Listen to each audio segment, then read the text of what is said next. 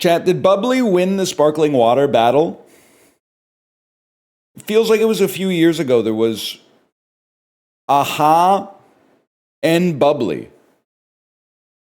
I feel like I haven't seen Aha in a long time.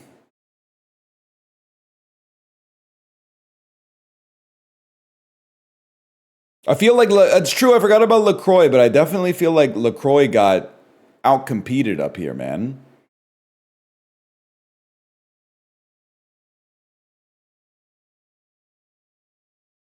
It's still around, but it's been relegated to like the organic, vegetarian, local food section that you peruse a little bit.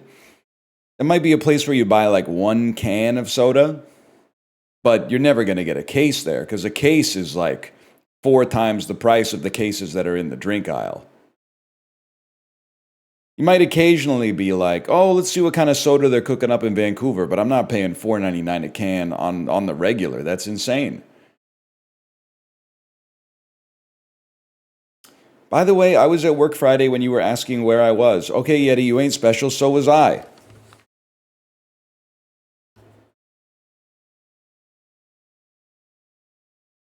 That's like the base case, man.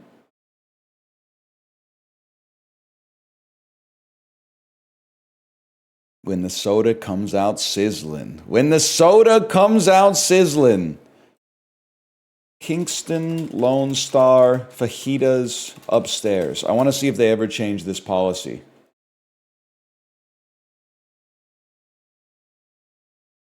Lone Star, Texas Grill, Kingston, Ontario. 4.1 out of 5. That ain't too bad. Sort by lowest. Lowest rating.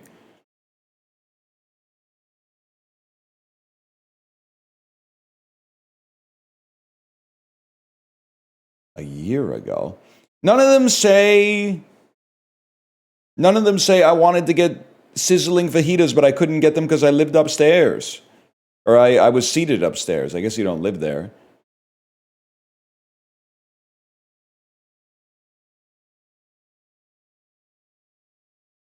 Permission to swag out.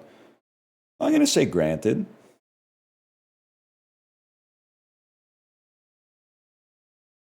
It's a Tuesday. It's not a Monday, so I'll allow it on a Tuesday.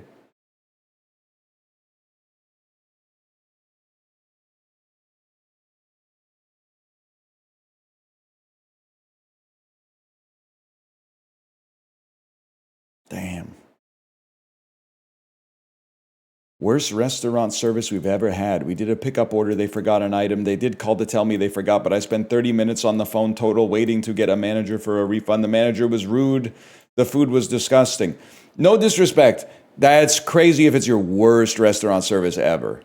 That's not good, and I could understand why you would want to give it a 1 star. But that being the worst restaurant experience you've ever had is crazy.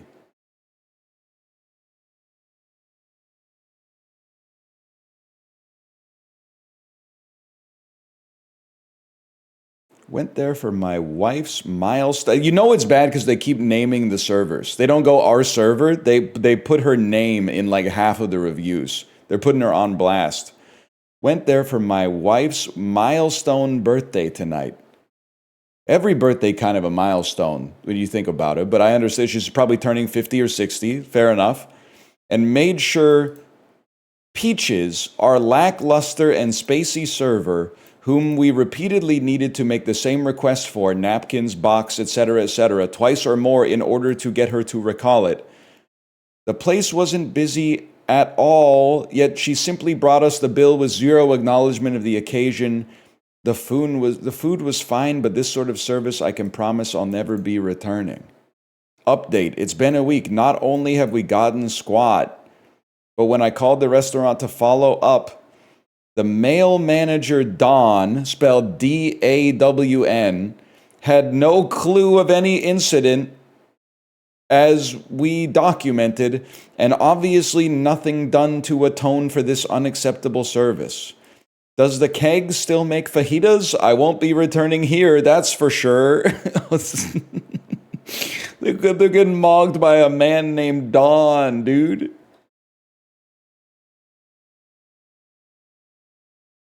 This is crazy. 1-star reviews of restaurants you've been to, kind of the GOAT, man.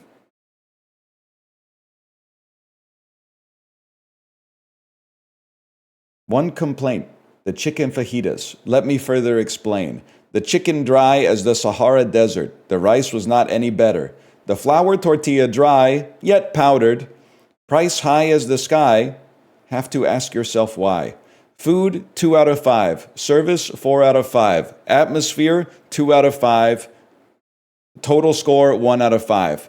All right, GameSpot.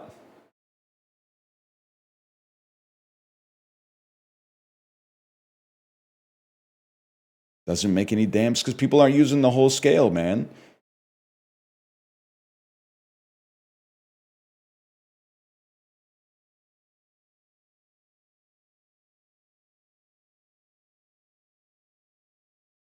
Holy shit. I learned a lesson about Lone Star today. Never take a group. They were completely inefficient. The management didn't care. The staff seemed distracted. We arranged dinner for a group of 100 people over the past few months. Holy cow. Table for 100, please. They made us pre-order the food. Well, once we got there, it was like they never heard of us. Eventually, the food came out. The fajitas were hot. When the fajitas come out sizzling, almost every other food was served cold because they made us wait so long. People ate it anyway. That's very gracious. First time I've ever had a bad experience at Lone Star. When I tried to talk to the manager, he explained how it's my fault for bringing so many people. Live and learn. Just learned a very valuable lesson. Don't walk into the restaurant and ask for a table for 100. I feel like the manager was probably in the right on that one. They had a reservation, to be fair. I'm freaking out because multiple people seem to mention that the manager's name is Hombre, which for a Mexican restaurant in Canada just doesn't seem like that could possibly be true. It just seems crazy.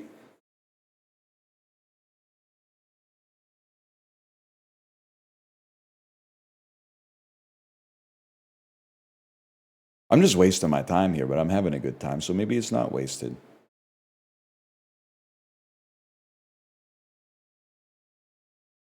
I love this one that's all ... Hi, ... We just arrived home from supper at the Lone Star. 72-year-old Canadian spotted. We just arrived home from supper at the Lone Star ... My parents came from out of town and took myself and my son out for my birthday dinner. Sat at the bar while we waited for our table ... Bartender was great and he was personable ... Waitress was good as well ... But when we were served our supper, our fajitas were not sizzling hot. The chicken was moderately warm. My mother and son's plate were both lukewarm at best. The manager came over ... Fixed the cold fries situation quite quickly ... Took our fajita chicken fixins, reheated them, and then reserved the same food, but at least hot this time. By this point, we'd been there for 2 hours. I'm so disappointed in my birthday dinner tonight. The server should have caught that the fajitas were not sizzling when being served. Very disappointed. Hardcore Gamer 101, thank you for your feedback. We appreciate it. Hardcore Gamer 101.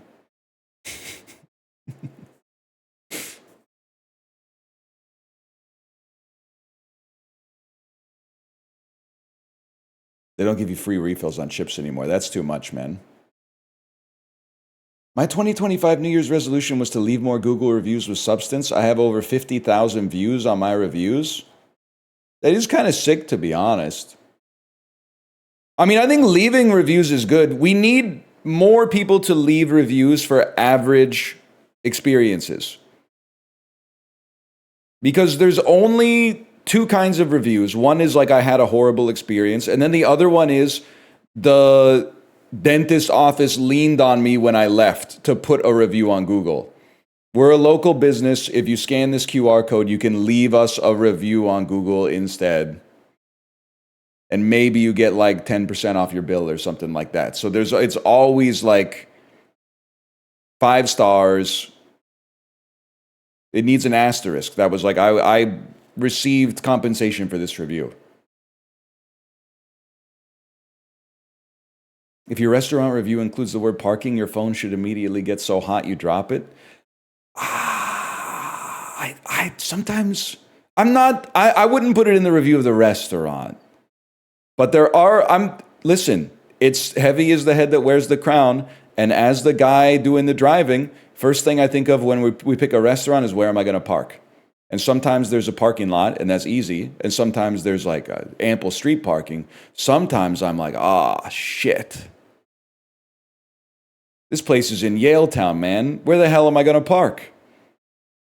Park on the other side, take the damn Aqua bus or something like that? That's like 16 extra bucks on top of the bill.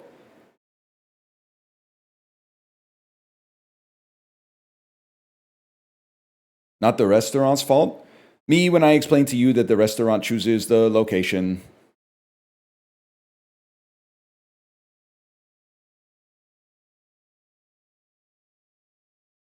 Get a cargo bike. Taking my wife to her omakase birthday dinner on our cargo bike, our tandem cargo bike in the rainiest city in North America, greater than sign.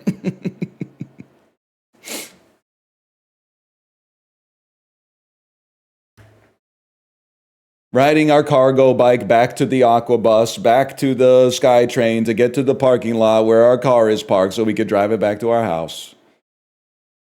How was dinner? I don't even remember. That was like 7 hours ago. Child in the Basket might be peak, though.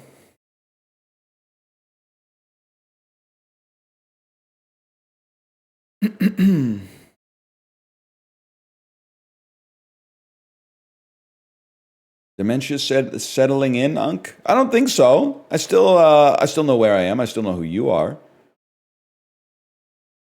Can still remember. I watched a movie from the 90s on the bike today. I watched But I'm a Cheerleader. I'm going to say 3.5 stars and a heart. And my review, which I already placed on Letterboxd, is I finally understand why people GAF about Natasha Lyonne.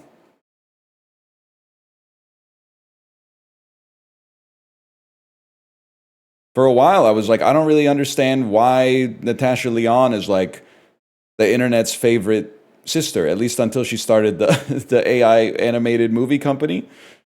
I thought it was because she went, Tuesday, what a concept, or something like that. I thought she was kind of like Keanu Reeves for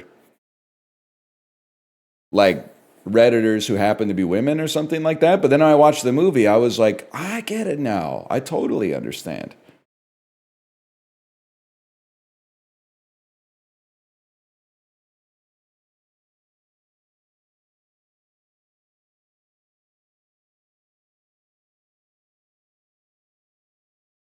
RuPaul wearing the straight is great shirt. RuPaul saying, what did he say? It was like, I'm an ex-gay or something like that. RuPaul's in that movie. He's probably like third build, bro. I think it's Natasha Lyonne, Clea Duvall. I'm going to say is maybe RuPaul third build.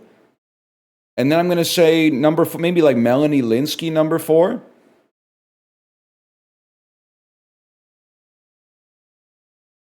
Julie Delpy's in it. Bud Cort is in it. That's right. Where's Maud? Hey, bro. Bro, you look like Bud Cort. Hey, Harold, where's Maud?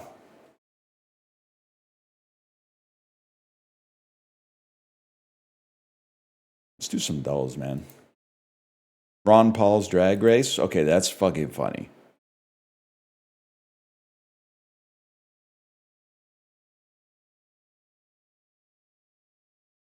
Ron Paul's Drag Race is kind of swag. Also, Ben Stiller, he's got that Ron Paul build.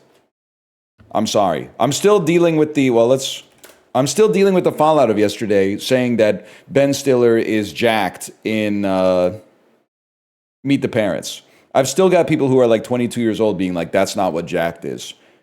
You guys, again, I grew up with the first X-Men movie where Hugh Jackman was just like a carpenter or something like that. You grew up, unfortunately, and again, I'd like to stress one more time, not your fault.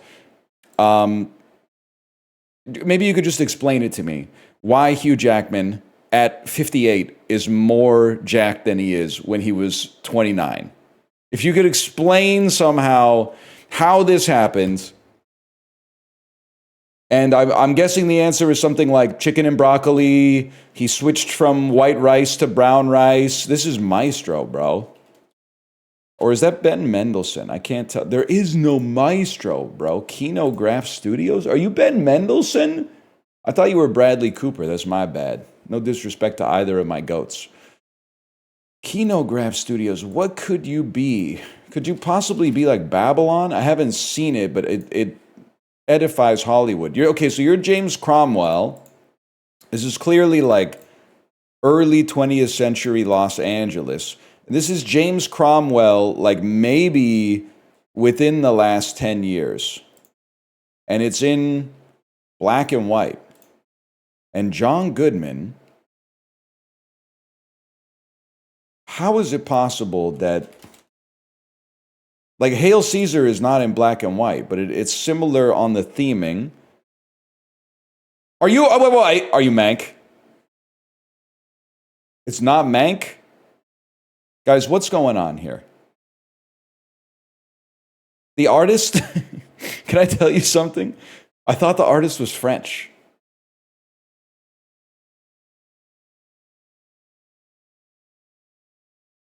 It is?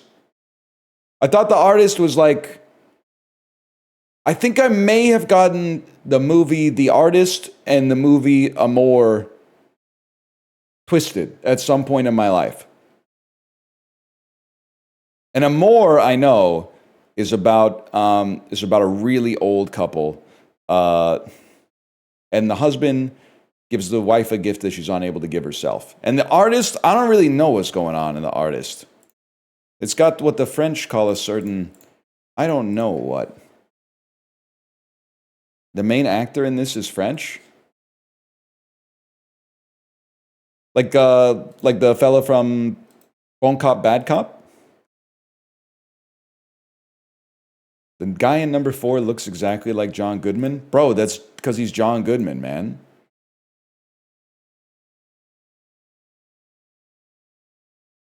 That was John Goodman. Rip John. John is not dead, and neither is Chubby Checker.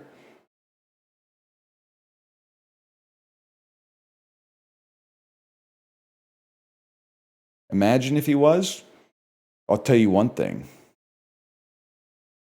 10 Cloverfield Lane, pretty good movie.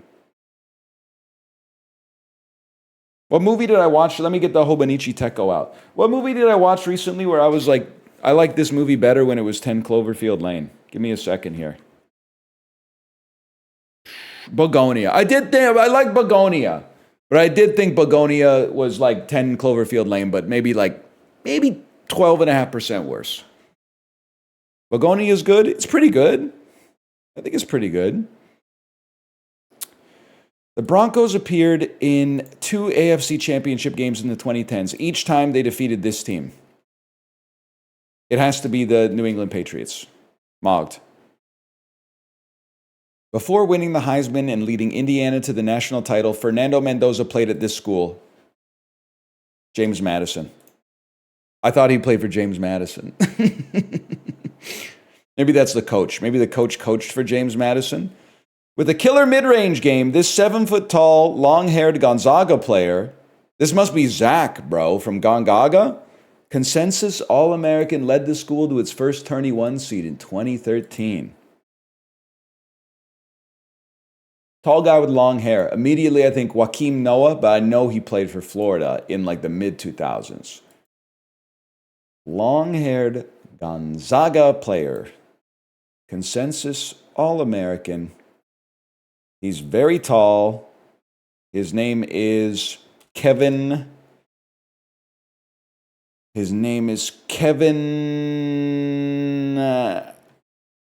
Porter Jr. I have no idea who it is.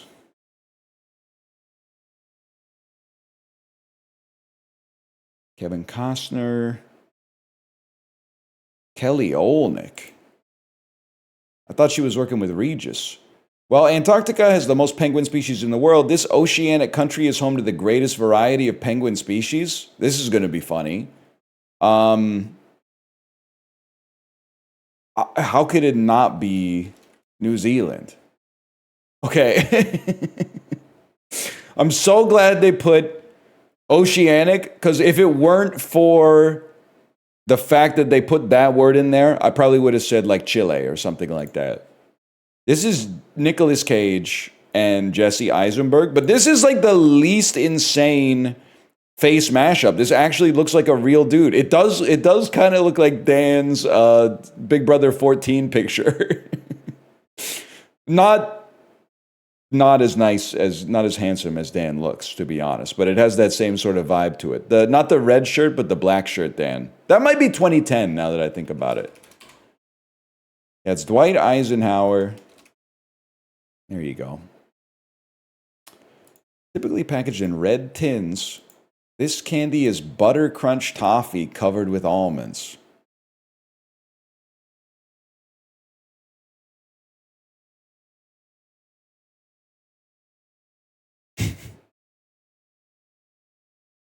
Bark? Some kind of bark? Clark Bar? Clark Bar? I have no idea. Kofefi. I was on the tip of my tongue. World of Warcraft was featured in an '06 episode of this long-running show. It's got to be South Park, right? When a secretary's idea is stolen by her boss, she seizes an opportunity to steal it back by pretending she has her boss's job in this 1988 film starring Melanie Griffith and Harrison Ford.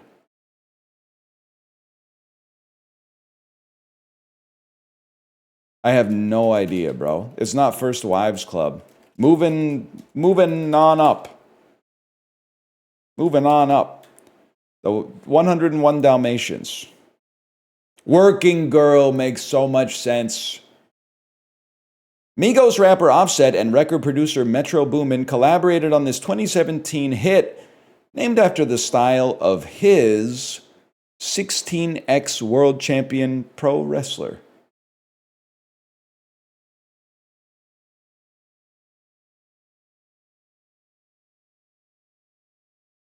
(16x world champion? The Undertaker. The Undead style. Hogan style. John Cena style. Stone Cold style. I have absolutely no idea, man. China style. Trish Stratus style. The Rock. Let It Rock. No, I'm done. What is it, man? 45% got it right. Ric Flair drip? I don't think I've ever heard of this in my life.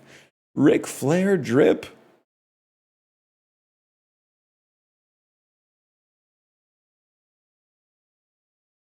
Sold on the last two? I didn't sell on this, man. I didn't know it. Don't get baited. You've definitely not heard this one. I appreciate that. Okay, Working Girl, I just didn't know. College football, California Berkeley Cal, Kelly Olnick, Almond Roca, come on, man. Dude, I had oatmeal for a late breakfast. Gotta be honest, that shit is not keeping me full. I don't know, skill difference maybe? The oatmeal's keeping me pretty good, man.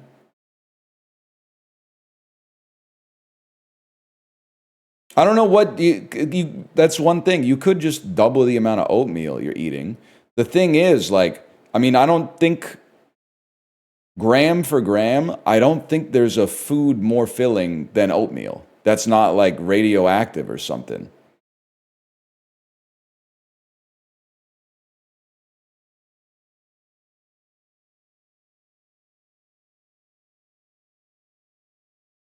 I'm a growing boy, you're old?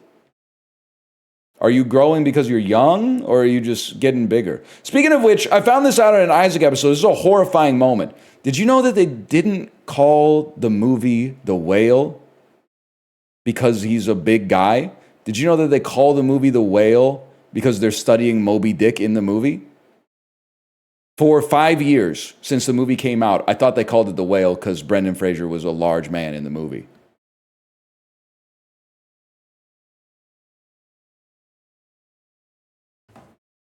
So imagine me being like, saying something like, that's why they call it the whale. And then people educating me and being like, no, they didn't call it the whale because Brendan Fraser is fat in the movie.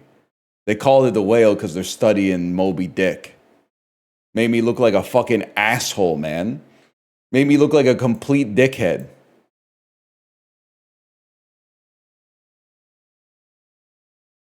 But like, they knew what they were doing, I guess is what I'm trying. This is what I'm trying to say.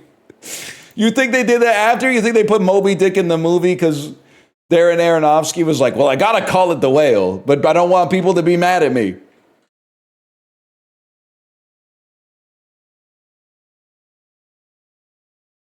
Originally, they were going to study like I was think of a book. Think of a book. Oh fuck! Oh fuck! The Catcher in the Rye. You know what I noticed? Watching, but I'm a cheerleader today. Bildungsromans go harder, not harder, but they feel different to watch after your Roman's already been bildunged. I watched a lot of Bildungsromans when my Roman was still being built. Now that my Romans have been dunged, the movies take on a different sort of light. Sometimes positive, sometimes negative, sometimes just different. What are you saying? Oh, you don't know what a coming of age movie is called? They're called Bildungsromans.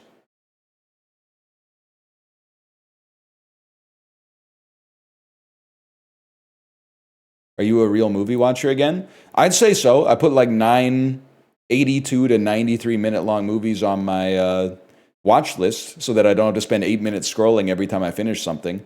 By the way, what the fuck do you mean? I finished watching, but I'm a cheerleader, and then 4 minutes, not 4 minutes, like 40 seconds later, Crave is like, if you love that, hey, we're just gonna start playing episode 1 of a television program called St. Denis Medical. Like I finished a movie, and they're like, would you like to watch 10 episodes of television? No, bro. You only have 2 movies on your watch list? My private watch list, not my letterbox watch list. I can't spend my whole life curating lists that are open to the public. I have a watch list on my phone in the app. On Letterboxd, I think I only have Punch Drunk Love, which I have already seen, but I'm going to see again. And also Linda, Linda, Linda, which I got to see, of course. But what app are you using? Prime Video. Famous Karens? Famous Wesses? Oh, famous horror directors, bro. Maybe? Rialto. Golden Gate? Brooklyn? Tower? I mean, these could be famous bridges. Of course, I feel like maybe Rialto is a famous bridge. That makes sense to me. Needle. Killer. Killer bee. Honeybee. Bumblebee. Carpenter bee. Carpenter bee. Okay. Yeah, that's right, people. It's 2026. They're not just ants anymore. Desiree. Bob Dylan albums with an extra vowel at the end. Desiree. Wanton. To twist, to weave, to lace, and to needle. Techniques on a loom.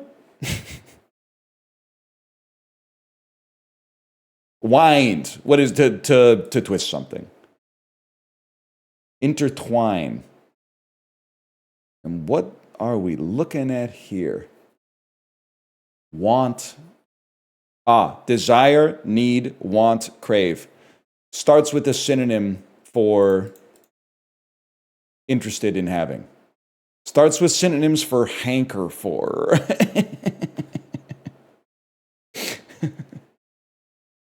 Holy man.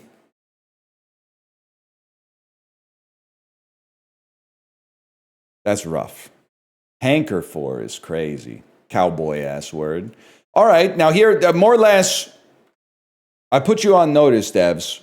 I don't think you disrespecting twice with that 9 million malarkey in Spotify has tall puppies get cut. That's all I'm trying to say. If I can't trust your data set, why am I even playing the game? You need to prove the data.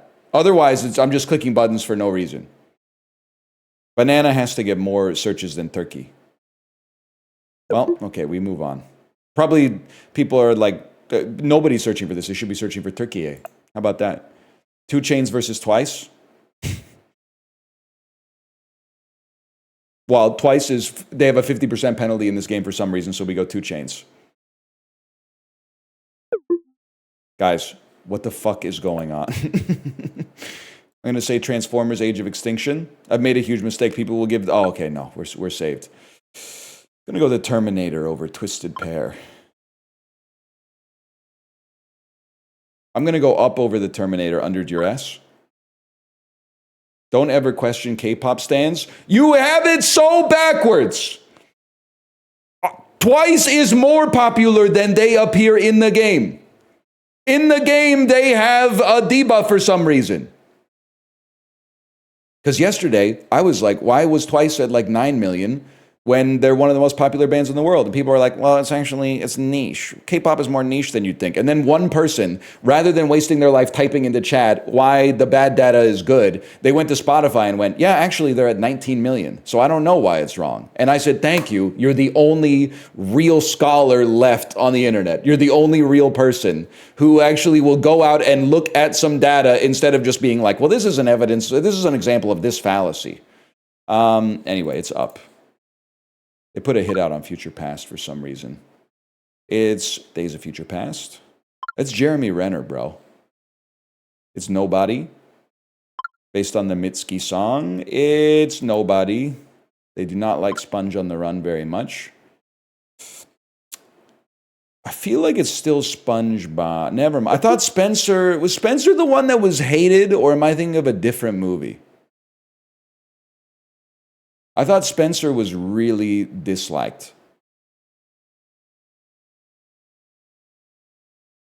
You might be thinking of Lady Diana. No, not blonde. That's 2 different ladies that happen to have the same color of hair.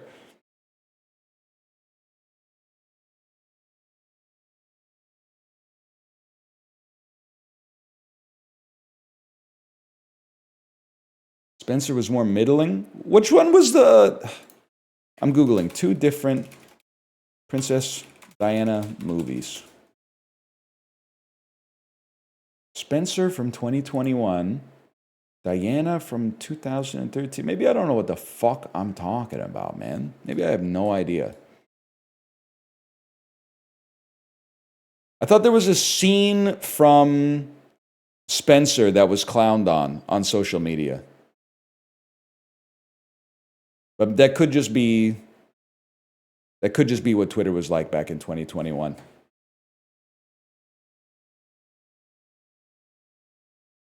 There's scenes that do be clowned on. Fair enough. I mean, I didn't see it. I was alive, so I didn't see it. I already lived it, man.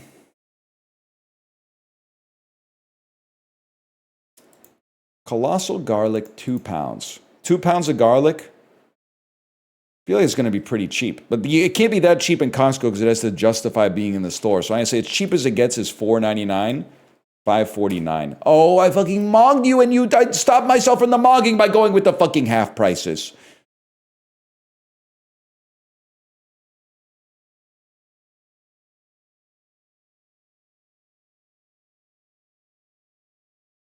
Bro, you look like you're from Kirkland.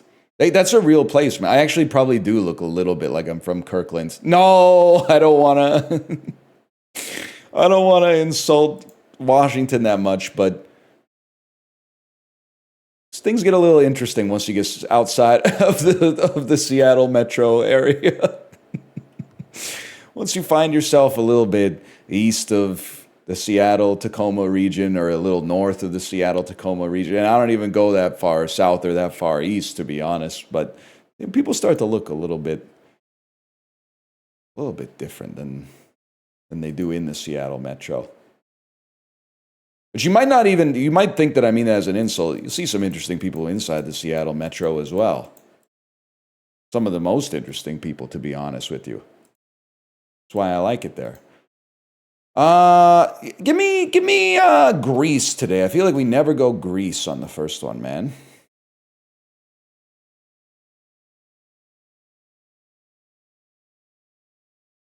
All I'm saying is that anytime I find myself in Mount Vernon, Washington, I really do. I feel like I go on if we're going to use something we shouldn't use, which is a 10 out of 10 hotness scale, like hotornot.com. I go up 1.5 points just from being ambiently in Mount Vernon, Washington versus being in Vancouver. And Mount Vernon isn't even that busted. They got the Tulip Festival, they got a nice co-op grocery store and stuff like that.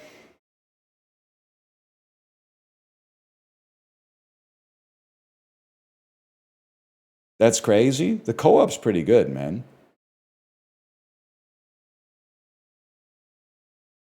Squeaks, are you gonna go to Chibley's confession booth? I was watching a little bit of Cobblemon yesterday. Sorry, I forgot any other country in the earth that's not Greece, by the way. Every time I'm in Mount Vernon, it's full of Instagram baddies taking tulip photos. Okay, now listen, try not going to Mount Vernon during the Tulip Festival.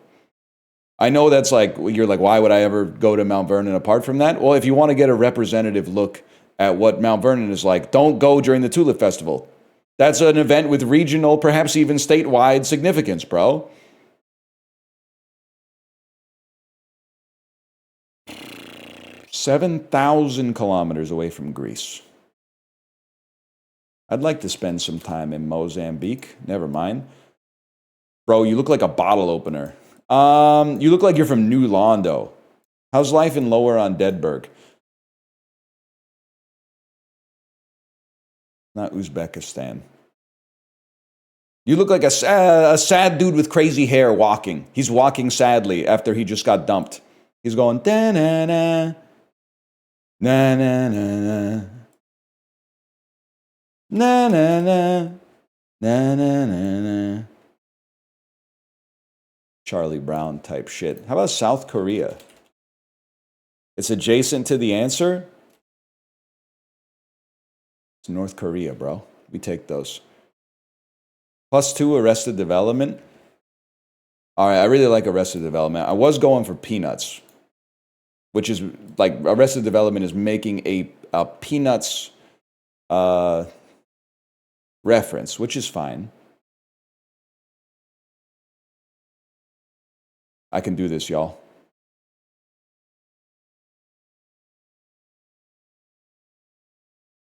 This is Papua New Guinea. It's Papua New Guinea. Yes, I was like 70% sure that it was Papua New Guinea. And 30% thought there was a chance it could somehow be Indonesia. Even though Indonesia is closer to Malaysia and has a lot more islands. Now it's 100%. Now I'm 100% sure it's Papua New Guinea. NL thinks he's Miles Morales talking about some I can do both type shit. You know what? My grudge with Spider-Verse has gotten even worse. Because it's actually like I just look at my phone and I shake my head. When I leave a review on Letterboxd and someone leaves a comment on it that's like a joke I've heard 100 times before, I always click on their name just to see what their top 4 is. And there's like a 90% incidence that there's a Spider-Verse movie in the top 4. It's always, the one time I made the joke off the cuff, I didn't know how true it was, that the top 4 is always like the best movie that came out in the last 3 years, a Spider-Verse movie, one older foreign movie that they put in there just so you know that they got shooters, and then also a Studio Ghibli film. It's like every single time. Every single time.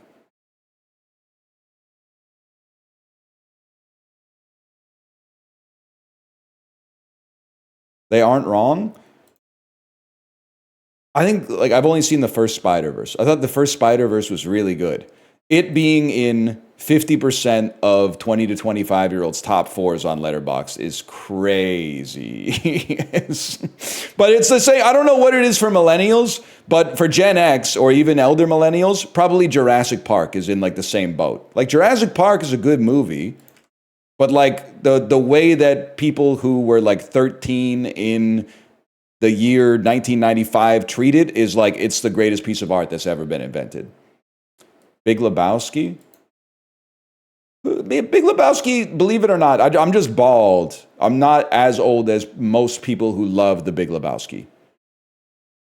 The Big Lebowski is slightly older coded than me. There's got to be something for it. Maybe it's Eternal Sunshine for my generation. I could see that. I mean, Eternal Sunshine. The thing is, the reason I feel like it doesn't fit is because I'm like, that movie's amazing. So obviously it doesn't apply because that really is one of the best movies ever made. So that the analogy doesn't hold, which means that the analogy probably holds as best as it possibly could.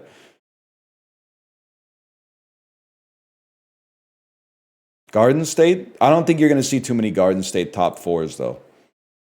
Holy shit, it was made for me. December 24th, 2004.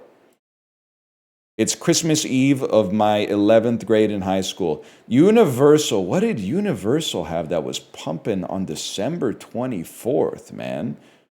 Christmas Carol? Ben Still. Oh, it's the fucking Fockers. God damn it.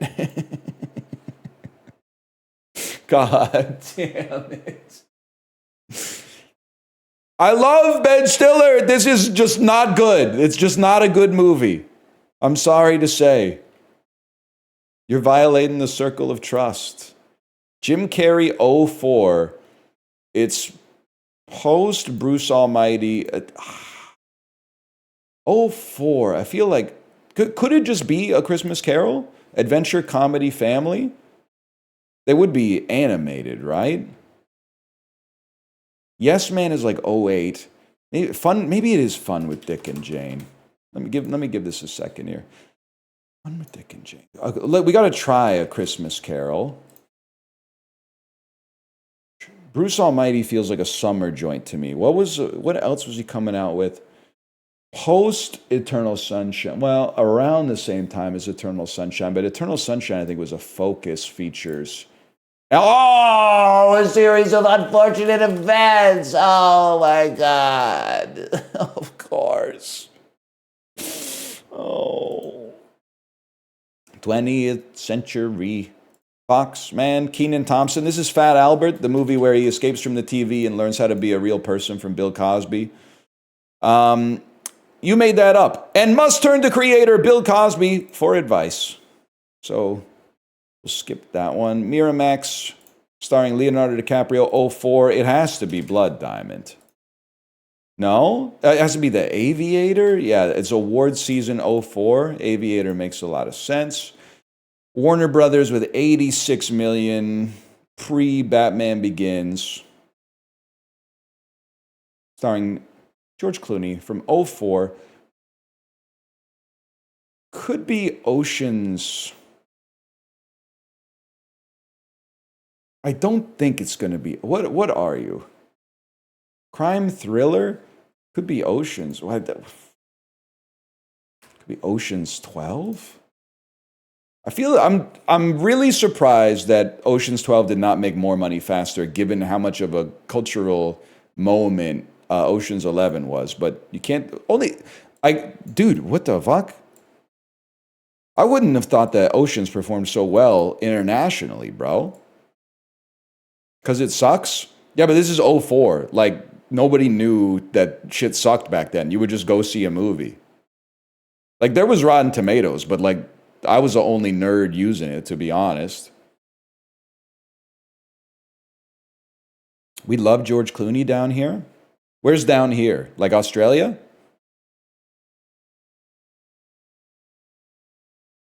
Brazil? I didn't know, man.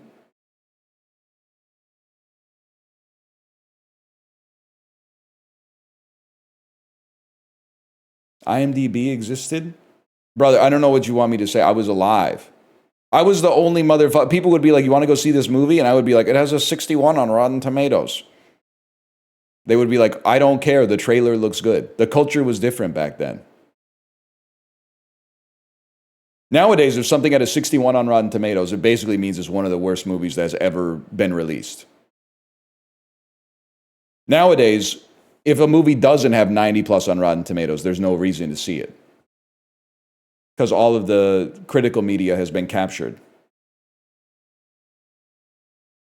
Back when movies were movies? That's what I'm saying, man.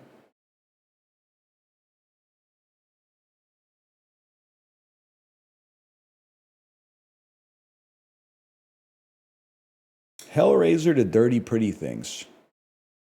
The Audrey Tautou film. I don't know anybody in Hellraiser. That's going to be a problem. This is going to be an issue. And then Dirty Pretty Things. We got Audrey Tautou, Benedict Wong. We got Zlato Buric from Superman and also Triangle of Sadness. I had no idea, man. Okay. Well, we just have to get out of here first. I'm thinking somebody with an actual headshot will be a good play. Oh, fuck. All the Hellraisers.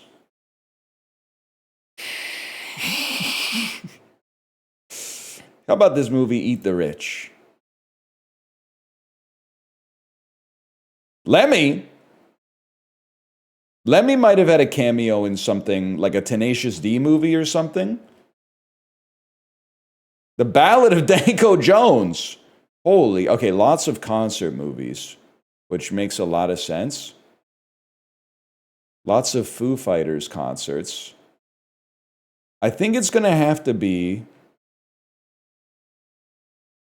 I really don't want to do this Ron Jeremy movie if I can avoid it. But I think I also don't want to scroll down too much further and get to like Farts of Darkness. So I guess we're going to go Airheads. Airheads, Buscemi, Fargo, McDormand, Nomadland, Swanky, Strathern. That's huge, man. And then looking for like a Benedict Wong type joint here. I have something. It's The Luckiest Man in America. Paul Walter. Where's Paul? Paul Walter Hauser. The Naked Gun. Liam Neeson. Ah, shit. No, this works. Liam Neeson, Dark Man. Don't take Frances McDormand. But Ted Raimi. Doctor Strange. They didn't put Ted Raimi in Doctor Strange. Are you fucking kidding me? Doctor Strange 2? No Ted Raimi? Because if we got to Doctor Strange, Benedict Wong is right there, man. Fuck is Dante's Hotel? Wait, take me back one. No. Oh, well, yeah, sure. Take me back one to... I did the wrong Raimi cameo. Take me back to Darkman. And then take me to Bruce Campbell. They managed to squeeze in the Bruce Campbell to Doctor Strange in the Multiverse of Madness, and then Benedict Wong, and then Dirty Pretty Things. Okay. I think getting out of that in 3 minutes is pretty impressive, all things considered, considering we also connected through Lemmy. The Adventures of Young Indiana Jones, Tales of Innocence. Jeffrey Kissoon. Used Marvel, though? Yeah, we also used Lemmy, though. I think Lemmy counteracts the Marvel a little bit.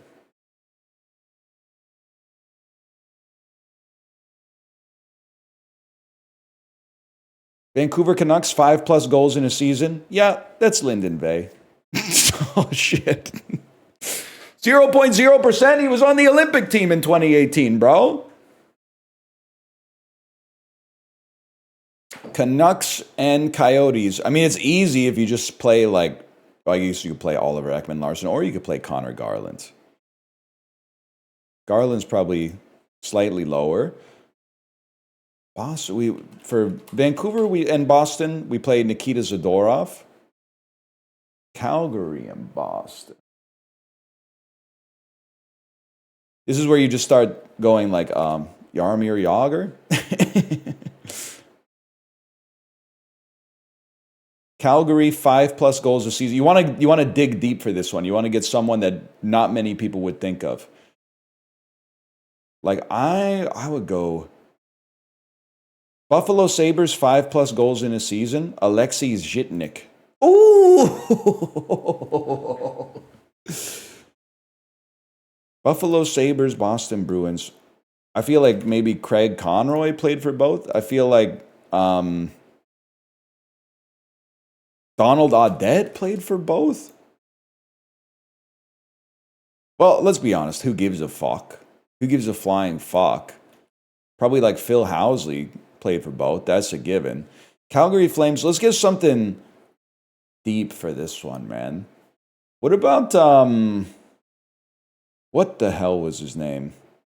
Kuzmenko. It's not that deep of a cut. Could get deeper. Gee, I'll take 0.3 though. Not too bad. Best grid had all zeros. Kind of sad that Tanner Pearson has a 0, man. I mean, he was scoring a lot of goals for us.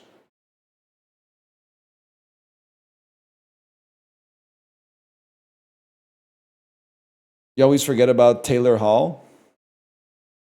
You know who doesn't forget about Taylor Hall? The staff of Jack Astor's on Ontario Street in Kingston, Ontario, if I had to guess. I think it might. I'd like to apologize. I think it might be Wellington Street. Take me to Movie Grid.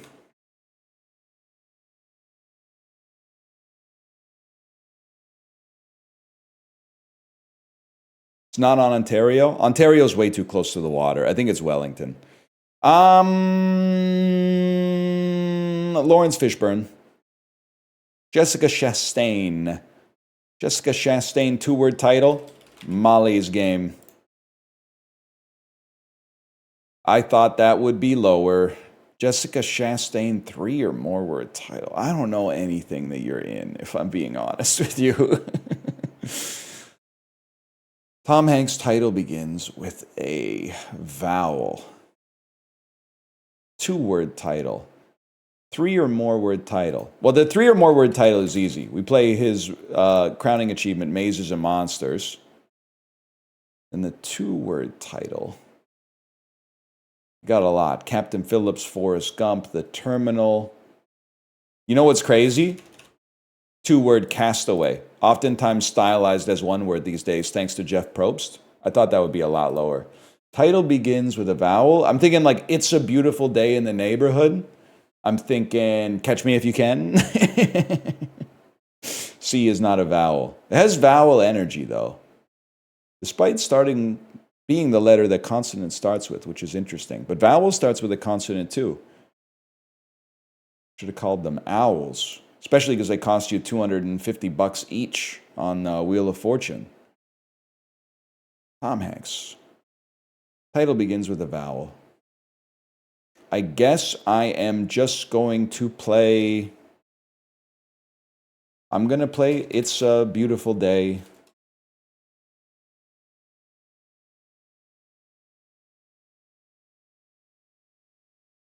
It doesn't exist. A Beautiful Day in the Neighborhood. Okay. Drop the it's. It just sounds cleaner. Jessica Chastain. I know. I mean, she's in The Martian. That's a given. She's probably in other movies, too. she's been in other stuff, man. Lawrence Fishburne. Title begins with a vowel. Apocalypse Now. I don't know if he's in Crimson Rivers too, Angels of the Apocalypse. 2-word title, Lawrence Fishburne. 3 or more word title, John Wick Chapter 3 Parabellum. 2-word title, Lawrence Fishburne. Probably in one of the Pee Wee Herman movies. He's in Searching... Oh, I should have played. Searching for Bibby Fisher. I should have played Searching for Bobby Fisher at 3 or more word titles because now I got to play John Wick here. He might not even be in the first John Wick. He's in the second John Wick. Oh, I give up.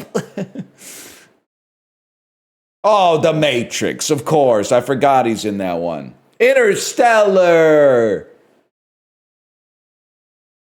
Zero Dark 30. The Color of Time. Holy shit. Zach Braff, Mila Kunis, James Franco, Jessica Chastain. Zach Braff, Mila Kunis, James Franco, Jessica Chastain.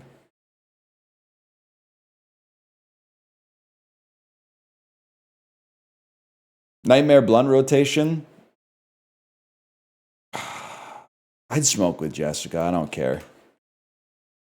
I don't care if she was in Molly's Game.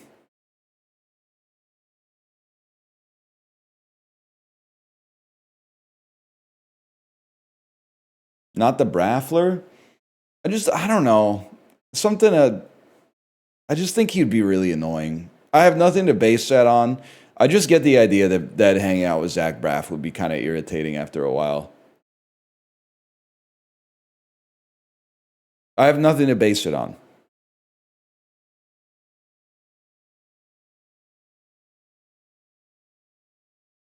Whiskers, a noun meaning a hair of the beard. Whiskers. Whiskers, ferocious, a adjective meaning. Didn't he beat up some kids on Punk'd? Were they punking him? I mean, there's almost like Punk'd takes place in a bubble. If you are getting punked, that does not reveal your true nature, as far as I'm concerned. If you come home to your house and movers are removing all the shit from your house, and then you start being mean to the movers because you don't know that you're being punked, that it isn't like, oh, I always knew I got bad vibes from him. People act crazy in crazy situations, man.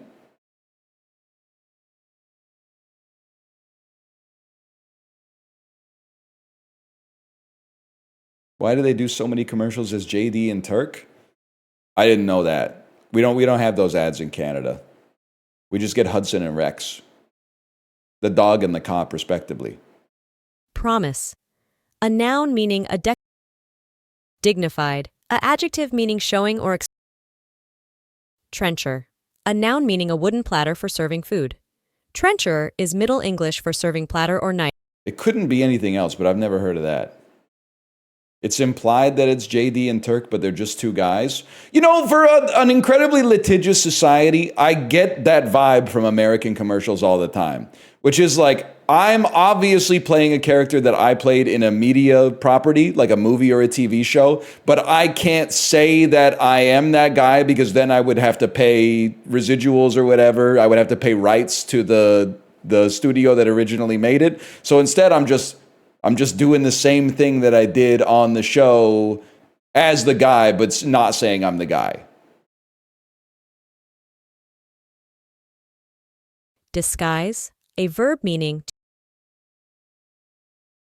But it does seem crazy to me that Terry Crews can do those Dodge commercials where he sings 1,000 miles. Like, he should be paying the Wayans brothers at least $100,000 a pop. He should be breaking off $100,000 for each of the Wayans brothers. Because that's his character from the movie. Coveralls, a noun meaning a one-piece outer garment. Obsidian.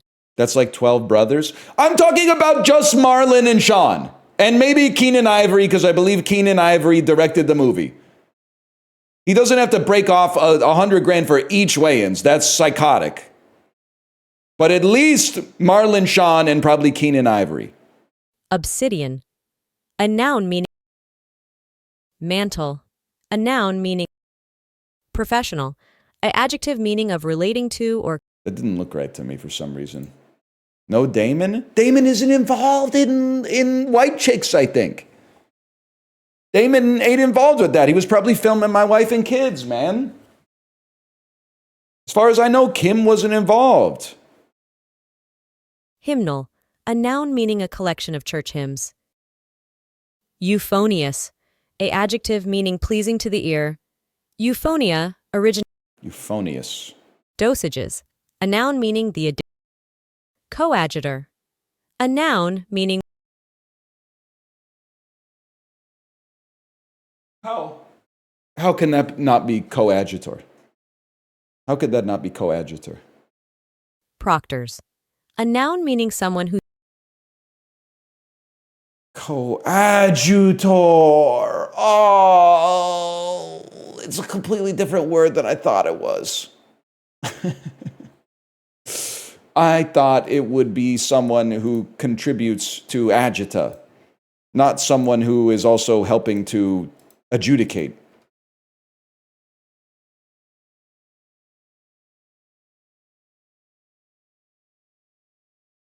My dad got super mad watching White Chicks and said he was angry a movie like that couldn't be made today. That did not happen. That has happened in history, but it did not happen to you. You did not turn on White Chicks with your dad and your dad said, I'm mad because they can't make this anymore. Your dad was just laughing. If you ever watched the movie with your dad, he was literally just laughing. You are writing bait, and I consider you an agent of evil because people in chat will fall for it and they will base all of their beliefs forever on that. They'll be like, people are doing this, and it's really one person that you made up. I do consider you a coadjutor.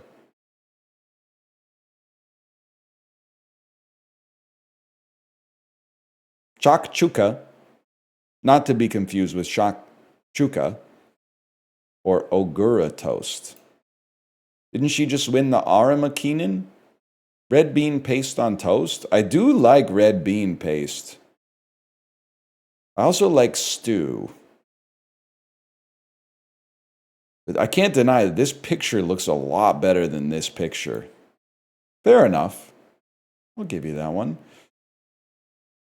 Gotcha Miga, your friend who plays Uma Musume Pretty Derby versus Smatanik.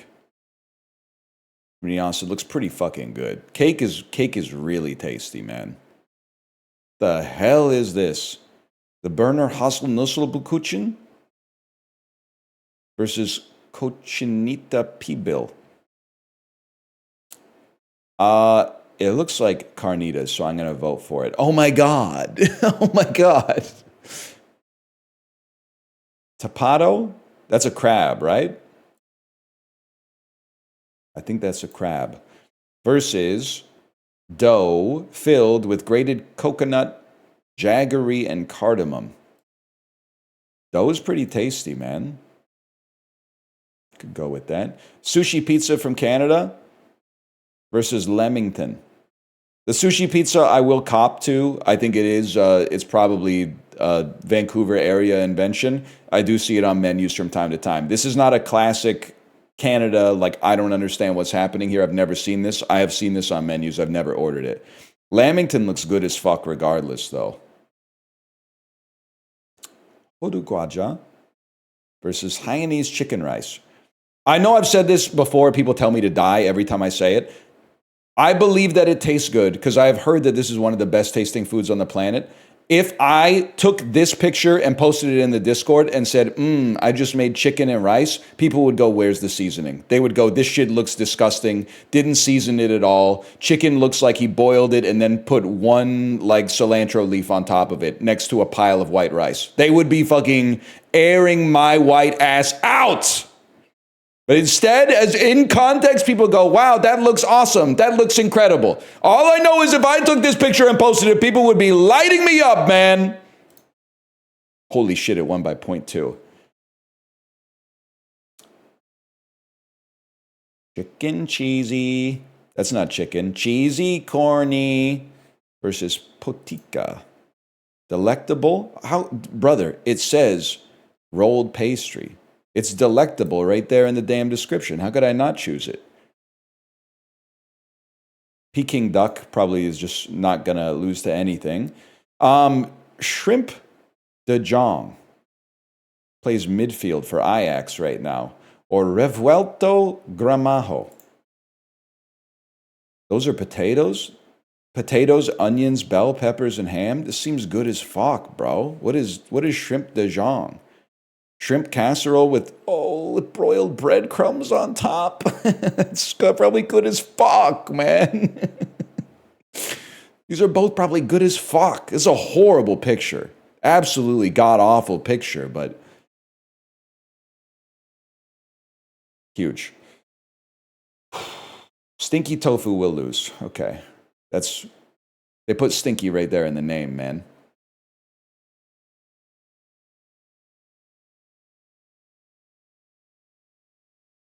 Damn. Got a sushi burger? Tempeh burger buns. Soy sauce, garlic, onion oil, lettuce, tomato. It's a sandwich. It's a tempeh sandwich. There is no way this is not. This has North America all over it. I'm sorry. It has to be made in the United States or Canada. What? Are you serious? It's so like, what else am I supposed to eat? I just turned vegetarian. Like, this so like trying to replicate a meat meal with vegetable products. I can't believe that this is not North American, man. Northwest of the United States.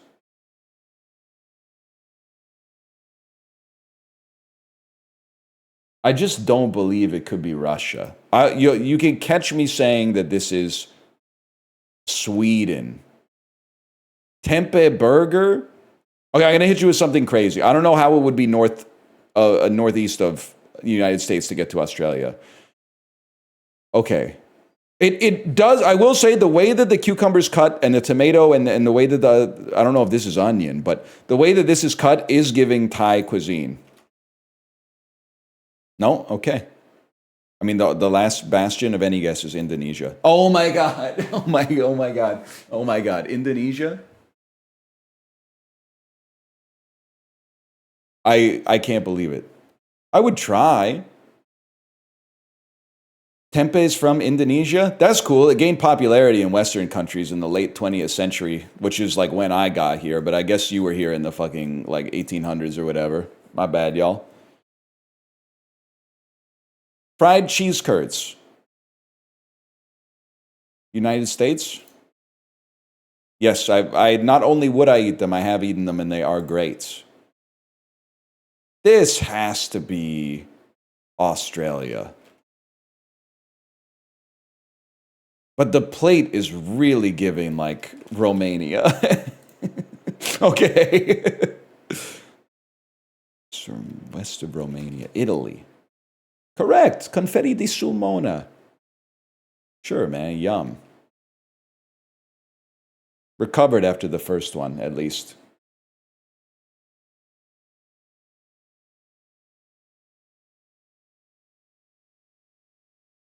US was cooking with fried cheese curds, no doubt about that.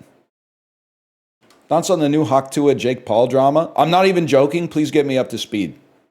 I hate to see my goats duking it out in the press, man. It's fake. It's manufactured. I still want to know, man.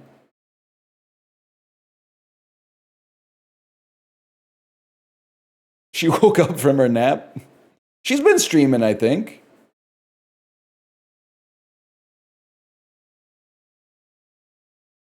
Nobody knows. Nobody's getting me up to speed. You're never catching up to speed. He's in Africa right now. I did see, I went to Twitch and on the front page, he was there and the stream preview was him walking towards the camera surrounded by bodyguards. And I was like, that seems about right. That seems to be, every time I tune into speed, it's him walking at the camera surrounded by bodyguards. He is aura farming for sure. Real as shit about video games. When you walk, you aura farm. Running, you lose aura.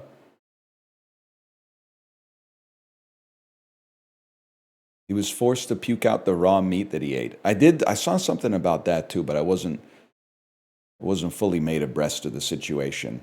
I saw that he ate some questionable food and his tummy hurt.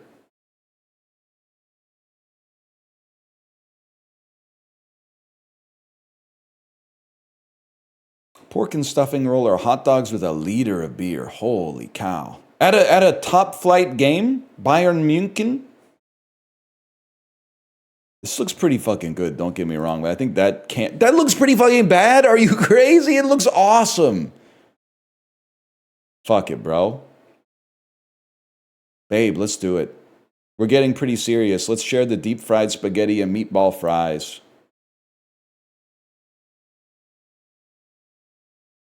Chicken loaded fries. This also looks fucking good, if I may. It's a little expensive, but it looks fucking good.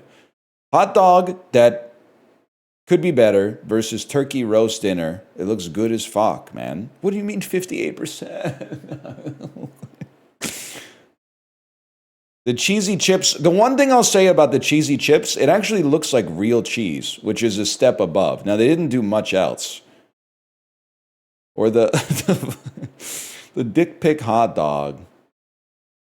I mean, that's just too long. But I think it has to be this, man. I would eat that, absolutely. It's got to be this, because this is just not right. Bro, you look like you're from Barnsley. I would probably go with the slider box. Yeah, I would go with the slider box on this one. It's got to be it's got to be the buff special. It's got to be sausage and haggis toasty, man. 83% kind of crazy, but all right. A free hot dog given to me after a mix-up with an order at New York Mets tonight. Yes, it turned out to just be a bun. Versus truita de patata with a water. What? It lost to bun?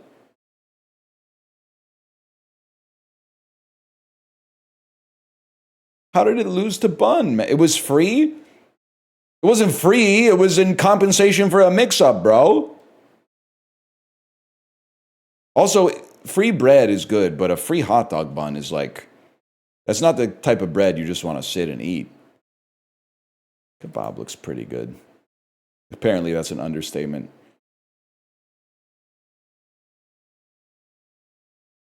You just got bunned. Send this to a friend to totally bun them. Pissing me off. Chat, I fucking told you. Your submission for water divining was accepted. Can I tell you something? I'm learning a lot about what it means to be a middle-aged man from the other middle-aged dads that have kids in my daughter's school. I was talking to one of them on the weekend about a coffee shop, and he was like, yeah, I used to go to it, but then they switched their coffee, and their new coffee sucked. And I was like, yeah, the coffee's been a little worse lately. And then he said, I actually told them, I said, guys, I love your cafe, but the new coffee is worse than the old coffee. And I talked to the owner, and the owner was like, yeah, but the new coffee is like a roaster that's a friend of ours, so we're trying to help him out. And I went, well, that's all well and good, but you're going to lose customers unless you get the old coffee back. And then they switched back to like 50-50. Like sometimes they have the new coffee and sometimes they have the old coffee. I was like, you could do that? You can voice your concerns to a cafe and they could take it under advisement and like alter their behavior as a result? I had no idea, man. They're all just people. I'm learning this for the first time, to be honest. Cubs rookie Kerry Wood threw 20 strikeouts. They were the only 20 strikeouts in his career before he had 9 consecutive Tommy John surgeries. Don't say Ukraine. In 2008, Russia fought a brief war against what ex-Soviet republic? I remember that. It was Georgia. The Awakening is an early feminist novel by who, Chopin? Mary? I Hate Men is a song from Cole Porter's Kiss Me. Frederick. Kate Spade.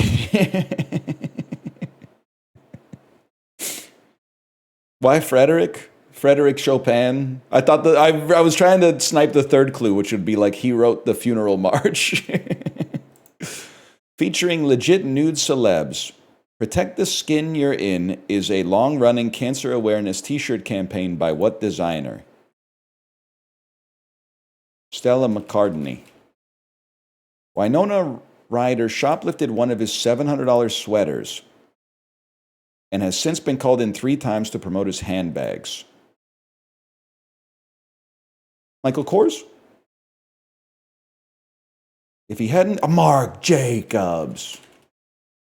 I'm going to be dead ass with you. I didn't know Marc Jacobs sold handbags. Bro's washed? I don't know if he's washed. He's got Winona on the payroll.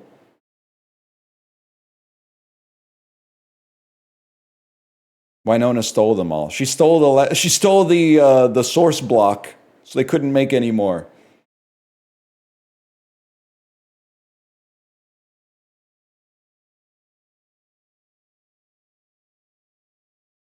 No, that's my 2x2 handbag generating block. Guys, I'm sorry. I'm not trying to shade Winona. I don't think she should have stolen this stuff. I don't think she necessarily deserved to get dragged in the media for like 2 years after that.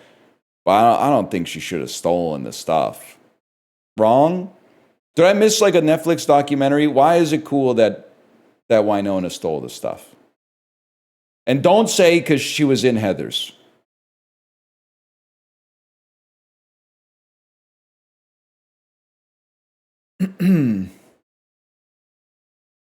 Shoplifting is a victimless crime? I mean, that seems like any response will just be a huge argument. I'm not saying that Marc Jacobs is going to be in financial trouble because Winona Ryder stole his sweater. Okay, that's obviously not something I'm going to try to argue for. But why are we framing it like an act of rebellion when I think actually didn't she just have like psychiatric kleptomania? Like I don't think she was doing it. I guess you're saying the ends justify the means in a sense.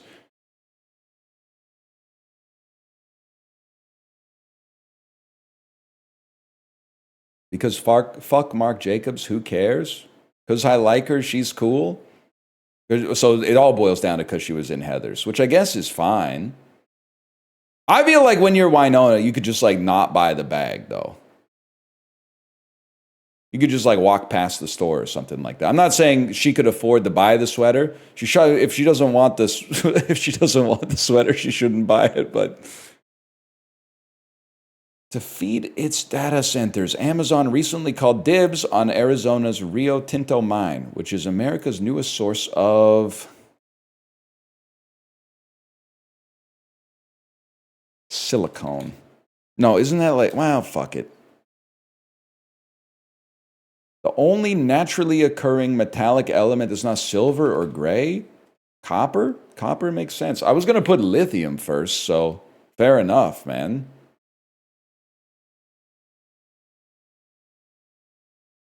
Silicone, not a metal, bro?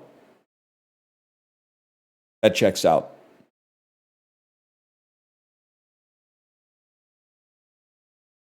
She was trying to save Marc Jacobs from the bad PR. If everyone found out that the store was selling a $700 sweater, he would have been gagged by the media. You know what? Maybe you got a point. She was trying to help out her friend Mark. This sweater's too expensive. Did you really just watch I'm a Cheerleader recently, or did you just log it because you saw it 20 years ago? I watched it this morning, my brother. For the first time. My parents rented it when I was a kid, but I was too young to watch it. But I remember that they rented it.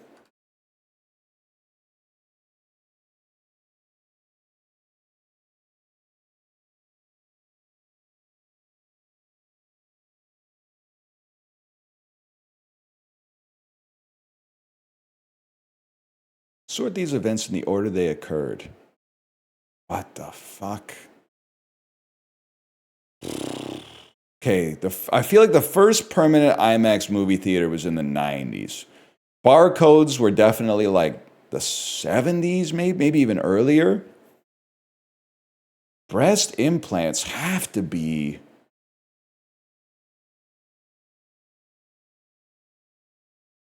I mean, they're 80s coded.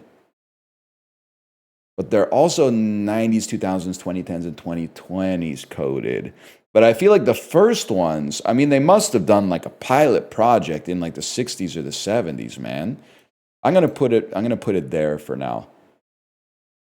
The first woman is elected governor of a US state. I'll cop to not knowing who this is, but the maximum latest date would be like '04 or something, because that's Sarah Palin was the governor of Alaska around this time. So I'm willing to believe that this is after IMAX, unfortunately.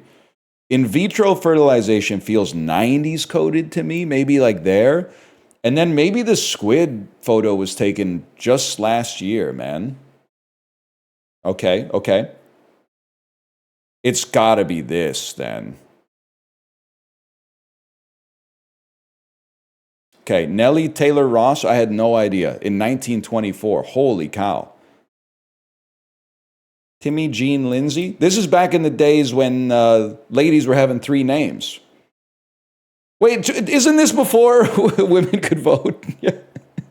That's some goat shit if she got elected governor of a state when women couldn't even vote. It's 5 years after? Okay, 5 years after.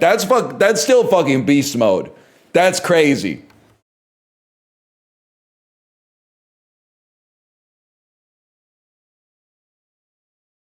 I know because we have one in Vancouver. I know those first permanent IMAX theaters fucking suck, bro. 1971 is crazy because the one in Vancouver was built in 1986, and it's one of the worst movie theaters I've ever been in my entire life because the screen is mapped to a fucking sphere.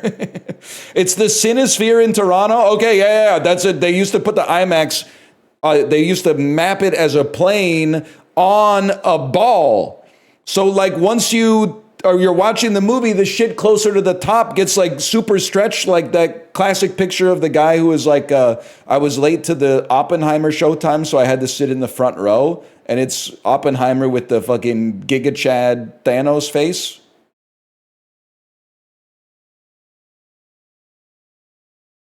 Potion seller type shit. Exactly, man. Nature's movies were sick on them. Nature movies, not Nature's movies. That's my bad. No, they're not, by the way. I watched a documentary on that IMAX in Vancouver about spirit bears in the Pacific rainforest, and the screen is just, the novelty's done.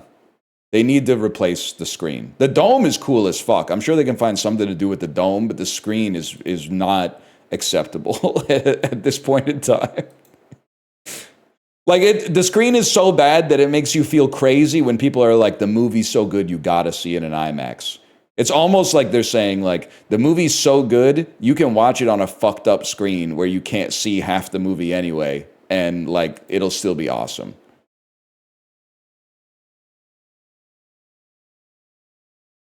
But apparently that's not what they mean. Higher percentage of people born outside the US. I'd say, is that the real Dallas? Forgive me, I know it's Texas. I thought, okay, you zoom in a little bit more and it's dense. Okay, because I was like, that doesn't seem like, that doesn't seem right. Just a little dot on the map. It's got to be Dallas though. Higher percentage of renters. I really feel like it'd be California. Long Island has NIMBY energy to me. Less access to airports. I'm probably going to say not Atlanta. It's Atlanta, even though they have the busiest airport. Bro, you look like you're from Gilbert Town. Higher percentage of adults with a mobility disorder. When in doubt, go Texas. Higher percentage of people working in healthcare and social assistance.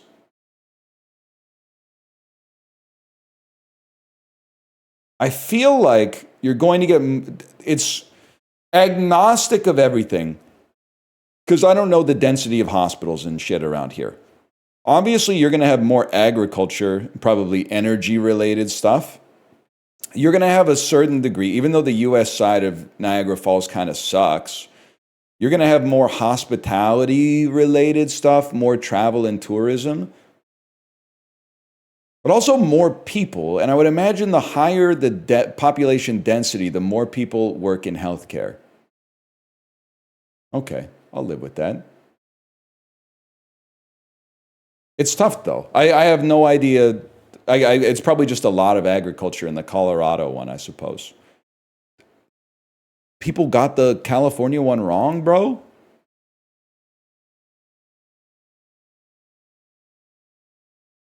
Oh, it's all mountains. Agriculture and skiing. 50% renters is crazy. Yeah, they don't know shit about Montauk, bro. They don't know shit about Joel and Clementine. Joel and Clementine Krasinski. Because in my head, they get married and Joel takes her last name. Because he's kind of a needy beta. And she, I don't know. I would need her to take the Omegaverse quiz, I think, to figure out what she would be. They do not get married. They get married. Literally, some haters with no media literacy will say the ending implies that they're doomed to do the cycle of falling in love and erasing their memories forever. My headcanon is that after 2 or 3 loops, they just get it right. They just figure it out. And they go, you know what? Let's stop all this crazy stuff. Let's stop giving 10% of our paycheck to Tom Wilkinson and let's just get married. Let's try this thing out.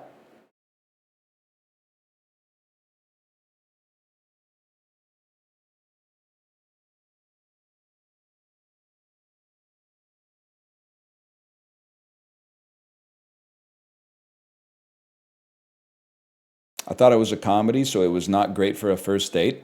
I can't do this again. I can't do this thing where I'm like, I fucked up my date by trying to show a girl a good movie. I'm sure it's probably totally fine. I have to believe that she just tanked it and was probably like, this was a good movie. Thanks for taking me.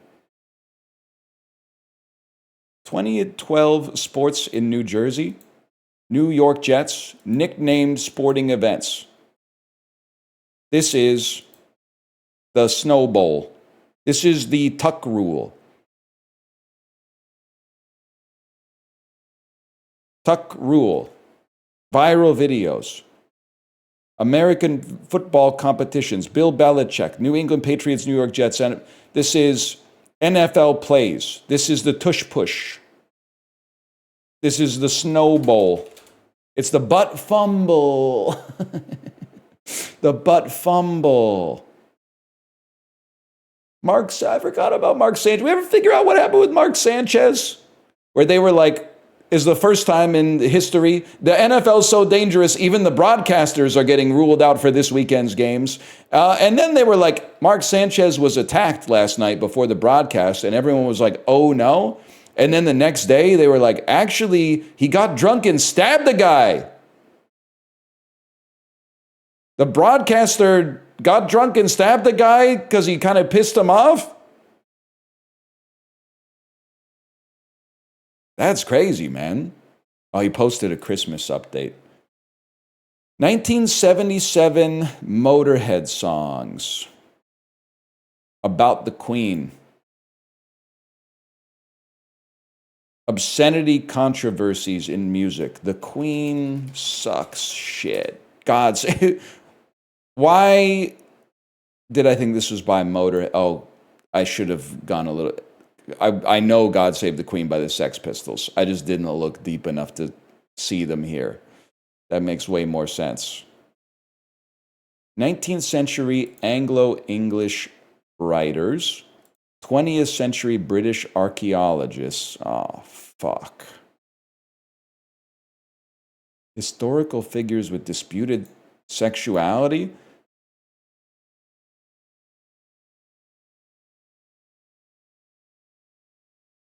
Companions of the Order of Bath. 1935 deaths. I have no idea, man. T.E. Lawrence. Too British for me, I'm afraid. Atlas Games. Now we're talking. Turn-based role-playing video games with social simulation? Yeah, I'm thinking it's Persona. That's going to have like 10 times the number of right answers as the last one. 1950s British novels adapted into films that are science fiction about meteoroids and monsters and blindness and plants. Soylent Green? I could have got the Day of the Triffids. My uncle was always talking about the Day of the Triffids, bro. Legendary tribes in classical historiography. Women warriors. Etymology of California. Women of the Trojan War. Bro, you look like Helen. Single gender worlds. It's Scythian ladies. The Scythian ladies.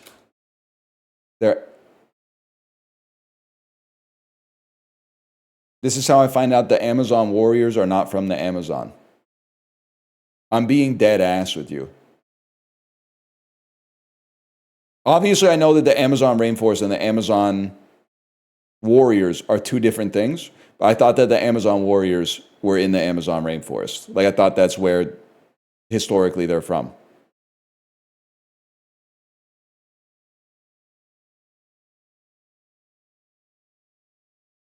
Wonder Woman, the famous South American? Well, that came later, obviously. Like, the Wonder Woman shit came later. Wonder Woman wasn't around in, like, negative 500 BC or whatever. I'm moving on. I got to get some shit right. I'm not beating the allegations. Blue planet, blue marble, big blue marble, the blue marble, mogged. 1603 establishments in South America, capitals in South America, port cities in South America. What's the capital? If I don't know what the capital of fucking Suriname is, are you trolling? Montalvo, Paramaribo. 1967 establishments in California, bi-weekly magazines. Liberalism in the United States, published in Istanbul, Milan, New York, San Francisco. Music magazines, political magazines. Music magazines, Penske Media, popular music magazines. I mean, the only thing I could think of is Rolling Stone. It has to be Rolling Stone. David Fricke shit. It is funny to remember that Rolling Stone used to be counterculture, when now every time I go to the grocery store, like, I feel like every issue of Rolling Stone is a classic rock retrospective. It's like the Eagles issue, the Beatles issue, every single time. But 1966 singles by Eddie Murphy, by Neil Diamond, by Smash Mouth. It's I'm a Believer. Okay. I understand now. I get it now. I don't even want to look at this graph. Holy fuck. They do need an Exile in Guyville issue.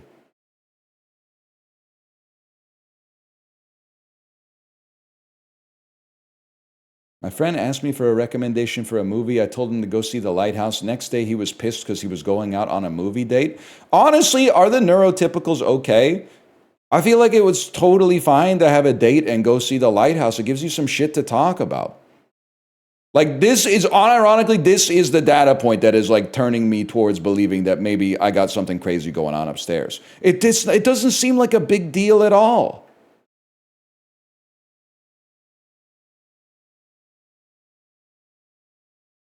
It just seems like it's a complete non-issue. Might be the mermaid jerking off scene and the farting. Okay, so what are you suggesting? It's inappropriate for a date. The shit that pisses me off is you are all atheists and you're like, I don't want to watch a movie with farting is not appropriate for a date. Well, it's going to offend their tender sensibilities? Like, your attitude towards the movies that you can watch on a date with a woman are unironically misogynist. And you're calling me a misogynist because I didn't know about Nellie Taylor winning the Wyoming election for gubernatorial control of Wyoming in 1924, bro. Plus, the worst case scenario, if she actually does get offended and she doesn't want to watch it, don't you trust her to be like, this shit's kind of weird, turn it off? She's not just going to sit there and be like, well, he picked a bad movie. I'm never going to go on a date with this guy again. Doesn't make any damn... Why are you so puritanical? You're 22! Fucking chill out. It doesn't matter. Sit in the seat, watch the first 22 minutes of the movie, make out for the rest of it, and fucking add it to Letterboxd with whatever the consensus score is. This is the way, bro. They lost the sacred text. They don't know what they're doing anymore. They don't know what they're doing anymore.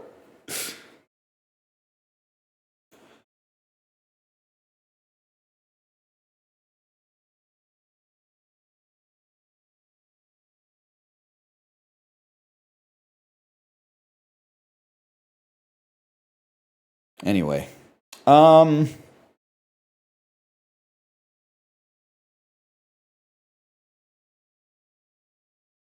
like a 251 degree angle. Getting hot. 237 degree angle. Boiling. 239. Oh. Oh. That's huge.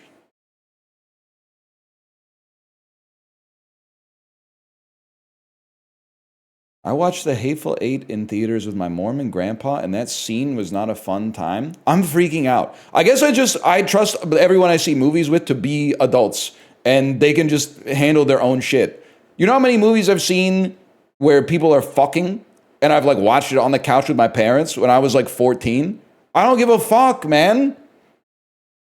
I can't believe we have grown adults covering their eyes during sex scenes in like R-rated award-winning films with their parents. Just watch the fucking movie.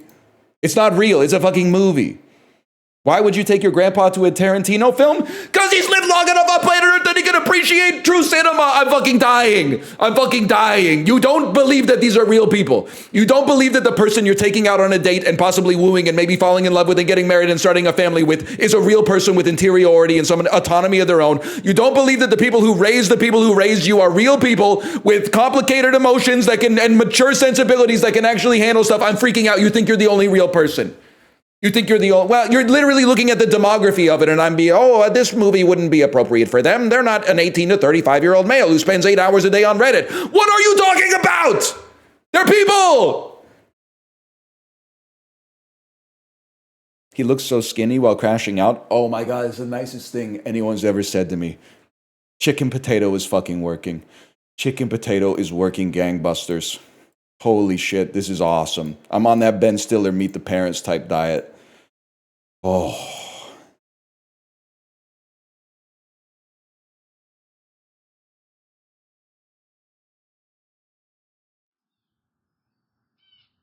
He's low-key jacked. He literally has a stealth build. People don't want to respect it, man.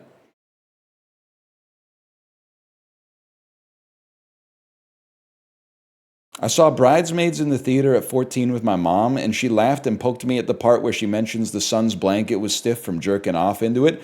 W mom. That's huge W mom energy. That's what moms are supposed to do. They're supposed to embarrass you. And you're going to say, like, Mom, that's not cool. Okay, stop jerking off into, like, fabric when your mom still does your laundry, you gross little boy. Jerk off into a fucking tissue and at least throw it in the garbage can. Or like flush it down the toilet or something, you fucking pervert. You can only jerk off into your bed sheets if you're the one who does the linens, you fucking moron. Of course she knows you're whacking it. What do you think, bro? Are you stupid?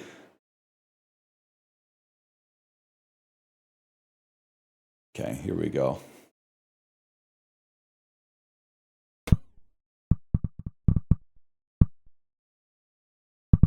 Damn, this is a big boy.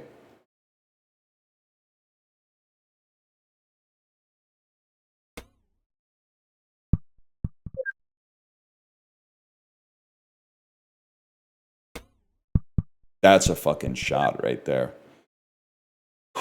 Everyone is now realizing their moms knew they jerked it. I'm so sorry, but if you're like in your 20s or older, and you somehow were still laboring under the delusion that your mom didn't know her teenage son was jerking off, you might be fucking stupid. How could they not know, man? You're like, you're like a little kid. You're not slick, man. Of course they knew. Can I tell you something else? The reason, if they never bring it up, the reason they never bring it up is because you have a truce. I know that, you get a little older and all of a sudden you're like, man, every Saturday, my mom would be like, hey, me and your dad are just going to take a nap for a little bit. Are you good out here? And I'll be like, yeah, I'm fine, Mom. Wow, I guess working hard really makes you sleepy. They were fucking in there. I don't bring that up to them, and they don't bring the jerk off shit up to me. This is the way, man. It's family business. You broke Omerta? Yeah, but it was funny.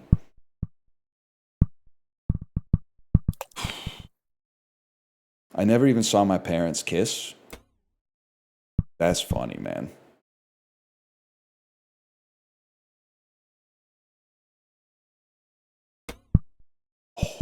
Now we're talking.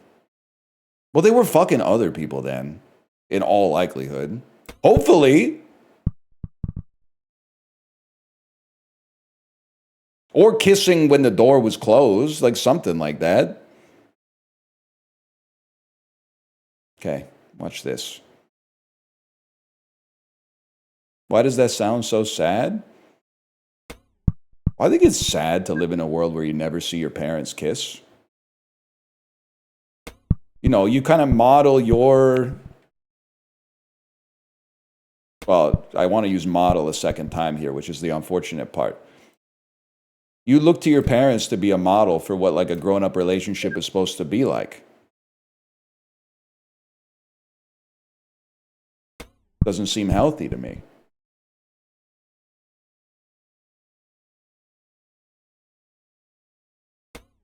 What a fucking shot.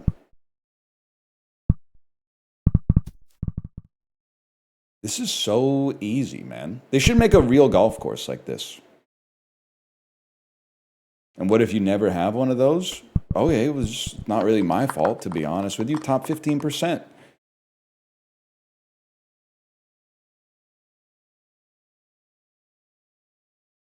Some of us have divorced parents. Oh, hey, but like you're my grandson, I need you to be my strongest soldier. Having divorced parents is better than having parents that are unhappily married. If the marriage sucks, the fact that they got divorced is a buff. They buffed it in the patch, man.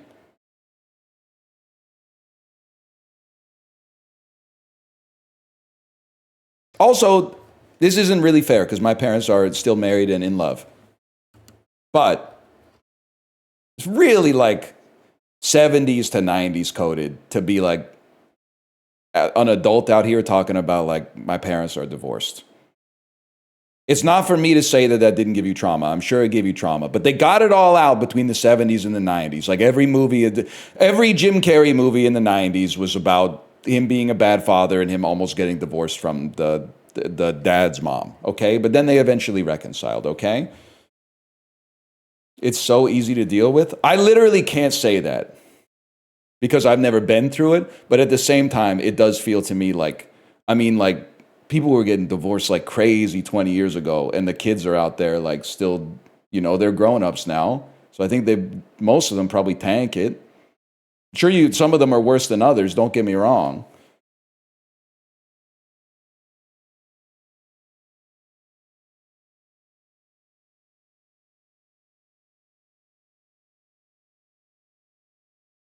My parents were messy. That's tough. My parents they cleaned the house like once a week. I was messy. They were pretty fucking clean, to be honest.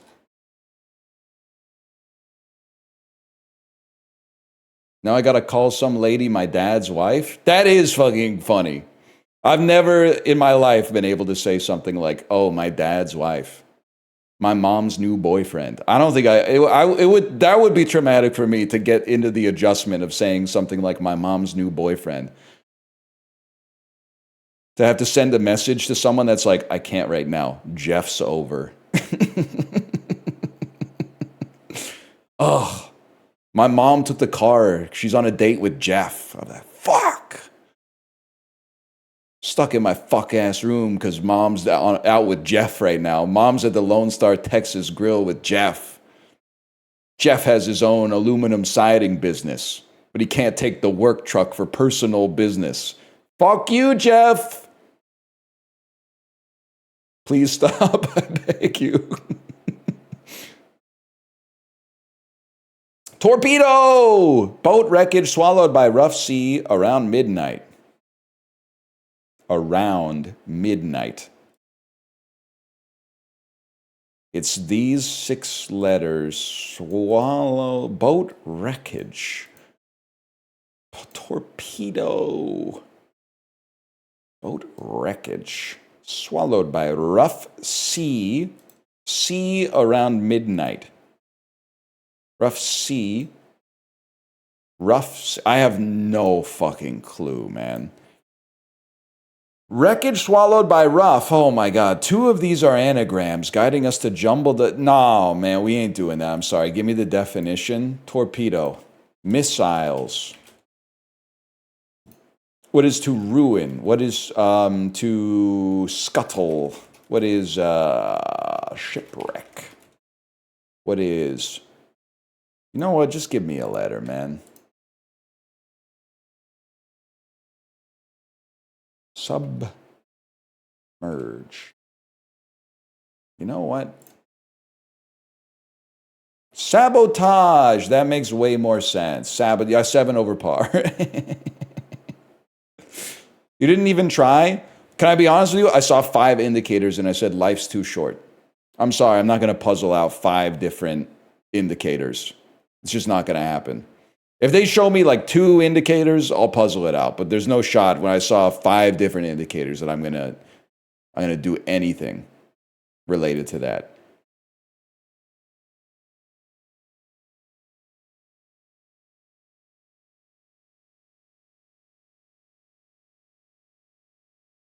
Vandal today? Yeah, why not? But first, happiness is overrated. Sometimes we just want to feel miserable.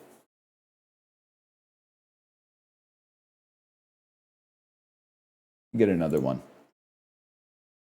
Is it bad that I was happy when character fell into the pit? She's too shiny. Shiny people are sus, man. I need another review. Emotional terrorism. Fell into the pit. I'm reviewing this as an adult, so ultimately what I say doesn't matter. This must be Inside. Inside Out? That makes perfect sense to me. It had to be a kid's movie. The Pit mentioned. It's unfortunate that I'm 19 now and still have a tragic vampire romance island. My joy must have gone on a trip about 8 years ago and got lost on her way back. Rip girly. Okay, whatever, man.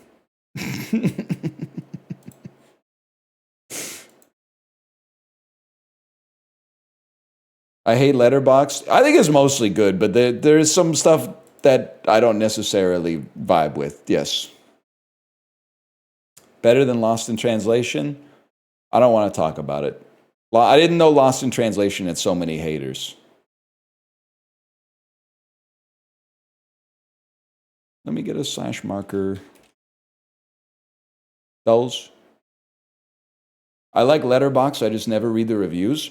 My other problem with Letterboxd is, and I'm not saying that it's Gen Z doing this, because it could very well be millennials, but I feel like a lot of shit movies that came out when I was a teenager are ranked way too highly on Letterboxd because they're being rediscovered like 20 years later. And it's like people are looking back at the time wistfully without realizing that when they came out contemporarily, they were not good. They were like worse than the other shit that was coming out at the same time. Like, I'm sorry to say, Garden State should not be a 3.5 or whatever. Gardens, and some of this shit is, I'm willing to go to bat for this one. Why is the Darjeeling Limited at like a 4.1 on Letterboxd, bro? It's maybe the worst Wes Anderson film. The Life Aquatic, I do not like very much, but I will accept it being at like a 3.8 because people just go fucking crazy. The way I look at it, kind of, it's a little bit like, you know how in a Marvel movie, when like a character shows up from the comics, everybody goes, yes! I feel like The Life Aquatic is like that, but the Gulp Shido is the Brazilian guy with the hat playing the David Bowie songs, the Sue George David Bowie songs. So it's like every review is like, the movie's not that good, but I love when the Brazilian guy plays the guitar. Well, I'm like, well, the movie is the movie, so give the movie score. But Darjeeling Limited being at a 4.1 seems fucking crazy to me. And I saw it in theaters when it came out.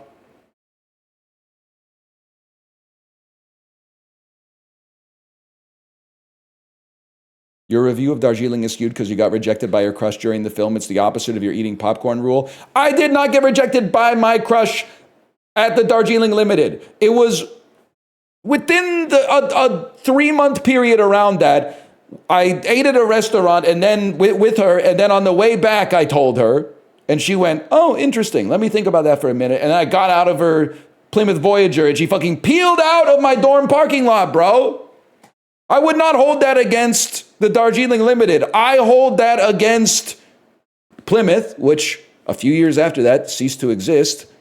Too fucking generous for them to have lasted that long to begin with. And then also the restaurant in downtown Kingston, even though it's not their fault. Now that restaurant unfortunately no longer exists, but it was a good restaurant.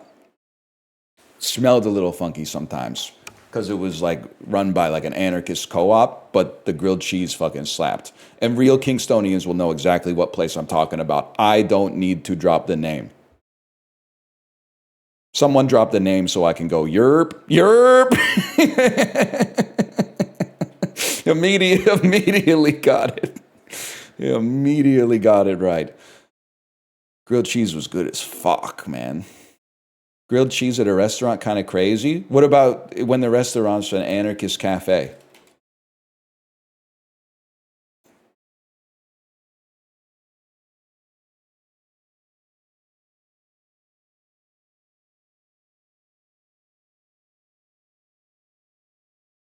Do they have wait staff? No, you got to order at the counter.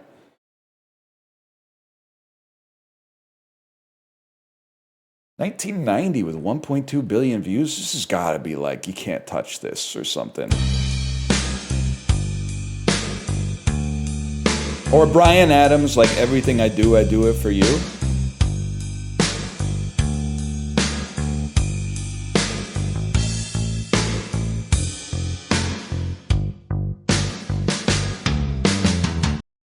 I need a little bit more, obviously.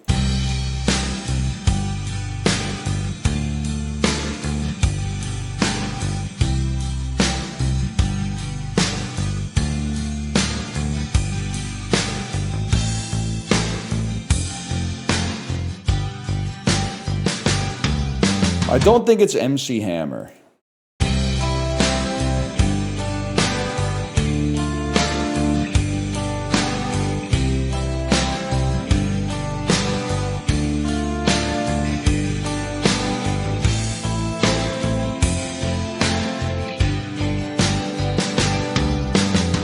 I need a little more, man. 1990, kind of a weird zone, too.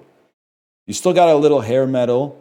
You're like pre-grunge explosion. What the hell were they doing back then?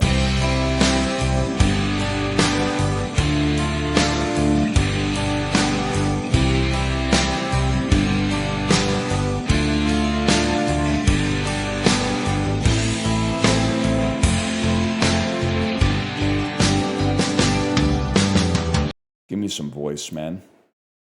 I would do anything for love. Just trying to think of what was on Much Music back in the day.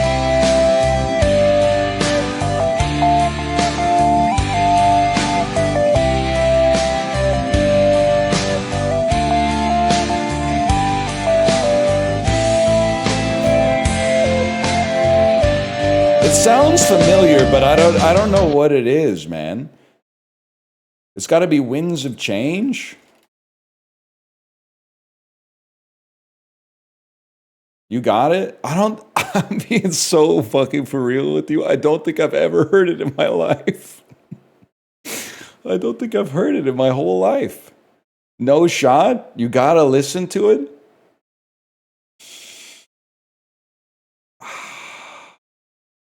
I know it's at 1.2 billion, man, but I just don't think I don't think I've heard it. Here. I'm gonna mute your audio, and I'm gonna go try to listen to it myself. Okay. Only Scorpion song we heard was "Rock You Like a Hurricane," man.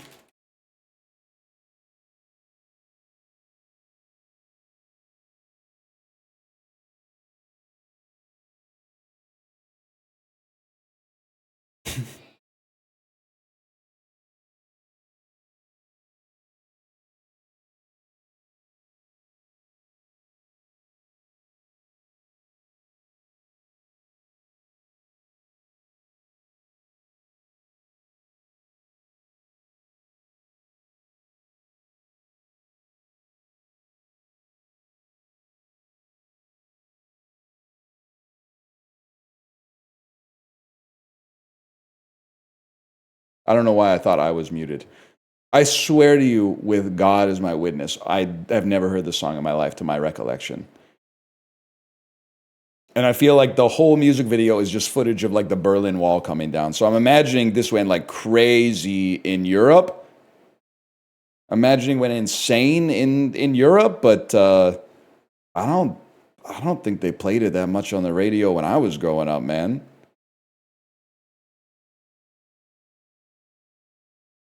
Did you reach the chorus? That's the first part I reached, man. Never goes out of style, timeless. This song needs to be heard today because of our current conflict. Yes, Maria, yes. If we could just get Vladimir Putin and Zelensky in a room together and listen to the Scorpions, there would be no war. So true. Our conflict, we're not being specific with the conflict, but just we have many conflicts. If we could just get everybody to listen to this song, this would solve the problem. I was 20 years old the night the Berlin Wall came down. I stayed up for hours watching it happen on live TV. Having grown up during the Cold War, it was nothing any of us thought could happen, but it did. This song captures the feeling of the time perfectly. Relations with the Soviet Union were improving, and the looming threat of nuclear Armageddon seemed to be fading into history. Fast forward to today. How did things go so far backwards? It seems to me like many have forgotten those dark, awful days of the past. And then the kicker. Perhaps they need to listen to this song. Perhaps the whole world needs to, again. Did the song take down the wall? Is it like the East Berlin mayor heard the song and went like, this shit has gone on too long? We got to take this wall down? Like, is that what happened? They played it too loud. Holy cow, man.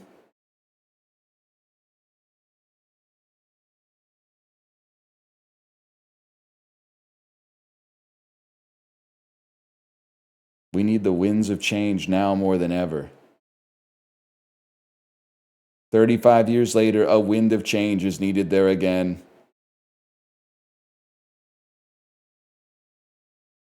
If YouTube would have existed in this time, this song would have several billion clicks.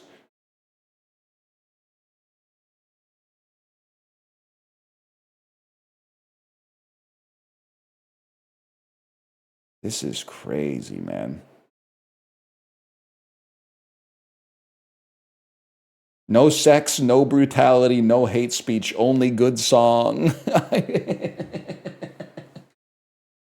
The three horsemen of bad music: hate speech, brutality, and sex.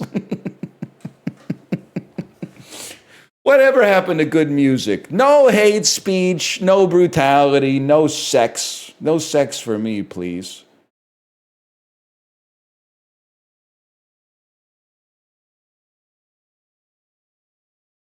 This is wild, man.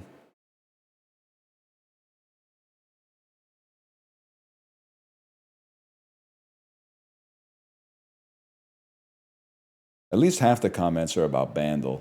I wish the wind of change come in our lives and kick out coronavirus. That's so damn true. 5 years ago, I wish the wind of change come in our lives and kick out coronavirus.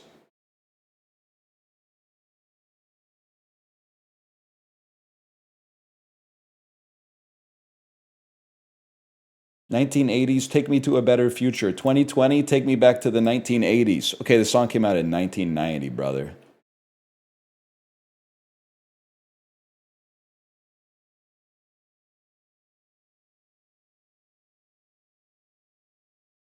The winds of change are certainly blowing horribly presently across our lands.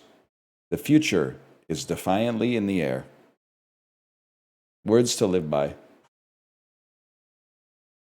Oh my gosh, I never really thought about the winds of change are certainly blowing horribly presently across our lands.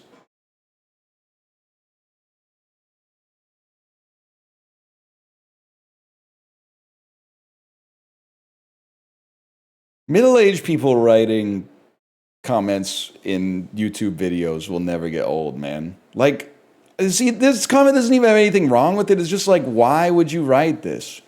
I've always loved this song and it affects me on a very personal level. The winds of change in the late 80s and 90s opened a whole new world for me and many more. My Russian wife was allowed to come to Korea to study in 1998. I was teaching English in Korea, and one night I met her and fell in love and followed her back to Russia, where I took a job teaching English. Without the winds of change, we would most likely have never met, and our two lovely daughters would never have been born. That's literally you?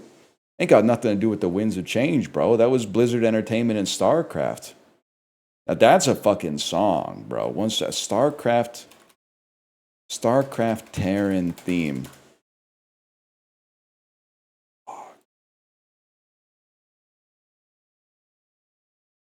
Hang on, there's two ads first. I got to get through two ads.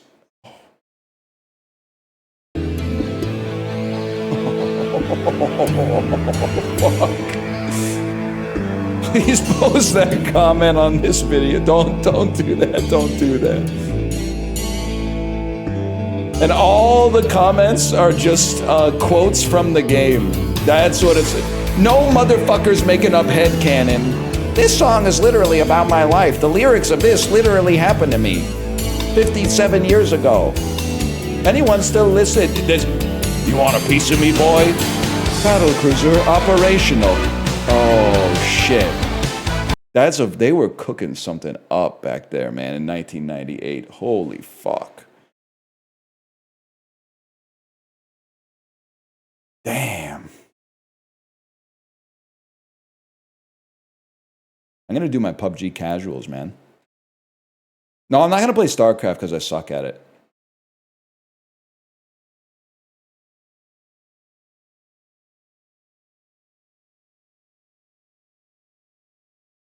You suck at most games? Yeah, but like I was actually kind of good at video games when I was like 14, and even then I sucked at StarCraft. So that should really put it into perspective.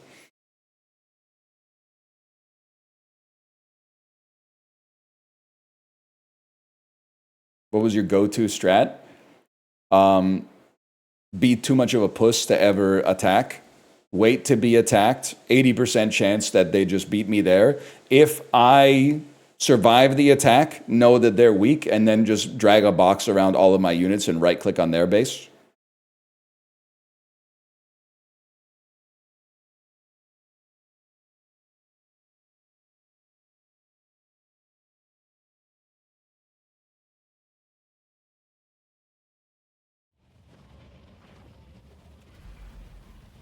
Not even attack move. It's been a while, man.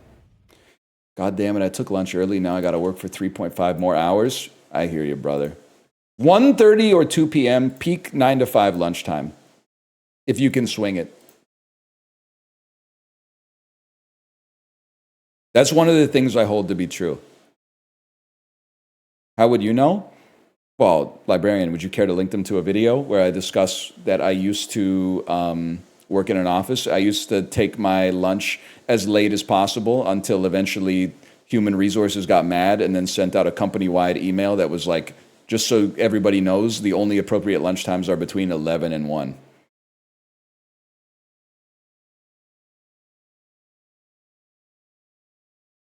That's not now, right? Oh, it's 4 p.m. That's totally fine.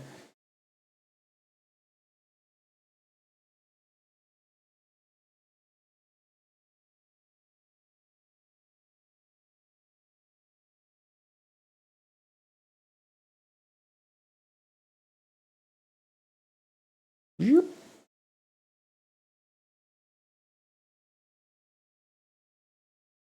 Casual. And we send it.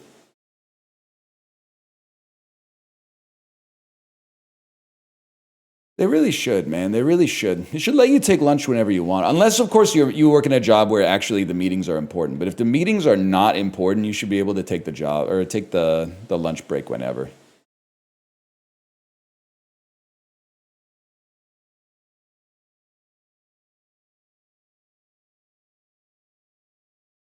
Amount of movies I've seen on lunch is crazy. It's kind of sick. I mean, if you work remote, who cares when you get the job done, right? As long as your deliverables can just, arrive asynchronously in your boss's inbox or whatever. Who cares if they show up at 2 a.m. or like 10:30 a.m.?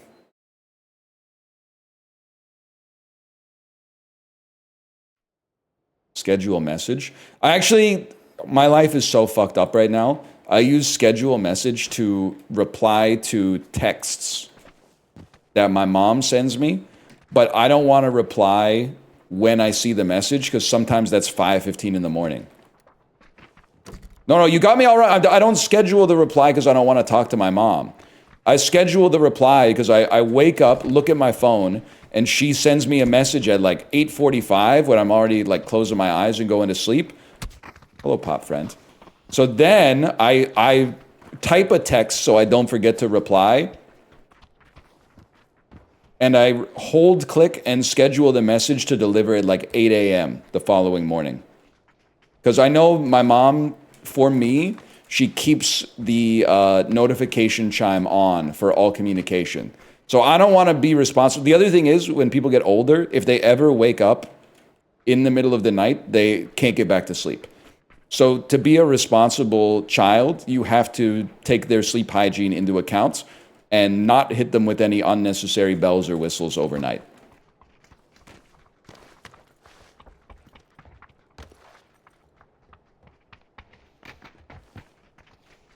Hold on. Don't text me that late. I'm not replying to the next day. It's true, man. It's true. I also have my phone on Do Not Disturb at like all times, though. Why has he got the Kanye at Mercedes-Benz Stadium drip on?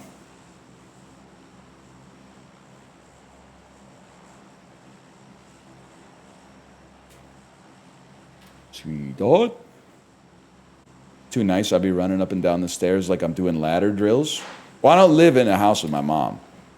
But I do try to go up the stairs quietly. But it's different, it's different when you have a kid. They should have called the game Don't Wake Kiddo instead of Don't Wake Daddy. Because, if Daddy wakes up, pretty decent chance he could just close his eyes, go back to bed. Even if he did get a bottle of mustard squirted into his face. If you wake up the kid, it's all over. Because you wake up the kid, they're going to wake up Daddy regardless. And then the whole day is fucking ruined. The other thing is, sometimes a kid goes back to sleep. Sometimes a kid just says, fuck it. 4:45 in the morning, that's when I'm starting my day.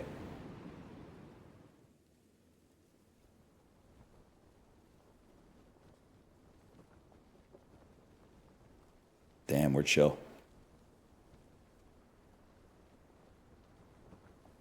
If Daddy wakes up, who gives a shit? It's so true. We got dads out here talking like, I'm tired. Bro, nobody cares. Nobody cared last time. Nobody cares this time. Nobody's going to care next time. Get a cup of coffee and fucking get over it. So true. Thank you for saying so true, because if the first comment said, Like, is this gonna be another men's rights pivot? If the first comment said some shit like that, I would have crashed out. But the fact that somebody said that's true, you've saved me. They do not give a fuck if you are tired. Who's they? Everyone you talk to, including all other men,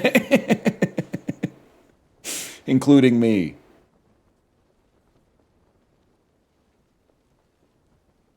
If you miss the AM, do you ride at night or does that mess up your flow?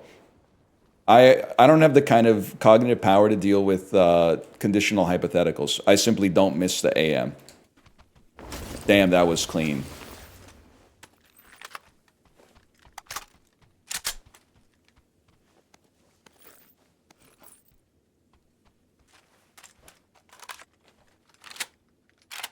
Huge Oregon. Still not tab looting? Wait, can you do that? Tab looting. It's the first I'm hearing about it.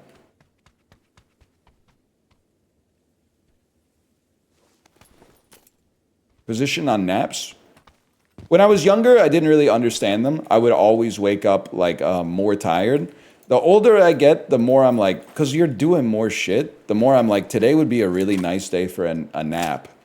But I just don't get the structure in my day that builds in an appropriate amount of time for a nap. But I would love to be a part of one day. Like, I think napping could be like my 40s arc.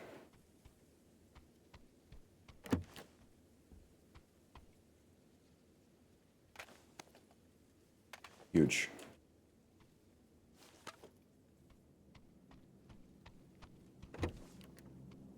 John Bernthal got beef with them?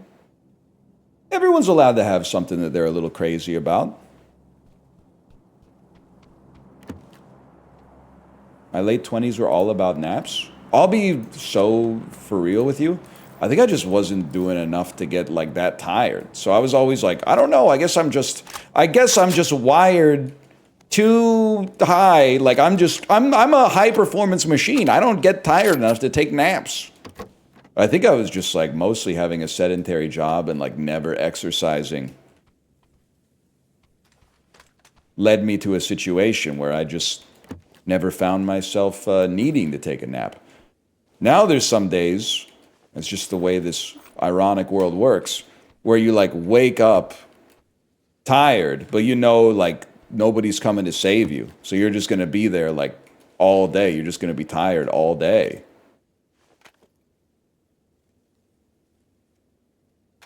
Can you go on this? No.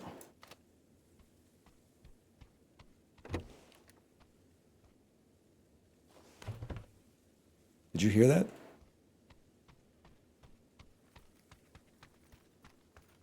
That's why I need the Breville Bambino Plus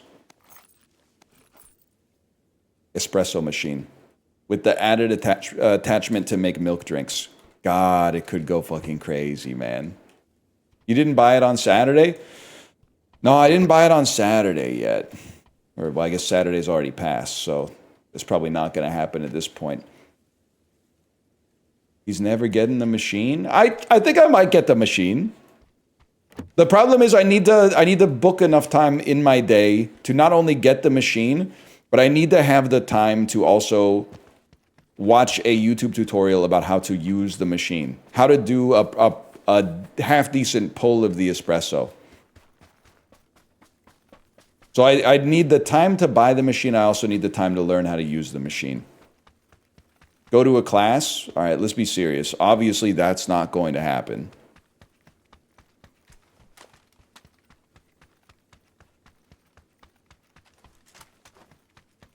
I need ideally, a 15-minute video would be awesome.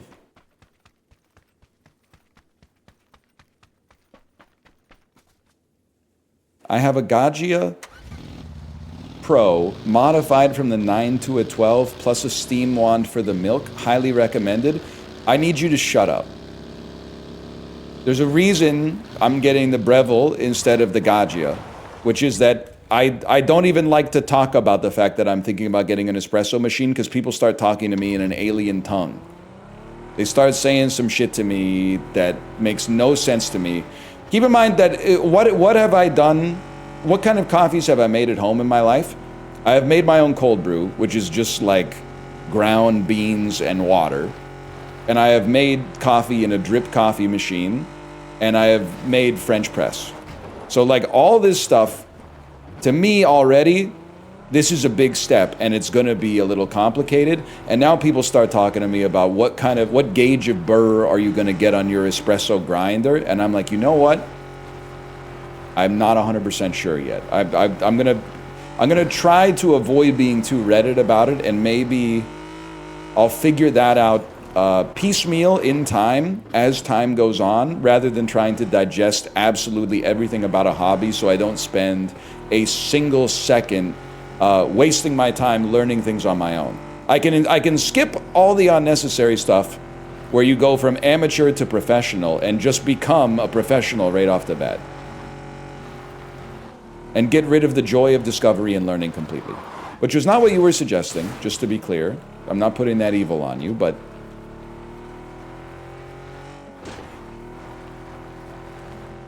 Okay, hold.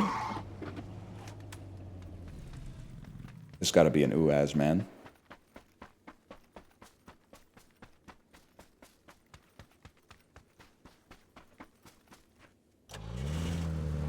You're gonna make a mess of your kitchen? I don't think so. I think making 1 cup of coffee today, I don't think so. Because all you gotta do, you gotta wash a cup, obviously. And then you gotta wash like that puck, right? The puck that you put into the machine with the ground coffee in it. That doesn't seem that bad. And the wand? That ain't so bad. I can live with it. Honestly, we're doing so much fucking dishes. My dishes game, I'm not gonna say I got the best in the world, but I think I'm top decile. We got the magic, not the magic eraser. We got the scrub daddy. We got the pipe cleaners that wash the straws that go into the water bottles. We got a sponge on a stick that goes into the tall water bottles where your hand can't reach it. And I know exactly which dishes go in the dishwasher and which dishes have to be washed by hand, and I don't fucking complain about it. I don't go, oh, maybe I'll put this one in the dishwasher today. No, I just nut up and do it. And the reason is I want to trick my wife into thinking that I'm a capable and mature man, so that she feels good about her choice of mate, essentially. I want to trick her into thinking that if she were not here, I would still be putting this level of care into the dishes, because I have a high degree of self-respect and would keep things clean in my own house if I were living alone, which is obviously, fellas, as we all know, except for like 1 in 5 of us that are clean freaks, is obviously false. It's not the case whatsoever. But fake it till you make it.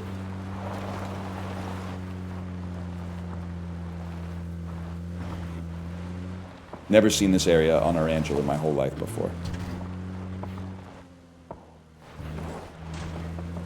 And also, I know this is probably like annoying as fuck to hear if you're like 22. Because I would have been annoyed hearing it at 22. The reason I don't really stress the dishes that much anymore is because you're always doing something. What the fuck? The bottler? You're always doing something. So you might as well get more dishes. Because the dishes are like one of the easiest things to do. So the more the merrier when it comes to dishes, bro. That was the worst shot I've ever taken. Stop swerving.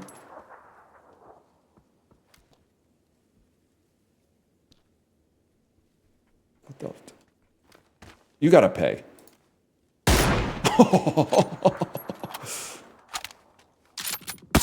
Wow!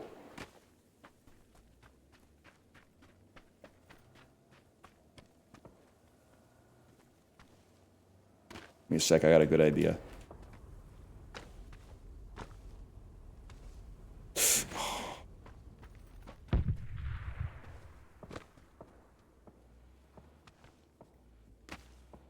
So you're always doing something. So more dishes is not that bad, because at least you get to do something with water. Are you serious? Are you fucking serious?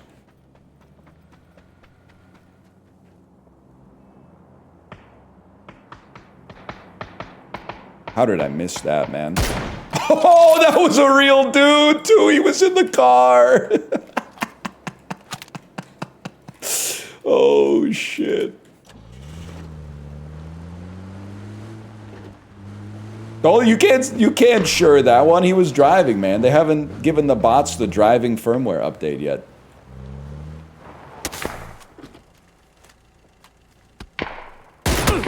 Are you serious?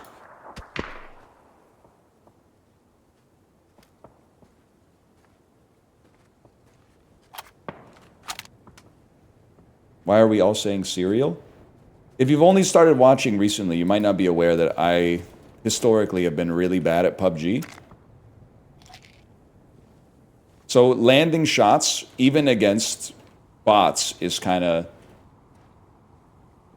It's a bit new for a fella such as myself.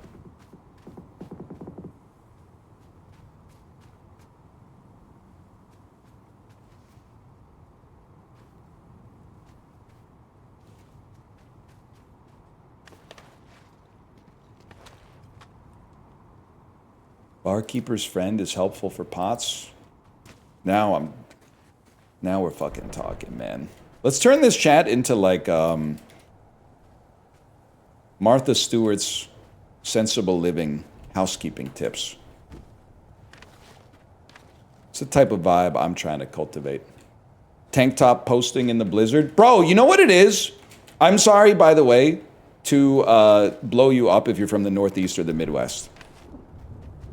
I am essentially a turncoat. I'm a trader. I used to be one of those guys who even when it was cold, I would just wear, you know, whatever I wanted to wear and then go outside and be like, it's okay. I'm not cold, even though I was cold. You literally deserve to be comfortable. I promise you, if you get used... That's a fella.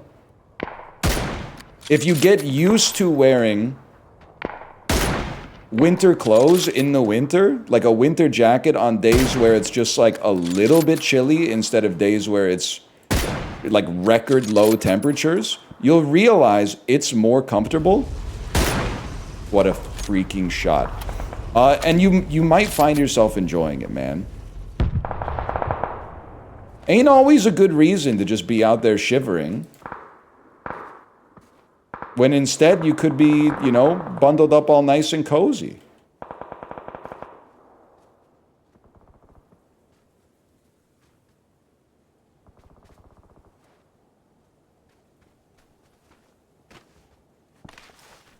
You're a skinny, bald bone man? You guys have been so fucking nice to me today. It's crazy. I must have done something. Being rewarded for virtue in a past life or something, man. He did call you a skinny, bald bone man. I don't know what bone man means. I think it's just kind of like another word for skinny, maybe?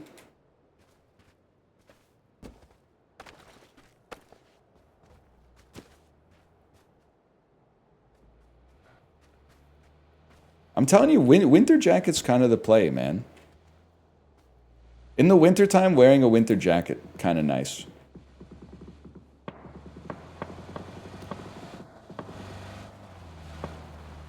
I'm not gonna mess with you. Just kidding. I know you know me. Oh, shit. What?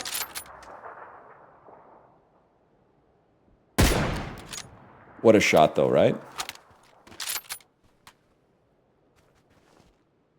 Pot friend run, he's evil? I have to shoot or I'll be banned by Bluehole.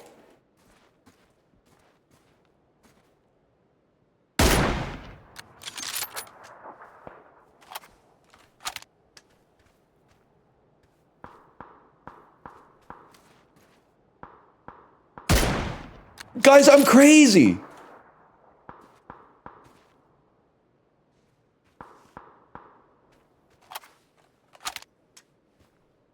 It's possible the next time we play this, Apollo won't be mad at me for sucking. I do need to work on my defense. My offense is getting up there. My defense is pure ass. I have no idea where that shot came from. Oh, shit. The fuck? It's like over here. Rush him. It's right there?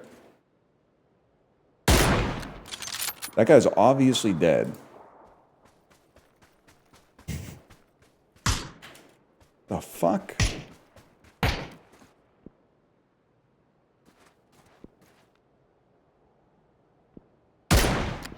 Mogged? Yeah, peek. Nice peek, bro. Bot? Debatable.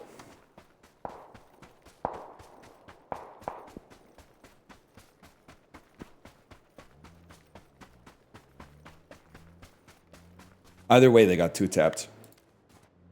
Oh, fuck. That's a real person. I mean, obviously the car is a real person. But the person is a real person, too.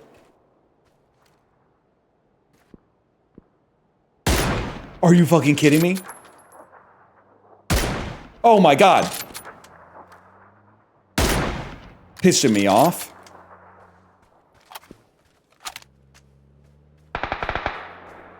Yes. Yes, pot friend, get him.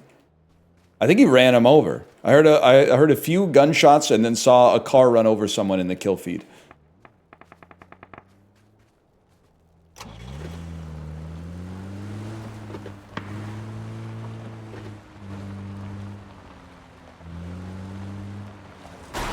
IKEA ass forest.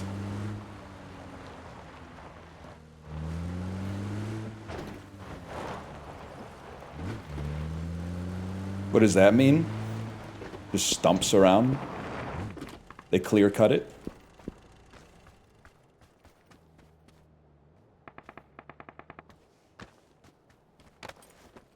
Means it's Swedish? Well, the company is Swedish. I think they get the trees from Romania.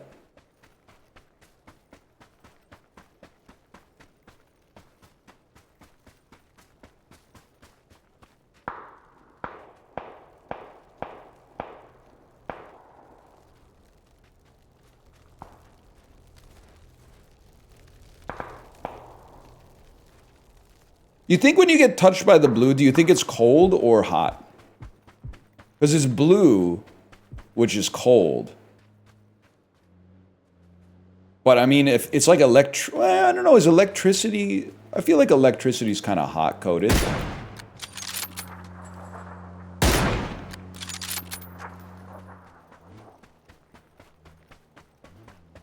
Don't get out of the car.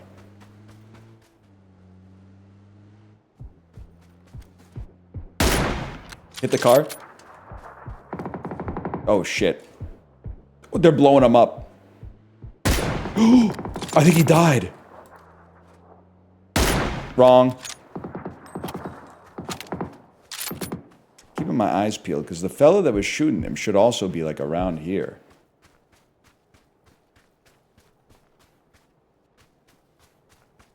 $300 sniper bullets? Bro, I'm using it in my other gun, too. I just never had cause to shoot it until now. Chill on my goat.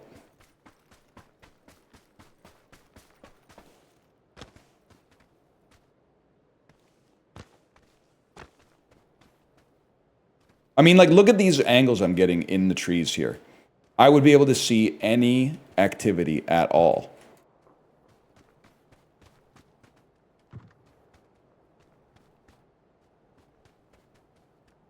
Especially when the little rats start to scurry. Oh, baby. I just gotta remember, downhill means you aim lower. There's no shot that's not cold. It's sizzling, but it's a cold sizzle.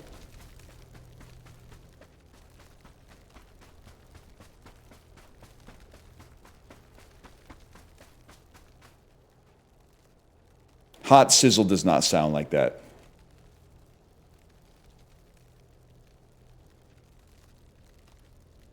Honestly, if I'm being dead ass with you, I think I'd rather be up there.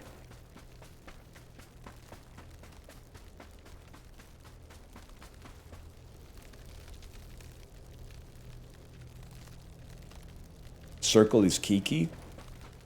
Oh, I don't know, but Kiki's hot and Booba's cold. But maybe it's like a it depends situation.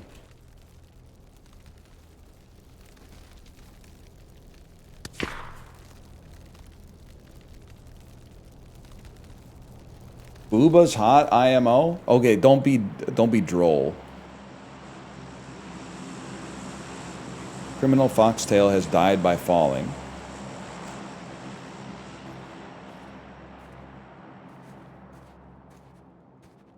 The fella. Okay, good shot.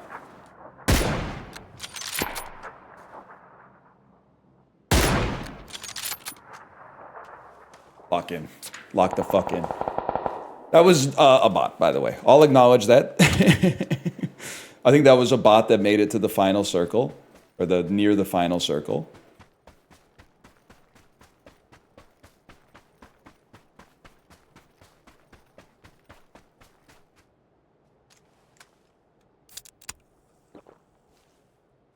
It's so funny. I'm like stressed to have one first aid kit, even though in the average game, I probably use 0. You pretty much either get shot in the head and die, or win the game just off of energy drinks. What the fuck? Braised short rib, creamy polenta, roasted asparagus, red wine reduction. Sounds good as fuck. Imagine if you opened your chopped basket and that's what was in it. I know they would be like, I'm getting out the ice cream machine. No! No, bro! It never works.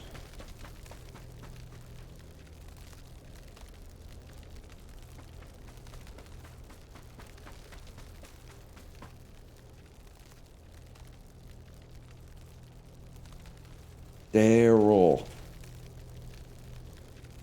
Finally, I suggested you melt the pickled jelly beans into a marinade to pickle the radishes, and she says, if that's what you want.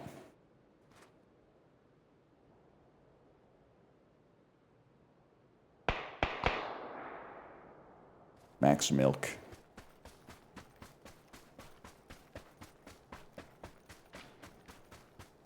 I don't know why I'm running out in the open. Guess I thought I would see some individuals.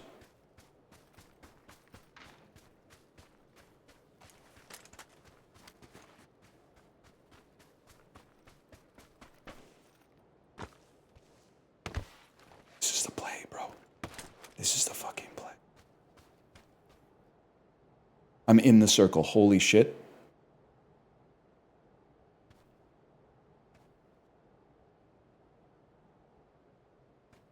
I thought I saw a head a second ago.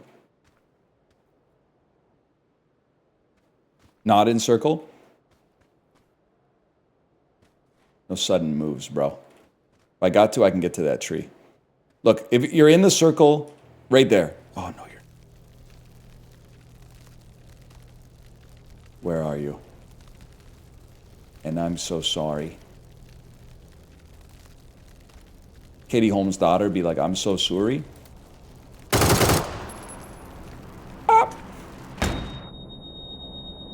Bro, what about the other guy behind you? What about the fella behind you, though? They don't give a fuck. Jesus Christ. Jesus Christ! Oh my God! Help! Help! Help!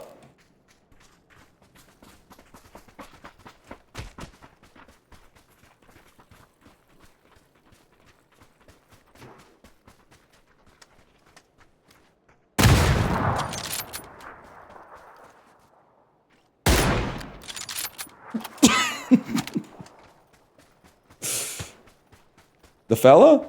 Oh, he blew himself up. Okay, he blew himself up.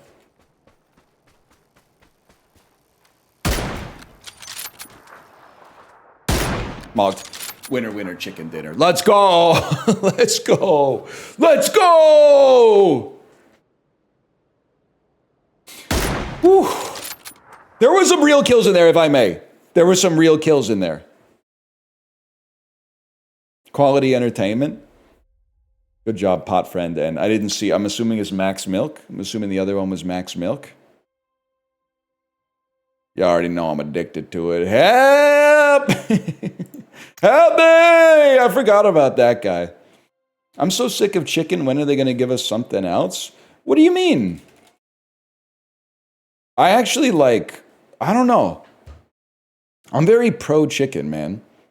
I've said it before, very recently. But like, I grew up in like Chicken Breast City and nobody knew you. Chicken breast, skin off, boneless, skinless, was the dominant form of meat in my culture in my formative years. So I think I'll always have a soft spot for it. And then like pork got glazed for a little while. And I do enjoy pork. And then I feel like beef just sort of like took over, man. Beef went crazy. But like beef has one huge problem, which is that it's way too fucking expensive. I was telling Justin, because all we talk about is food, man. I was like, beef is so expensive, it's created like a fucked up world where I feel like buying it at the grocery store feels like a ripoff, so I only get it at restaurants. Because if I'm already paying too much for food, it might as well, you know, eat the extra 12 bucks to go from like chicken to steak or something like that. Buying it at home feels like fucked up. It's like, do I really deserve to get like a strip loin steak over skin on chicken thighs? Like skin on chicken thighs are still pretty great, man.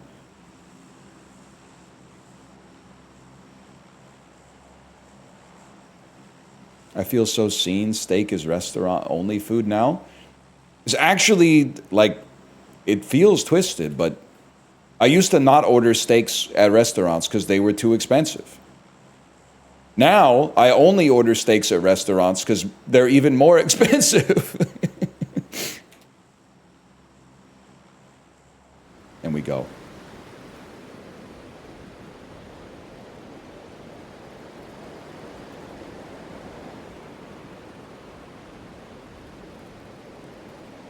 Do you look when you pour? I haven't been pouring all that much, mostly canned beverages, to be honest with you. I got a flat of bubbly for the dinner party, and then everyone drank the San Pellegrino, so now I got all this bubbly, man. And trust me, I am not complaining. I got so many different types of beverages in the fridge, I feel like Mr. Chai City 3.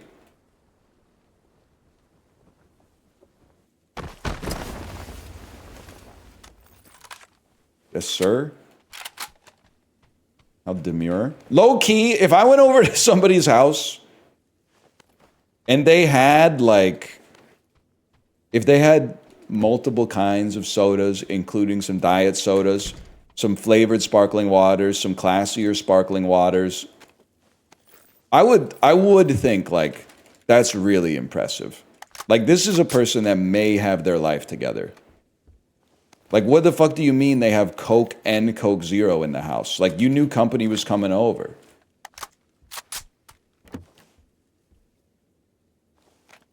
That's aspirations, man.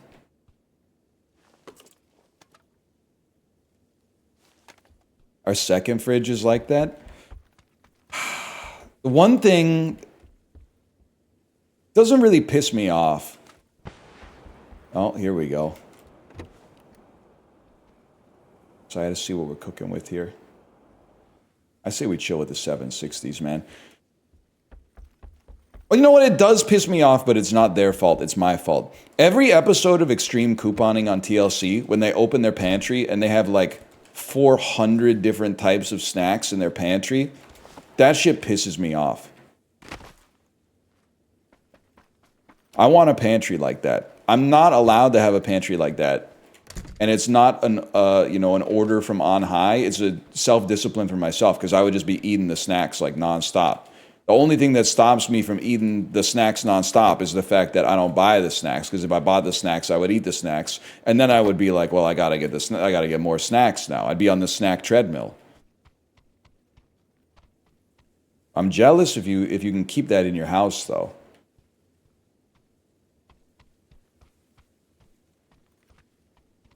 I also feel like, I feel like this is personal growth, but I was in the grocery store yesterday. We were getting like just enough items to not feel comfortable taking the express aisle.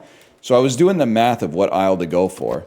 And I'm so sorry, this is like ageist as fuck. But one of the lines that was open was like an old lady with a full shopping cart. And I said, obviously, we're not going in that line. That's just not going to happen. And then the other line was like a middle-aged man. And he'd already loaded his stuff onto the belt. So I was like, this should be totally fine, man. And then I realized, once I got up there, he was like a price matcher. So he like briefed the cashier at the start of the interaction and was like, hey, here's this, I put the stuff at the front that is not getting priced match, and like everything after this, I'm gonna price match. And I was kind of like, oh, here we go. But the dude had it down to a fucking science. Like the cashier was like doing exactly what he suggested, and he was like, okay, and then we're gonna go to the blueberries. I have the blueberry offer here from another grocery store. Like they were normally $6.99 and these ones are $3.49. So he like price matched. He had it all set up and laid out, and I was like, this is actually aspirational. I'm not mad at all for a number of reasons. A, like you gotta do what you gotta do, but B, I was like, bro has it, he's inconveniencing me as little as possible. He was kind of my king. Now, there were some of them where I was on one thing, he was saving 50 cents. And I was kind of like, there were some big money price matches in there. The 50 cents, I don't know about that. That's kind of giving like extreme couponing energy. But there were some where like strawberries were like $9.99 and he got them for like $5.49 and he bought, oh shit. He bought like 5 cartons of them. And I was like, damn, you know what?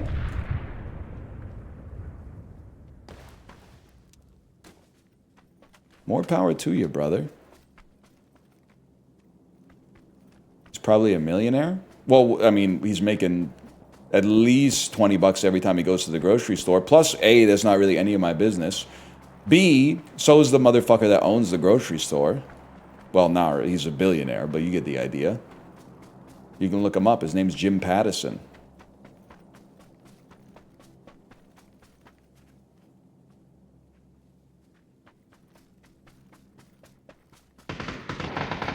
I want that kill.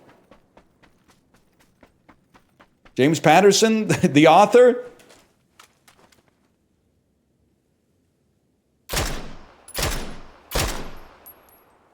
That's not a bot. The movement was too fluid. Oh, shit.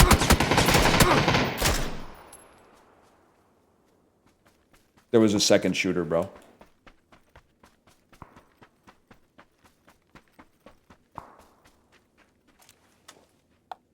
It's a bot? Bro, it was not a bot. Did you see the shots? The shots were so fast and so accurate. Bots don't shoot like that.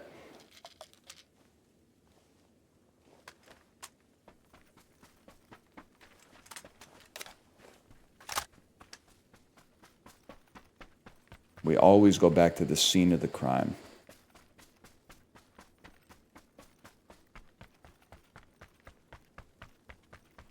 Explain aimbot then? Oh, shit.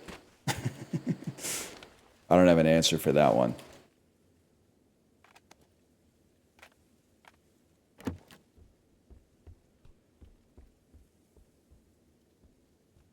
Was Lee Harvey Oswald a bot? Who's the dude who killed Lee Harvey Oswald again? You think he said, how do you like it? Jack Ruby, that's it. You think he was like, how do you like it? Probably had a cooler line. You think so? I mean, it happened pretty fast, right? Like, I don't know if he had that much time to rehearse.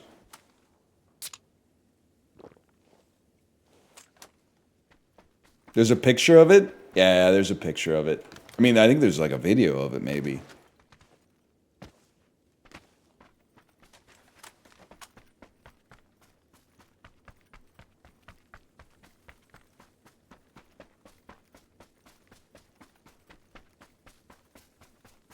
It would have been great if somebody... Okay, I don't know if I could say that out of context. You're right, it would have been funny if somebody had come out and then Jack Ruby. At which point someone would then, and at increasing speed, someone would then get the guy who got Jack Ruby, and then I see exactly what you're going for there. Swag.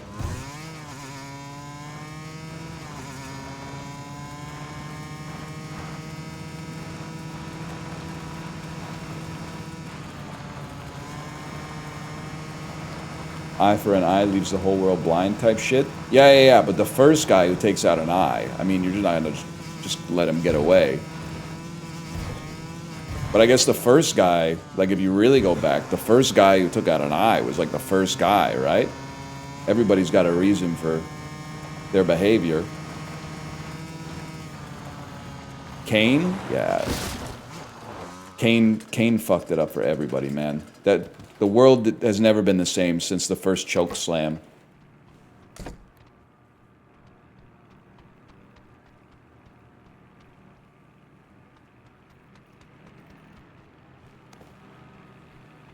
Brother, I hear the glider, okay?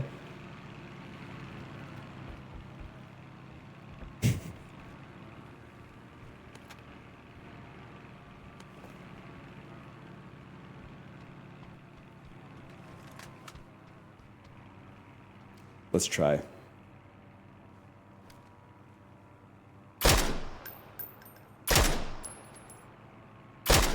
Oh, it's way too low. Damn! He's gearing up to make a play.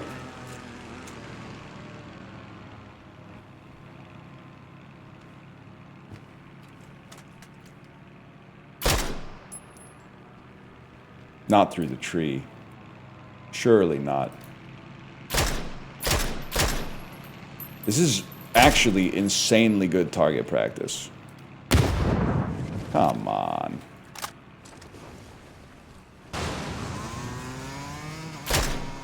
They took my bike! Get out of there.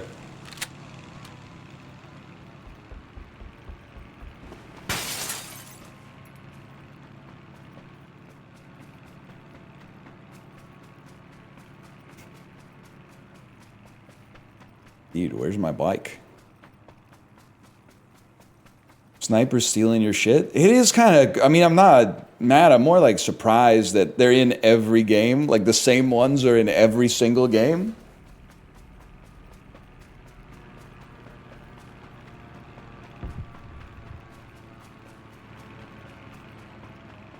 Grok wife Isaac YouTube videos peak, by the way. Thank you. It's inspired by a true story, man.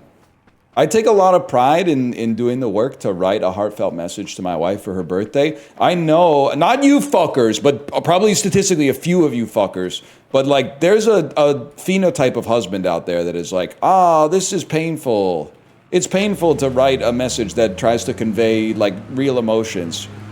ChatGPT, it's my wife's birthday. Imagine you're her husband, which... Careful, brother, you might get what you wish for, but can you just write her a nice message that I could put in the card? That makes you a piece of shit. Like, well, one thing's for sure, it's hard for you to admit. It means I mog you, maritally speaking. So let's just start right there. It makes you kind of a puss, for one. Bro, where's the bridge? There is no fucking bridge? Map lied to me?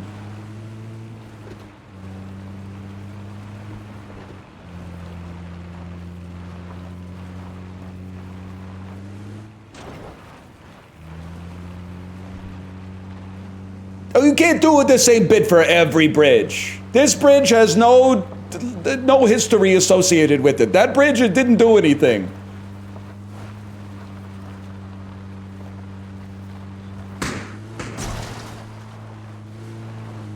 What's up, playa?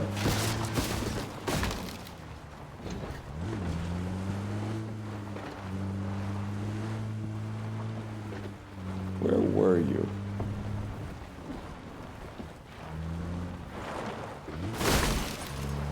Backed out on the damn cause like Kevin Drew.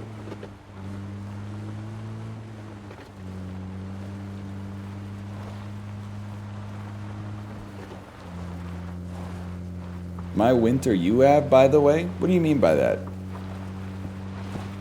My winter car? Is it just a typo for my winter car, or is there a game called My Winter You Have? Oh shit!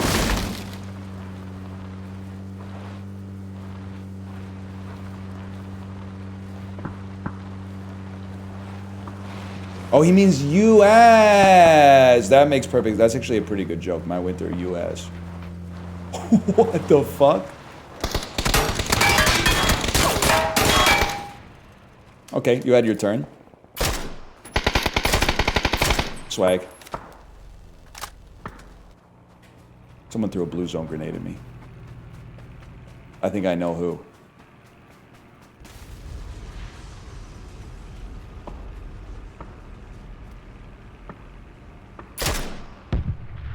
Got him.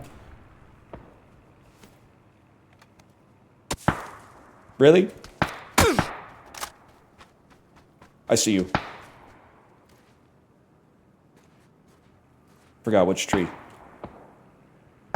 I know which tree. Watch out. Watch out. Whoa! Shit!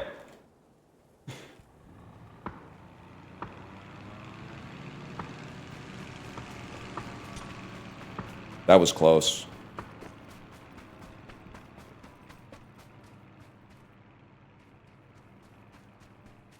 Holy cow. Just keep moving from tree to tree, bro. They also, you gotta be careful because they go silent running mode.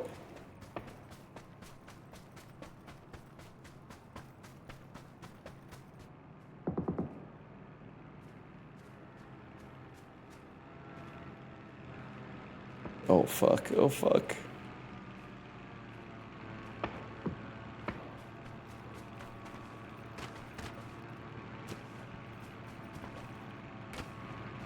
Jesus Christ.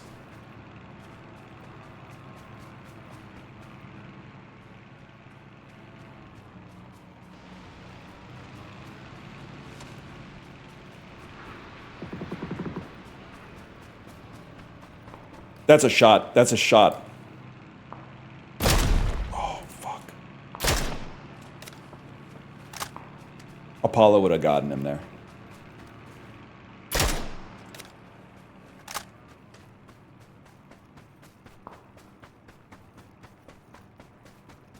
"180-degree alt look" goes kind of insane.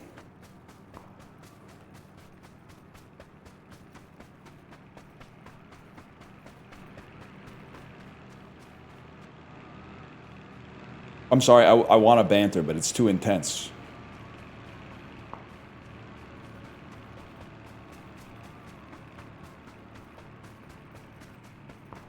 Other thing is, there's still 37 alive, man.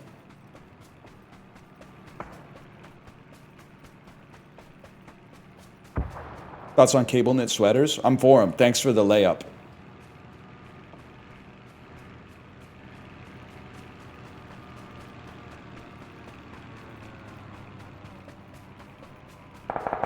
Had some pastrami for lunch. Peepo happy.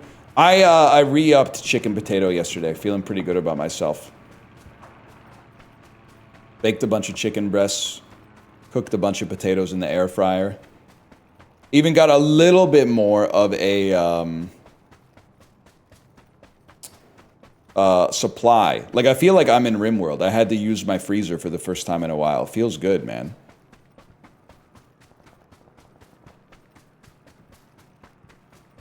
Yeah, I'm a potato guy. Might be one of my favorite vegetables for sure. Don't run in a straight line.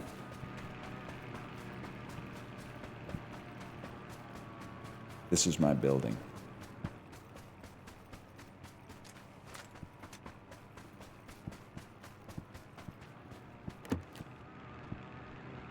But honestly, it feels nice, man. Eating spuds with the chuds. Oh, great. Oh, great. There's a blue zone grenade on my house. Crazy throw, man.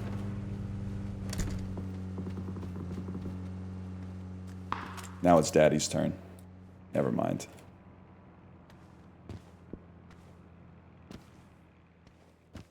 Chud life? It's kind of been percolating in my head. I'll get up when I want, except on Wednesdays when I'm rudely awakened by the dustman. Jesus Christ. Chud life.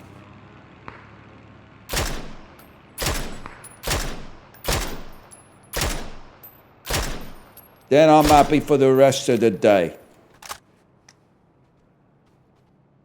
Safe in the knowledge you'll always be a part of me in it. What does he say? Wow! Not a stream sniper, bro. He's Park Life posting? I know Britpop, bro.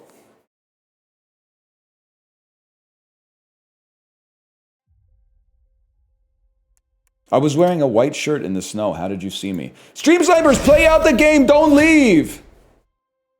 Name another Blur song that isn't song 2. Okay, bro. Tracy Jacks, End of a Century. Fucking Girls and Boys. Song 3, that's a good answer. That one that goes.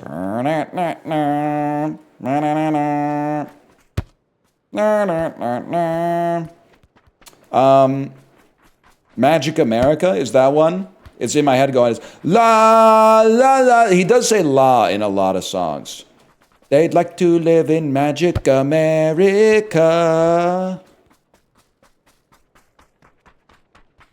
Oh, yeah, London Loves. The misery of a speeding car. I know some Blur, man.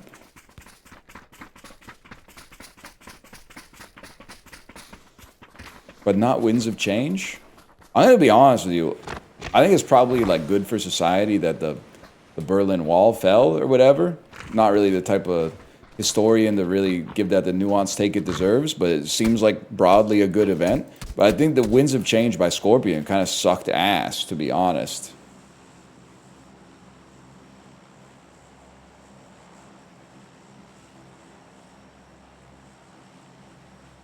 It's literally like a hymn for people from East Berlin. Well, listen. You guys aren't fucking with the Tragically Hip outside of Etobicoke, and we're not fucking with the Scorpions out here in Vancouver. It's some things are just for certain regions, and that's okay.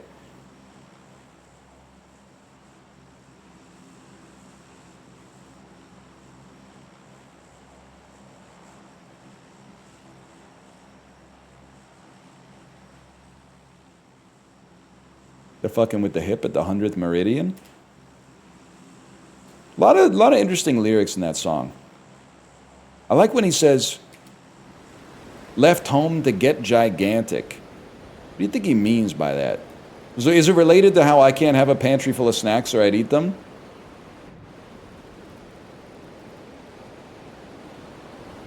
Inflation fetish. Yeah, Gord Downey had an inflation fetish.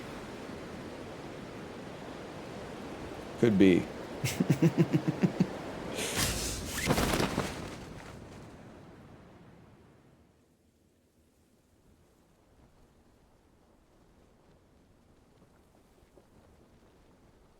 Was he German? Nah, Kingstonian, I'm afraid.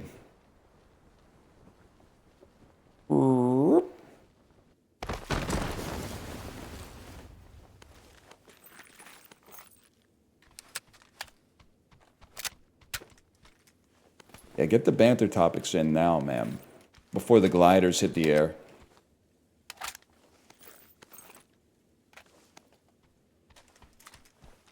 You're the guy who thinks Jerome Powell has an inflation fetish? Jerome Powell, he might be the last real motherfucker out there. Oh, I thought Jammer Pack was vest. My bad, Jammer Pack backpack. Dual mandate type shit? 100%, bro. I'm not saying he's part of the smoke circle, but like, he's trying to maintain the Federal Reserve's independence. Kind of appreciate that. Scarl season.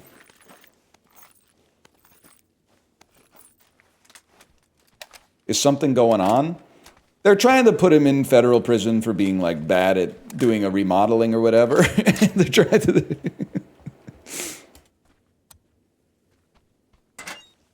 They're trying to send him to Alcatraz because he Maybe, but probably not spent too much money on interior decorating or something. Like,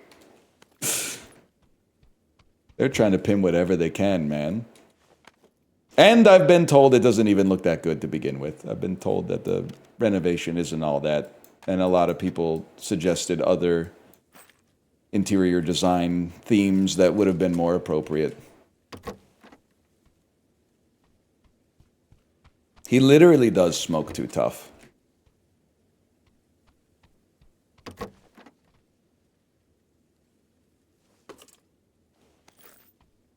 They didn't even have the numbers right. It literally, first off, I barely know what I'm talking about, so it doesn't matter. And secondly, it doesn't matter because if you live in the real world, everything goes over budget, bro. I thought you worked construction, Donnie. It's the status quo for this shit to be over budget.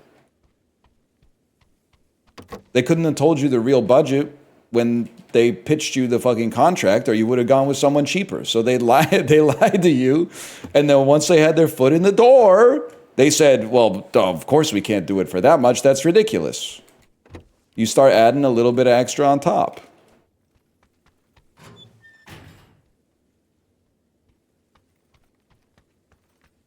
That's true. I guess if you just ignore the invoice, you can stay under budget. Haven't tried that one.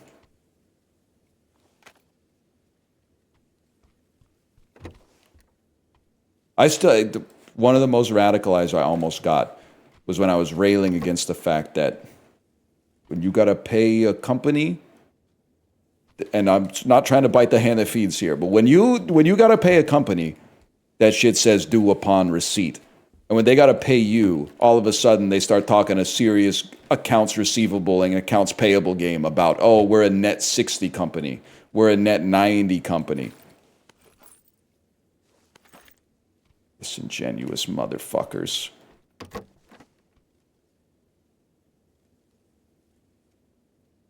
I'd rather have a car. Car just has more swag.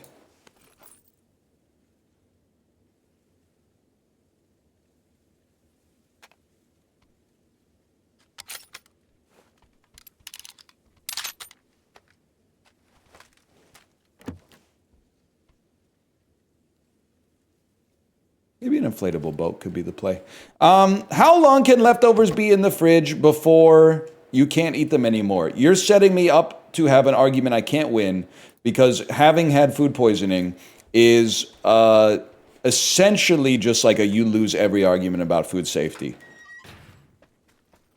So I will answer that to get some life into chat, but I acknowledge the fact that no matter what I say, anyone who disagrees with me is going to be like, well, I've never had salmonella and Campylobacter at the same time. I am like, the first thing I would say, it depends what it is. Obviously, you use your judgment on some stuff. Like there's some stuff goes bad really quickly and some stuff takes forever. But like a cooked meal that I would eat for leftovers, I would be starting to question my decision around like 5 days. I would be starting to be like, I would be smelling at 5 days. Let's put it that way. 1 day, 2 day, 3 days, you don't have to smell. You know it's still good. Even if it's bad, if it smells off, you would still eat it because you would be like, it's too soon for it to be off. And then even if it smelled fine, at like 8 days, I would be like, we can't eat that. It's just too risky.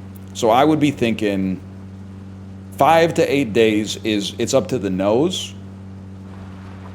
0 to 5 days, it's up to the eyes and the brain.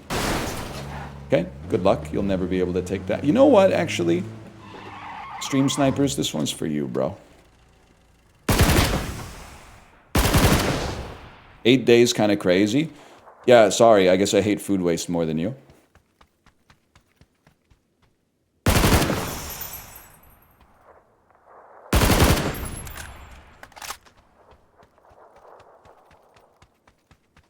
Fuck, he mogged me. He fucking mogged me.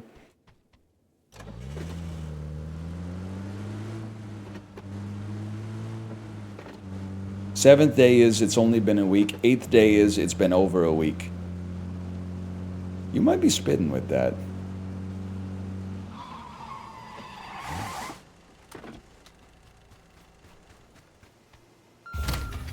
Oh, shit.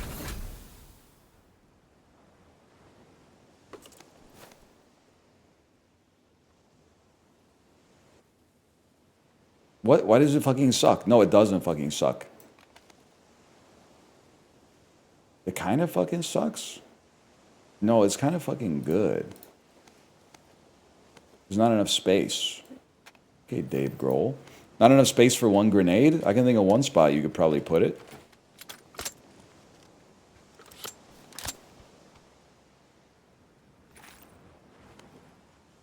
You're dressed like you're in the Twilight Zone? Bro, I am dressed like a Twilight Zone. Ah! I am dressed like the Twilight Zone episode where the astronauts get off on that alien planet and the planet's inhabited by giants. And then you realize... No, wait, I think I got it backwards. Never mind. I think I might be media illiterate. You know the one I'm talking about? No, you got it? Oh yeah, and you're like, whoa, what the fuck? A planet inhabited by giants? And then you realize at the end of the episode that actually those were normal-sized humans and they were small fucking astronauts. So the giants were actually pissed off because there was like a home invasion type situation.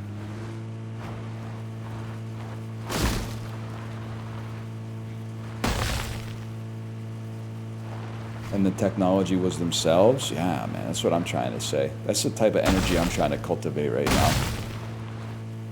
They didn't have Reddit back in, like, 1956. They only had the Twilight Zone. Whatever, guys, did we ever get Rome, Sweet Rome? That movie that sounded awesome about who would win in a fight? 100 modern American military personnel or the entire army of Rome? Did Rome, Sweet Rome ever come out? It was like a Reddit success story for so long. Bro sold his Reddit post to a movie studio.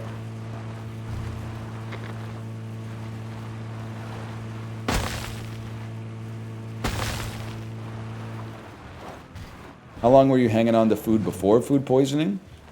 The same length of time. The food poisoning is really hard. Come on now. It's really hard to diagnose where it came from. I think that it came from a meal preparation service that everybody was using in the early 2020s, where sometimes the box would arrive at your house and you don't know if it's been out for delivery for 14 hours or something like that. And sometimes the box would have a hole in it, so there's no way it was a perfectly sealed environment to begin with. And that is why we stopped using them. I feel like the ground pork quesadillas from that service might have given me simultaneous salmonella and campylobacter. But there's lots of options. Maybe a little cat poop got on my finger and I was eating nachos later. I don't know, man. It's really hard to backtrace it. I thought it was overnight oats on the toilet reverse cowgirl. The problem is, these are two different eras, but you can't believe everything you read in chat. Me sitting on the toilet, reverse cowgirl style, I have done. And me eating, I have done on the toilet. But not at the same time. Even though I must acknowledge, as a logician, it makes more sense to eat AC Slater style because you have like a little table for yourself. You got norovirus from that? No, I didn't. I got norovirus from my kid getting norovirus from daycare. And that shit spreads like crazy. The classic case study of norovirus is like if one person within a kilometer of you has norovirus and throws up, like it's over for everybody.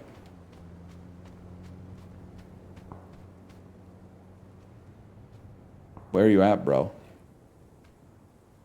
I'm so motherfucking high I could eat a star.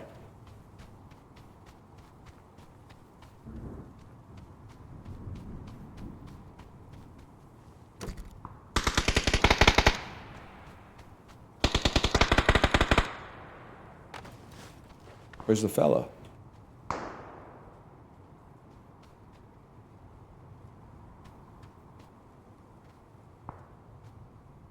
Why does every animal like eating puke? Not every animal. We're animals, bro. And only like probably a third of us like to eat puke. But aren't other animals like built for it?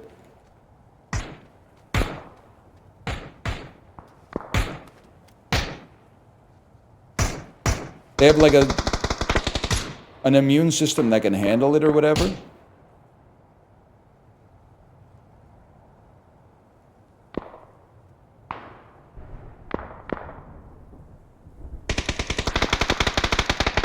Are these guys beefing or like what's going on here?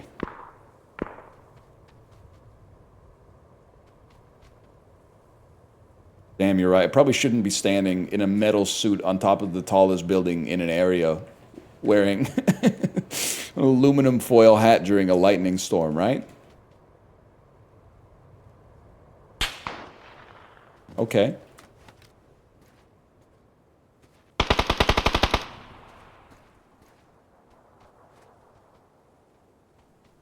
Fuck it, we out here.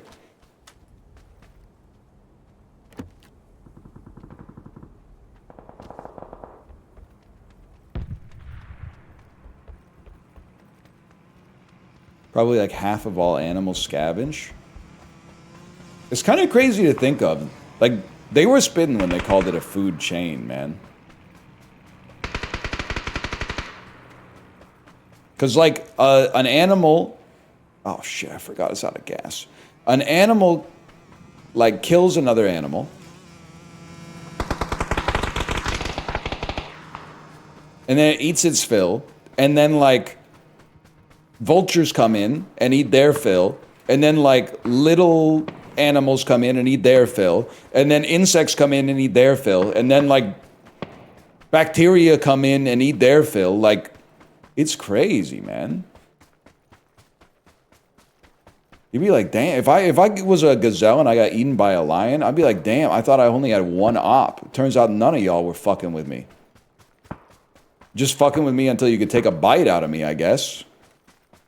Thought I only had to worry about the lions, but nah, man, the fucking ants too. The birds, the ants, foxes and shit, little prairie dogs. Come on, man.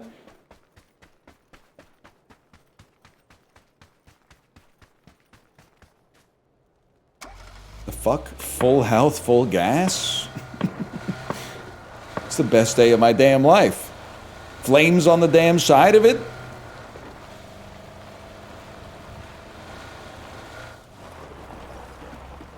Huge.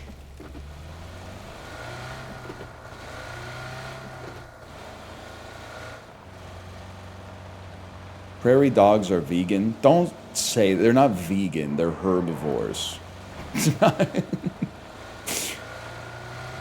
We're the only animal that's vegan, okay?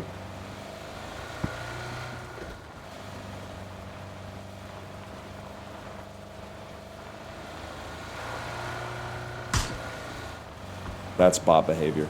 Taking a shot at a moving car and then leaning.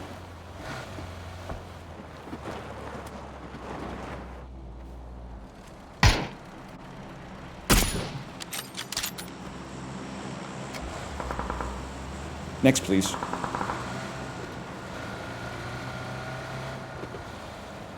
Hang on, I gotta reload.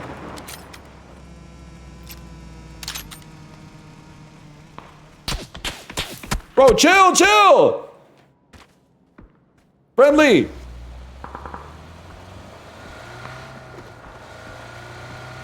Where were you? Where were you? Little El Rata Aranya.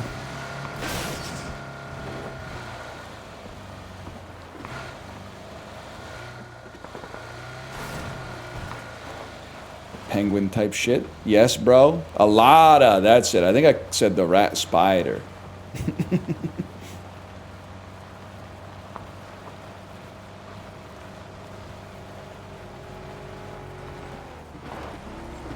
You want the smoke?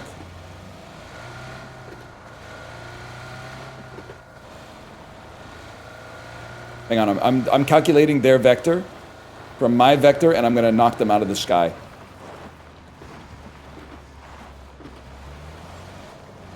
I failed you. Movie would have been an hour shorter if Batman was bilingual. Are they ever coming out with a second one? Or is that just like, they were like, damn, that first one took it all out of us, man. They need a director's cut of Matt Reeves, the Batman. So that I can watch it for 6 hours instead of 4.5. They're never making any movies ever again? Damn, so Marty Supreme is that good, huh?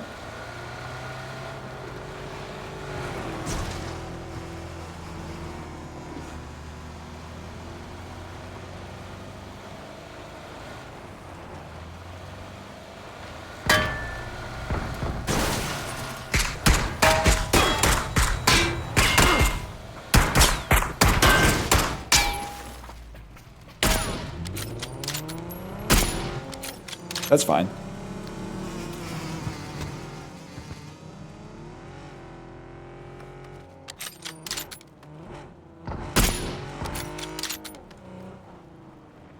You're dead, bro.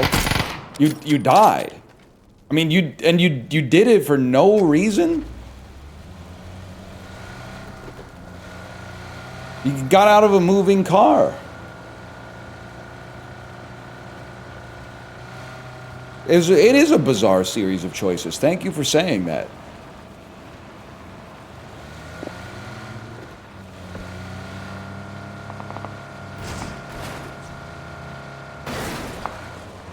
My point.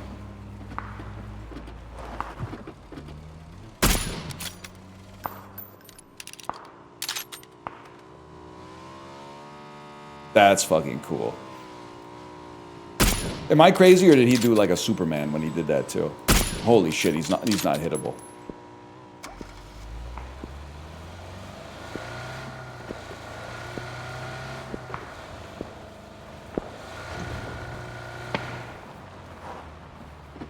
Real question, man.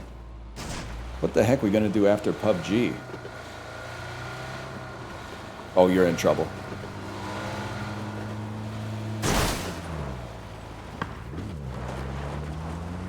That would have been the swaggiest clip of all time. Still pretty swag. Does he know?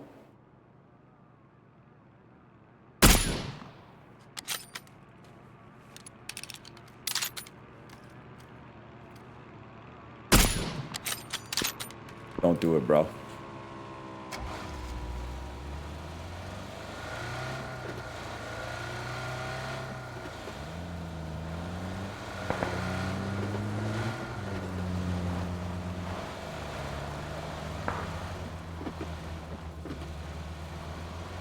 More PUBG?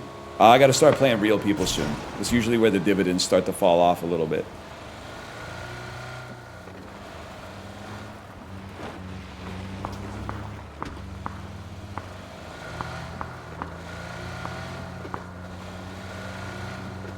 Play some fucking Isaac, man. Do it, do it. I've even got the downhill on you, which means I have a huge speed boost.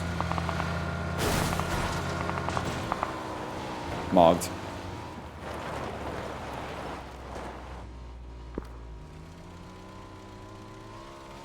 Where is it? Where did, oh, there he is. Fucker. Another Hitman freelancer.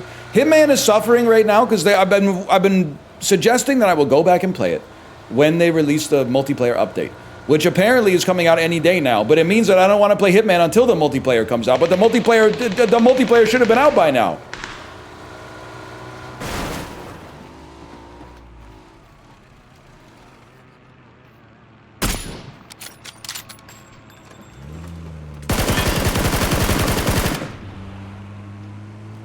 Oh, brother. Here we go.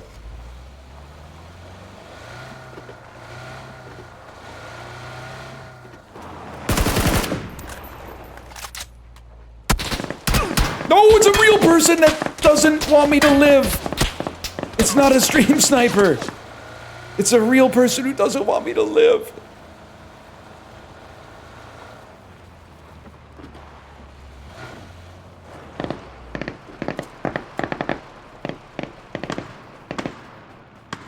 And I can still hear the damn chopper. And I got no heals.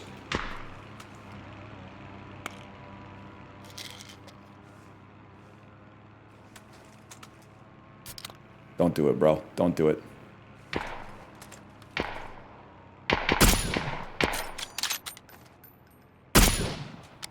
What a fucking shot. Oh my god. Oh my god, are you trolling?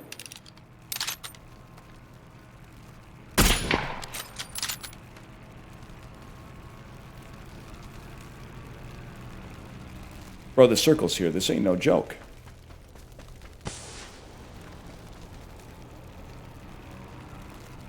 I got smoke grenades all around me.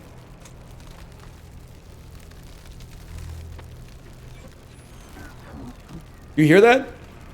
That sounds like a blue zone bomb.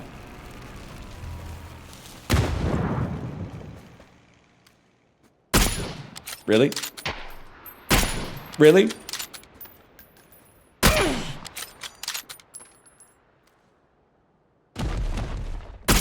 The Pandler.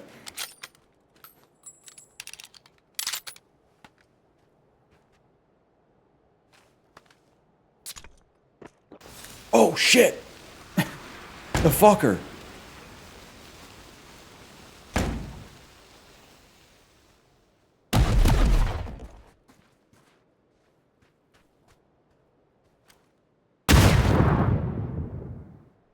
They can't all be stream snipers, bro.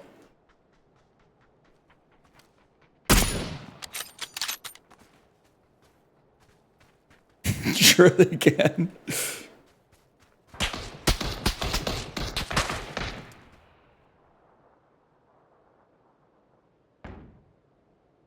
We gotta work together, lads.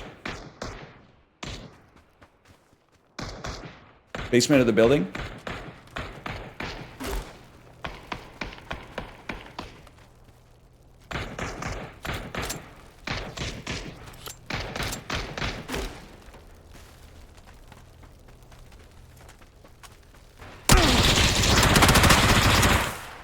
Swag.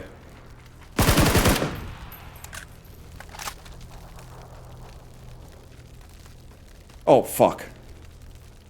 Oh, shit. No, fuck. Oh, fucking fuck.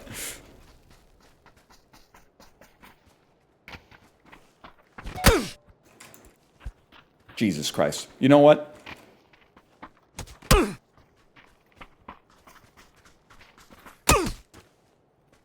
Who's next?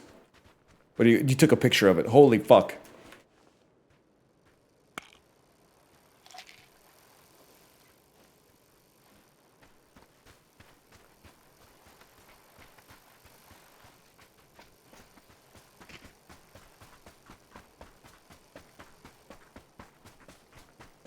Where's he going? Whoa!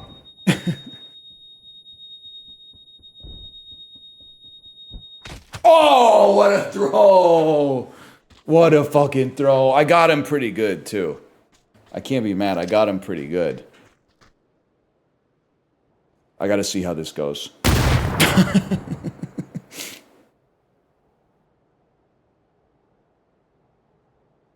So who won? Did we just, like, there's a divide by zero error at PUBG headquarters, man. They just had a game with no wins. This is like some season 3 of Dark shit. They closed the damn loophole. His name was Jonas, bro. Some good kills in there. The dude who was in the house, we fucking killed him for real. Let's call that PUBG. I'm gonna go to the bathroom. Will we go, come back, man? I wanna play some fucking Isaac. See you in a minute.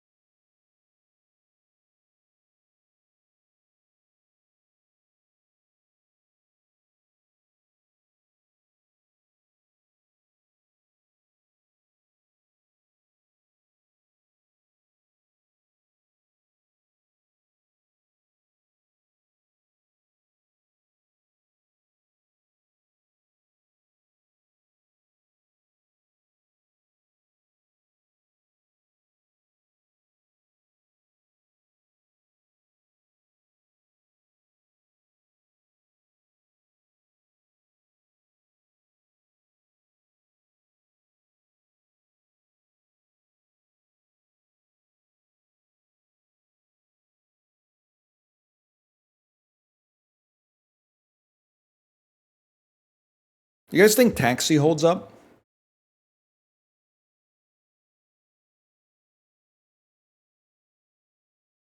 Not the show, the Jimmy Fallon movie with Queen Latifah.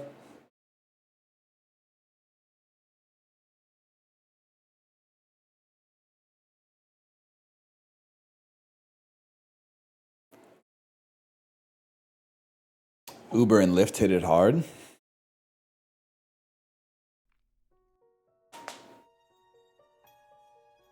I've been thinking about going back to taxis just because the Uber line at the Vancouver airport's too fucking long, man. Lived alone in a small house on a hill.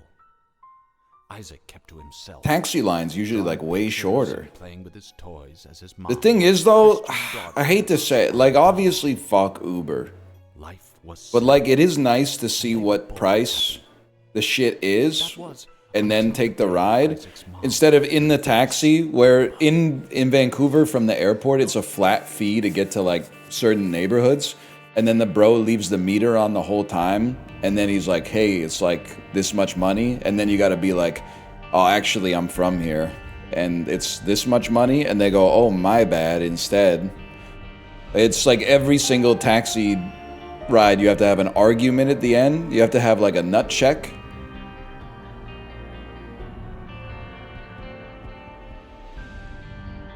That shit's pretty annoying.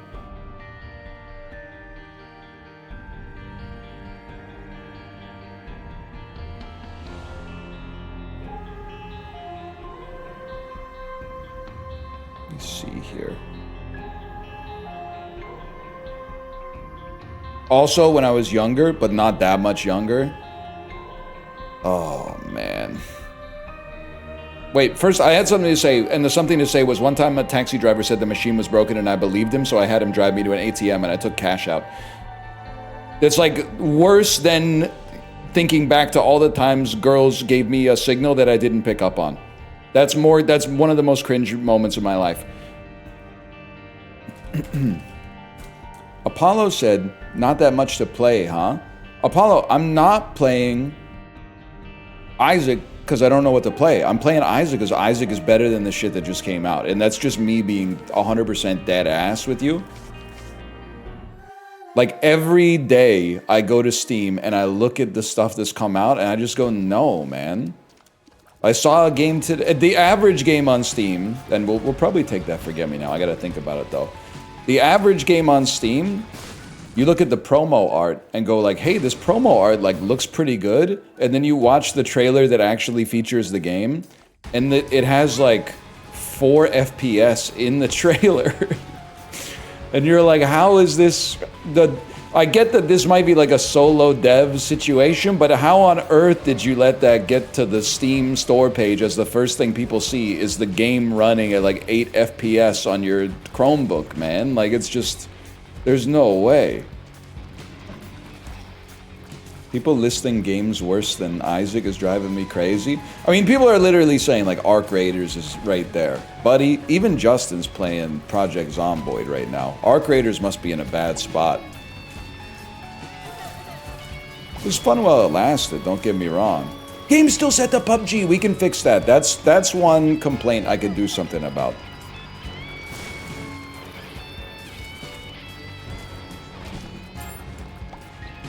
Time to go back to From Software. You guys are doing a false dilemma thing. You're watching something that's good and going, well, you could do something that is different. You're not looking for alternatives, bro. You're like suggesting a restaurant when we're already at a restaurant. Bro, this is the worst time to suggest a restaurant. You should have suggested a restaurant in the fucking car. Also, to the Discorders, who I love, who every day they suggest a game, I'm politely asking you to stop.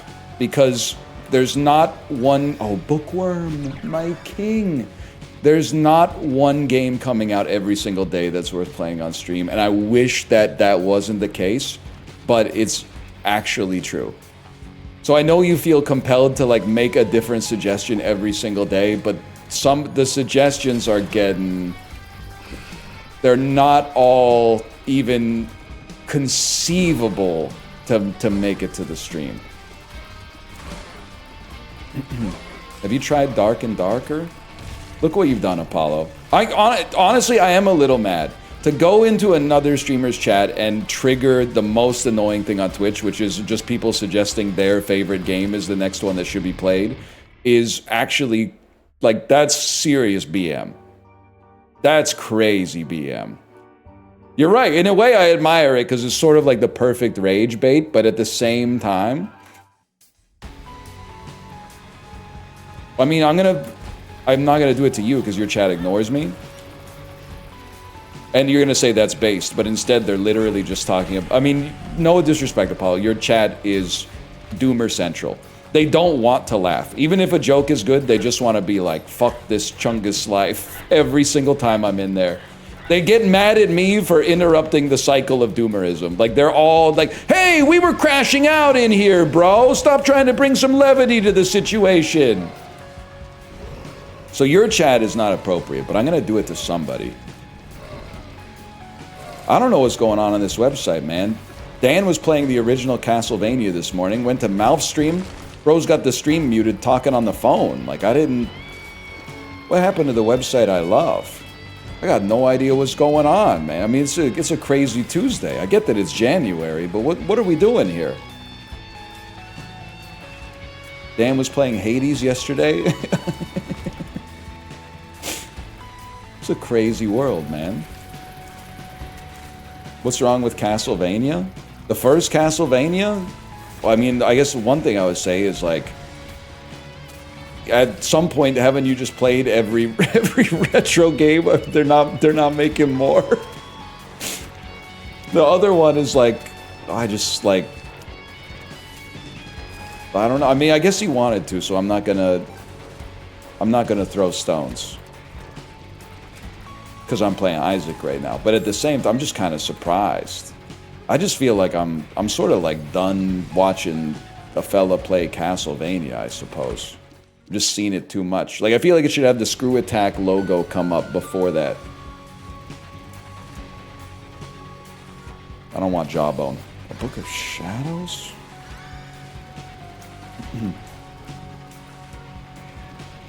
Yes, I played Baldur's Gate 2. I've played every game. I got lots of videos on Slay the Spire, bro. Have I played Super Auto Pets? Yes, bro. I played Super Auto Pets. I played every game.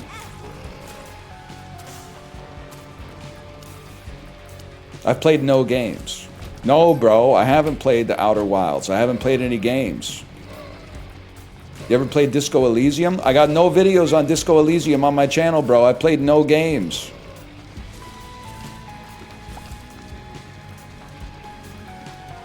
I did play Five Hearts Under One Roof, too. Maybe it's time to run it back.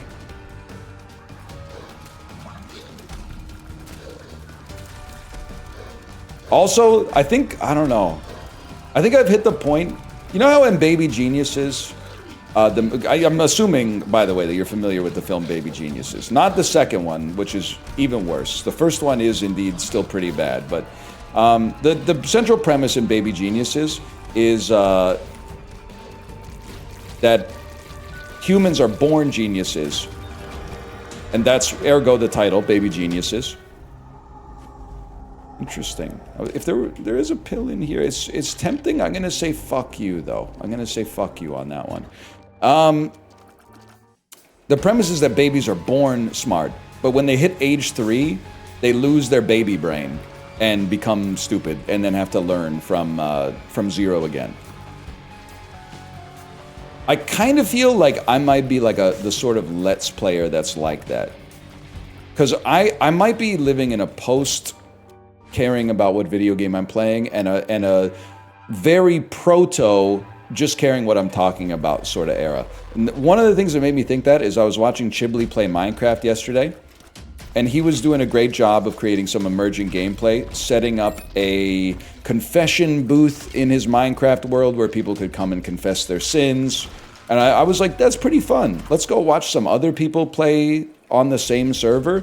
And they were, I don't know if you're still here, Apollo. They were doing like an Among Us 2020 thing where they were going like, They were like in a big area. There were like 9 or 10 of them all talking over each other at the same time, asking each other questions like, you know, who's the hottest Pokemon and stuff like that. And I was like, I can't watch this because it was different. I should pause for boss rush purposes. It was different when like we were all 25, but some of these people are my age and I'm my age, and I just can't be spending my free time watching the which Pokemon is hottest argument with a bunch of people that were born in the 1980s. Like, it just, I can't do it, man. I went straight back to Chibli's stream, and I was like, I'm never leaving here ever again. So I think the game sort of like doesn't matter all that much. My 2 cents, at least.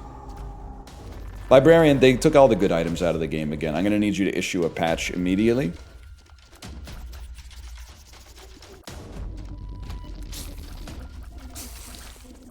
I'd much rather talk about Jimmy Fallon's Taxi. And it's not, by the way, I'm not suggesting I'm better than them by any stretch of the imagination. Just like, I can't be. Because here's the thing.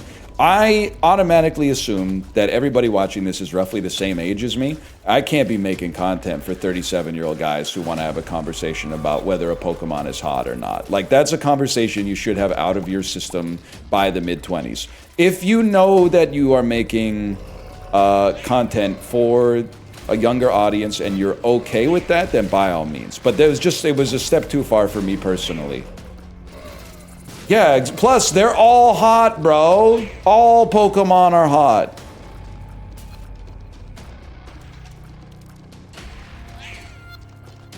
We covered this ages ago.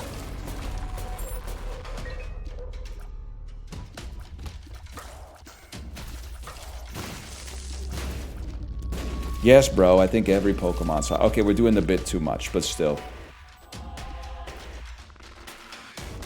I'm honestly also like, I'm kind of surprised that the universe is still making like people who want that kind of content.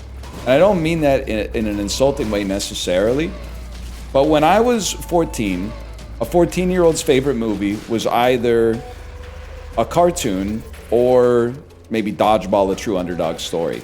And now, my perception of young people is that by the age of like 12, everybody has a favorite Kurosawa film. Like the meta for like watching media has changed so much. They don't enjoy watching bullshit anymore. They go straight to like good stuff. Probably because before they watch movies, they're Googling like, what's a good intro movie to watch as someone who's never watched movies before?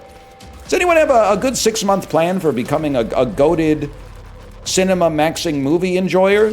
So they're skipping, you know, defining their taste from base principles and inheriting it from like Letterboxd top users instead. But there is no pipeline like that for YouTube, man. That's why I thought the average 14-year-old was watching Let's Plays in like 2010 for sure.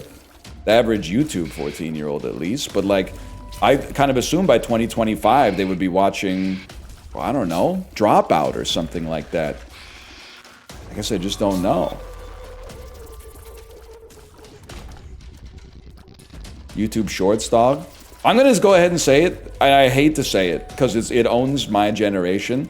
YouTube Shorts are like kind of Gen Z and older coded. I guess Gen Alpha is like 5, so Gen Z and older encompasses like all human beings. But like, I didn't know until I started talking to other dudes my age. Dudes my age are watching Reels, man. It's pretty much like if you see a dude who looks like me in public and he's got his headphones in, there's only 3 things he could be listening to. One is Reels. One is podcasts about how to become a better business leader. And the other one is college sports podcast sponsored by FanDuel. Like, that's it. I'm sorry to say that to men who are approaching, or me, but you'll know if it's a fellow like me because he'll be going, "Who is the gaucho amigo? Why is he standing in your spangled leather poncho with the studs that match your eyes?" He'll be saying some shit like that. You know what? I'm sick of moving so slow.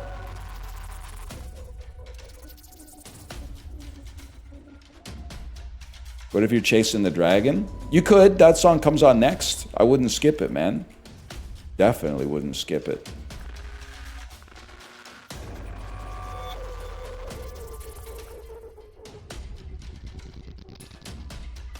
Huge! Your ghost, my goat.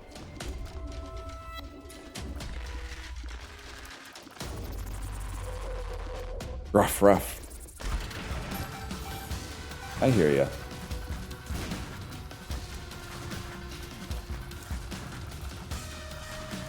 Bach for me lead. I don't know what it is. Bach for me lead. What is that? Is that Australian? What am I trying to do there? South African? I'm not sure. Bach for me lead. Why'd you read it? I didn't know what to say, quite frankly. If it's me, I'm going screen door slams. Mary's dress waves. Like a vision, she dances across the porch as the radio plays. You think I don't know what the fuck I'm talking about? Roy Orbison singing for the lonely. It kind of blows my mind that a lot of y'all don't know lyrics. How can you not know lyrics, man? They're in the song that you're listening to. It just doesn't make any sense to me. This is why I like to stream by myself. Because when I stream with Corey, if I know the lyrics from a song, I don't know why. Maybe one day he'll tell me where the trauma came from. He treats it like an attack on him that I know the lyrics from a song. And I don't understand. But these are songs that we both listen to, and I remember them. So I don't know why he's taking offense.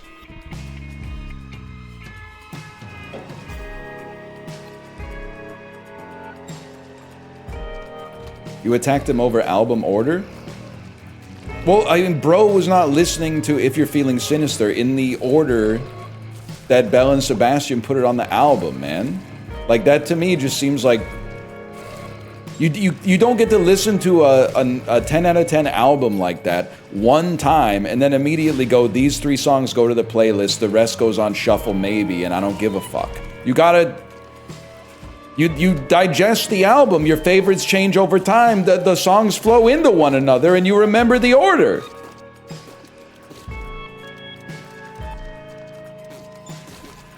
Why not? Well, because good art changes over time, man. When you sample a wine, I imagine, you don't just put it in your mouth and swallow and go, oh, add that wine to the collection. Let me update my wine.com list so everyone can see how much wine I consume, and I'm a real wine head. You put it in your mouth, you fucking swish it around, and then you like breathe in through your nose or some shit like that. And then you're supposed to spit it out, but that's actually where Paul Giamatti drinks from. That's Paul Giamatti's cup. It can be nice to sample the same thing more than once. You learn some like different layers, man.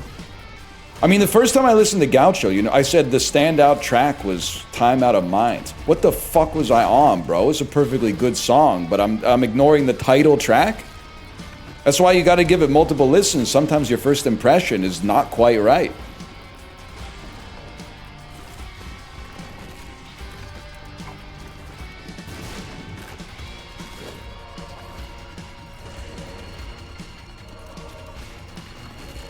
It's the most uplifting song. It's literally about doing drugs, so you're evil. Give me this. Act broke, stay rich. Reroll that one, no thank you.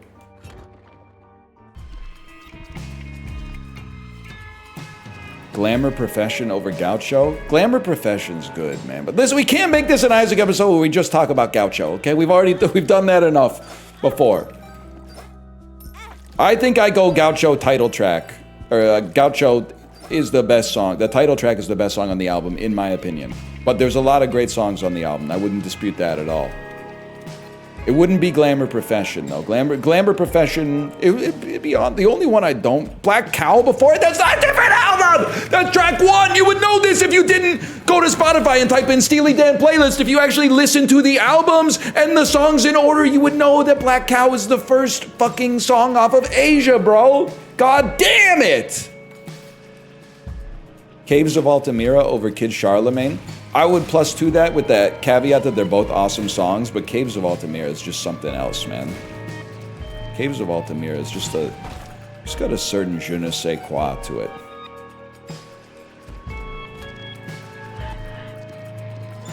Asia's better than Gaucho, though. I'm literally science is still trying to figure that out. I still haven't completed my research into that. I go back and forth like a Dismemberment Plan song.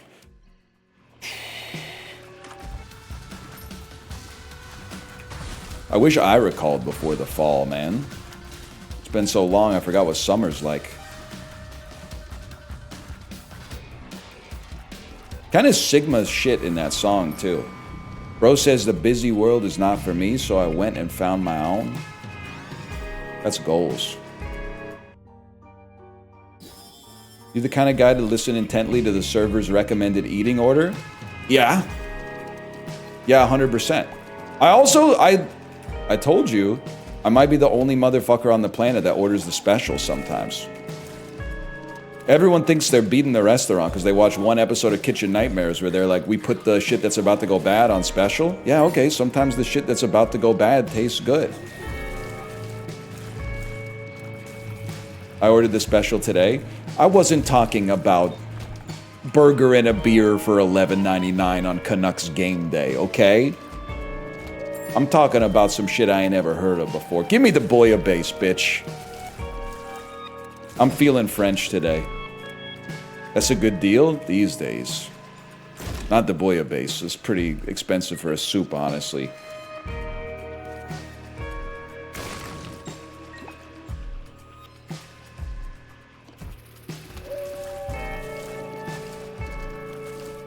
You're an elitist? I don't think so, bro. I'm eating chicken potato. We'll see who's a damn elitist. I'm having a baked potato and a chicken breast for lunch. All of a sudden, everybody's like, oh, do you have some fucking...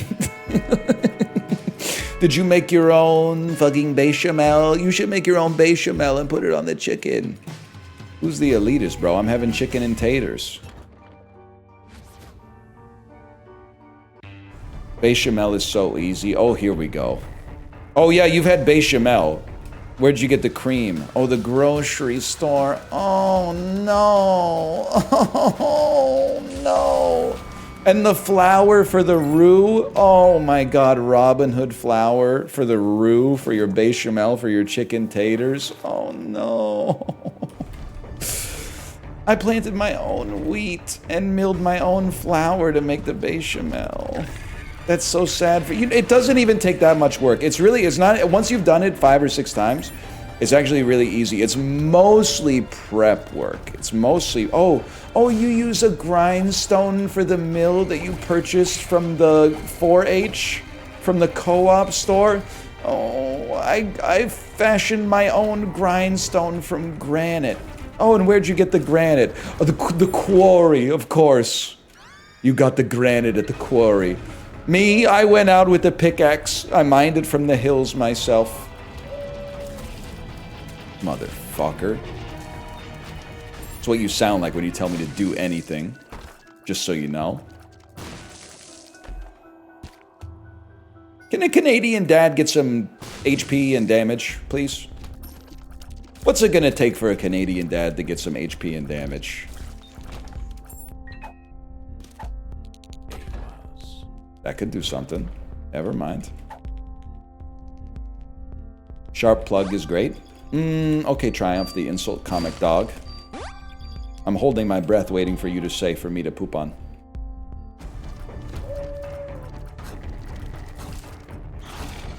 You're Canadian? It's more likely than you think, bro.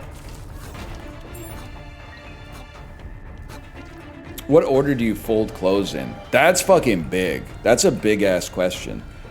One thing's for sure, I think you start from the end. Socks go last, because you need to get all of the bigger clothes out of the hamper before you actually have the full inventory of socks. So socks go last. Otherwise, and maybe this is not meta, so I apologize. But otherwise, I just kind of fold them in the order that I take them off the stack, you know? But even that's disingenuous, because there's an order I grab. If there were like 3 things that were all in grabbing range, I'd probably grab underwear first, just because it's the easiest to fold, because it's essentially like a square. So if I'm being 100% honest with you, I'd probably go underwear first. Then I would go like t-shirts. Following that, irregular items. Or I'd probably go pants next, I guess. Probably go pants after that. Then irregular items like towels, washcloths. That's huge. Etc., etc. And then socks last. That sounds about right for my... that sounds like honest for my laundry meta. Hey, unofficial NL VODs, thanks for the gifted subscriptions. Thank you.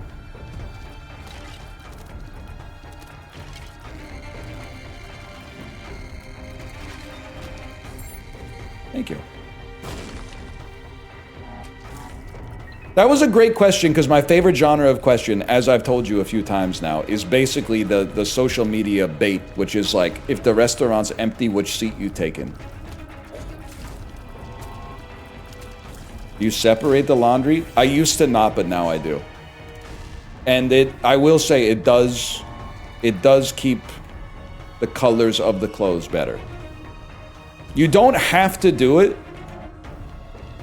but I do think that if you're ever like, why are my clothes not looking as fresh as I'd like them to be? That's one of the first things that I would look at for sure. Okay, that was actually kind of huge. Speaking of which, I walked right into it because I was looking at chat. Embarrassing. Oh! If you shit yourself, what item of clothing do you remove first? It's got to be the underwear, then the pants. It's underwear, then pants.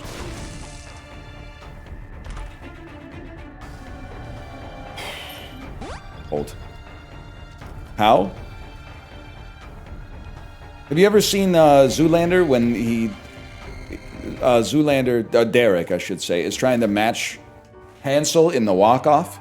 It's kind of like that.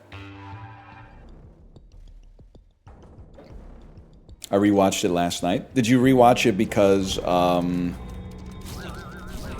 we were trying to figure out whether Ben Stiller's fit, skinny, jacked, cut, or shredded? I maintain that he's jacked. And I'm not even gonna... Canonically, we know he's shredded, because I'm not gonna entertain any debate on that. Because in Tropic Thunder, Robert Downey Jr. says, "You more shredded than a Julian salad." I guess it's Kirk Lazarus that says it, but you get the idea.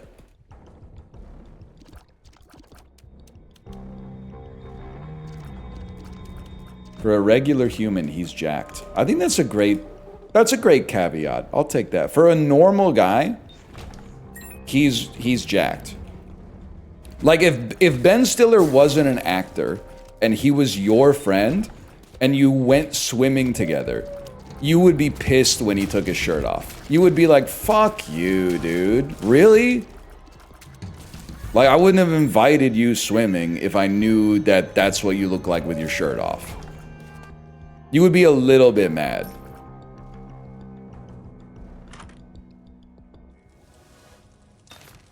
Huge. I wouldn't be pissed. I'd be drooling. It's too bad Ben's already put you in the friend zone. Ben's not into you in that way. He's into you more just as like in a platonic sense.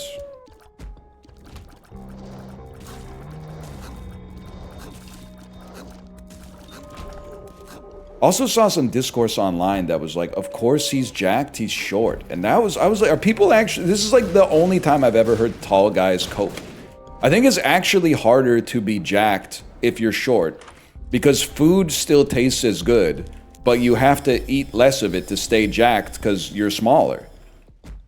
Like, the food tastes exactly the same, but you're not allowed to eat as much, or you won't be able to see your abs anymore.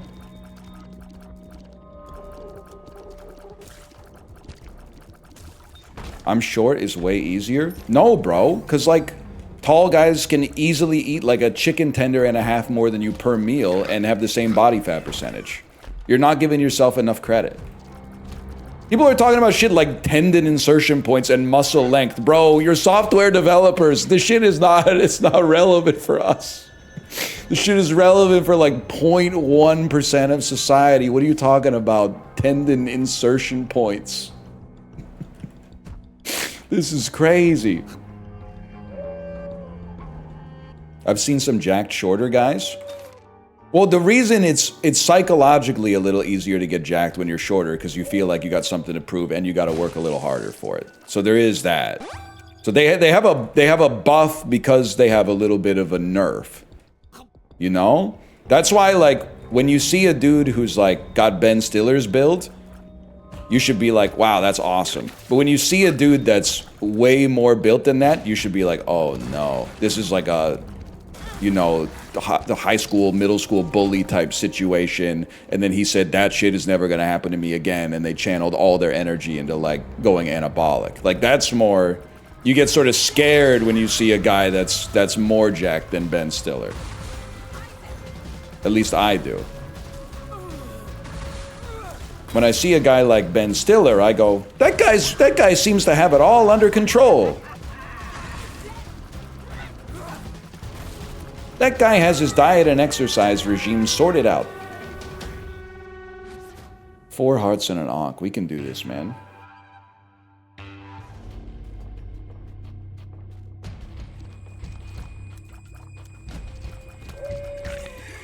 Severance kind of goated. First I've ever heard about it. How did we have Apollo in chat, by the way, and no one told him that I started watching The Pit? And people are like, you've stopped watching it. No, I have not stopped watching The Pit, you liars. I watch it in the liminal space between movies. I think it might be here. Fuck. And you're gonna say, what's a liminal space between movies? 180-minute bike ride, 150-minute movie. The overflow goes into 30 minutes of The Pit, bro. It ain't that complicated. Now, it's not gonna be the most efficient way to watch a television program, but, you know, over time, you get there.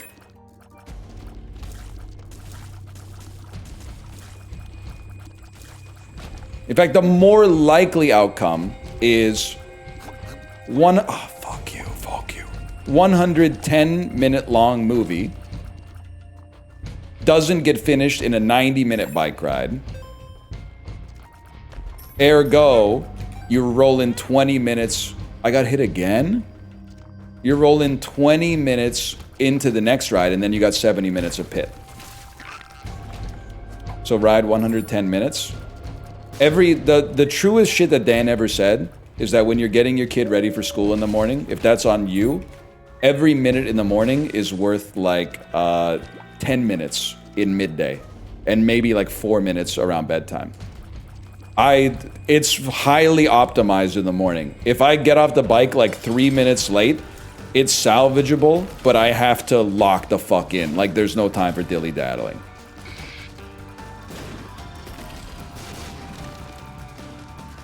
And to be fair, it's not impossible to wake up earlier, but I'm already waking up so early that it's kind of annoying. Like, it's kind of having deleterious effects on my family.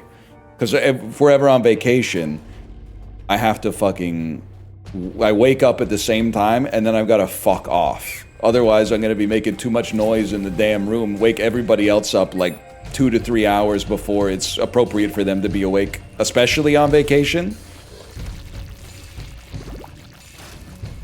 I don't really want to be awake consistently like 4 hours before the rest of my family, because I go to bed at the same time.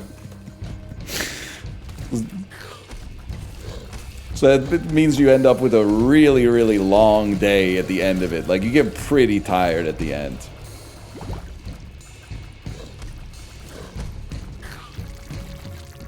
So you sleep less than them? Yeah. Well, to be fair, my daughter's 5, so she needs a lot of sleep, and my wife is beautiful, so she needs even more. I'm just out here riding the damn bike, man.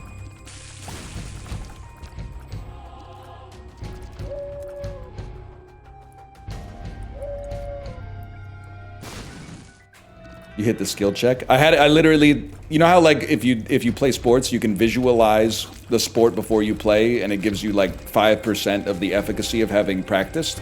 That's what I did. I literally said the line in my head.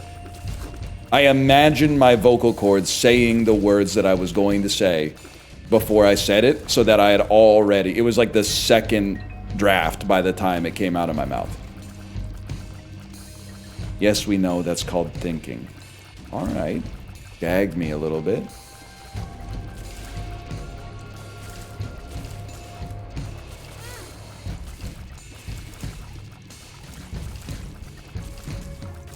So don't get me wrong, it's tight in the morning, but you just kind of get used to it, man. You get used to getting about 91% of the way through your average movie, and you still got a little bit left over, but you're just like, oh, whatever, I'll run it back tomorrow.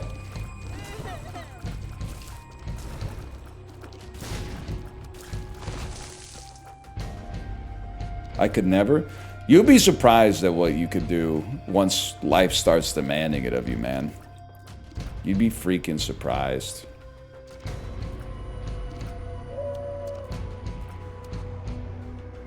Here? Here. Interesting. Favorite pick character so far, based on the 2.5 episodes you've seen? I've seen 1 episode.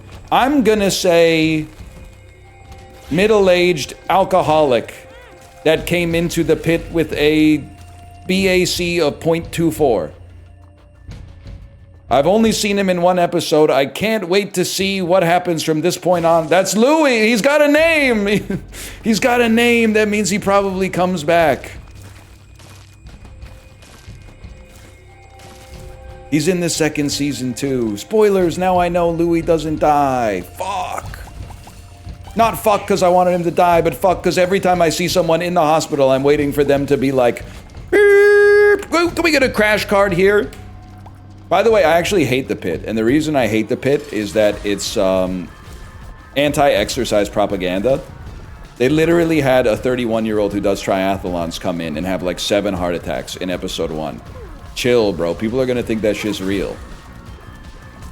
If you are 31 and you do triathlons, you are never going to die. The show is a work of fiction. You are, every time you do a triathlon, you're adding 2 weeks to your life. So as long as you do a triathlon within the 2-week period, you mathematically cannot pass away.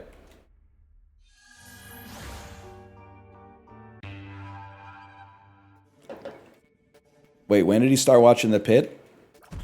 Apollo, I'm watching it in the liminal spaces between movies when my ride length and the movie runtime have a gap. So I'm an episode and a third into The Pit season 1 right now. And I'm enjoying it a lot. And you know what? You know what got me? I'm sure almost everybody or many people had the same reaction. But after the first episode of The Pit, I was like, damn, that's a crazy day. If that's the average day in the hospital, count me out. And then the second episode starts and it says hour 2 and you go, what? Hour 2? Oh, shit. No shot I'm doing that, man. You can catch me spinning signs or whatever. Why would I have dog tooth? Why am I doing this? But be patient with me, Apollo. It probably will take me a while to get through the episodes. But actually, you should be thankful for that. Because once I get through The Pit, I'm going to start being annoying to you about heated rivalry. And the best part is, it works awesome for me. Because if I've watched Heated Rivalry and you haven't, and I recommend it to you and you drag your little heels, it's going to make you look problematic for not watching the gay hockey show. Which is fucking funny because you're bisexual?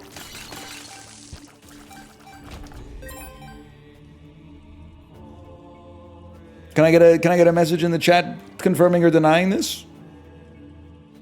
Why the question mark? I don't know, man. To be honest, it's none of my business. If he wants to tell me, he could tell me, but otherwise, it's not really any of my business.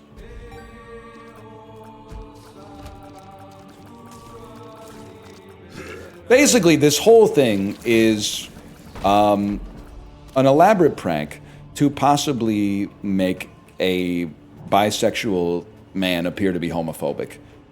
Which I don't believe he is homophobic. Which is why it's funny to make people think that he might be.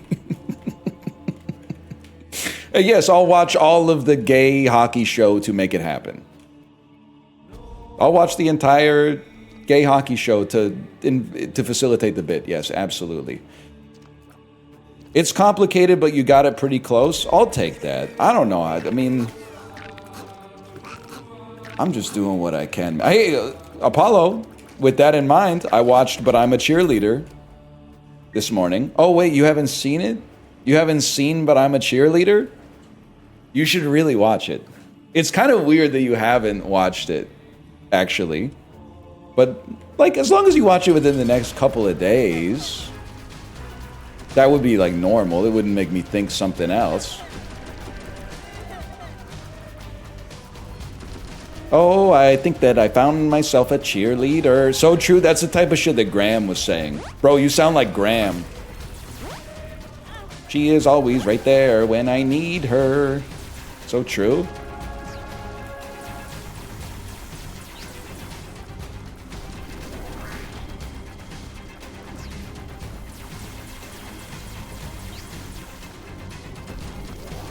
Hold. I can't say what I want to say on Twitch. Bro, I tried to make the title, Do I Look Like I Dilly-Gaff Today? And Twitch said this title violates our moderation policies. I was like, what the fuck do you mean it violates your moderation policies? Dilly-Gaff is against TOS? Does it look like I give a frick?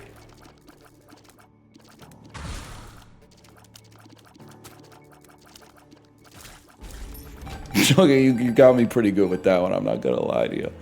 I gotta get out of here though. But first, there's no. Oh, why don't you save your bombs for the chest, bro? There's no fucking tinted rocks on the chest, you noob. You fucking noob. Great. And now I don't even know what the fucking items are. Fucking does nothing. Does nothing. Does nothing. That one ain't that bad, but it ain't that good. What's your grocery store shopping order? Well, the first thing you need to know about a fellow like me is I love going to the grocery store. So I'm there often enough that I think this question is not really that relevant. Because I usually am just there getting a couple of things that I need. So in that case, I go straight to the couple of things that I need. In the rare event I'm doing a big grocery shop, I mean, I think this is just meta, to be honest, so I hate to even say it. I go the perimeter, and then I do the entire perimeter, because you're gonna need produce, you might need baked goods. Obviously, you're probably gonna need some meat, so you gotta go to the deli. And then I forage on the outside and I hunt on the inside. Yeah, this could give me guppy. This not gonna give me guppy. It probably ruined my run. Because you buying too much stuff from the outside of the grocery store is not that bad. Oh, I've got too much fruit. Buying too much stuff from the middle is where you can go wrong. Depending on what you're purchasing anyway.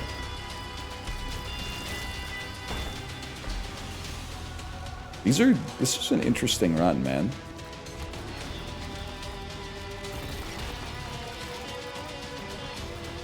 Oh no, my shit too healthy, my smoke too loud, my swag too tough. I know, it's like, it happens. Fuck it, I'll open it.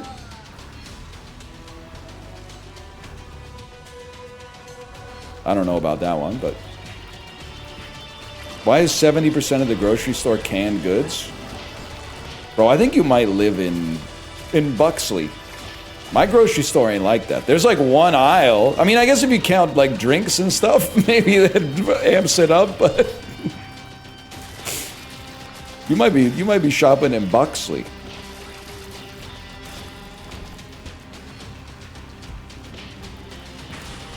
Our grocery store's got like one canned food aisle.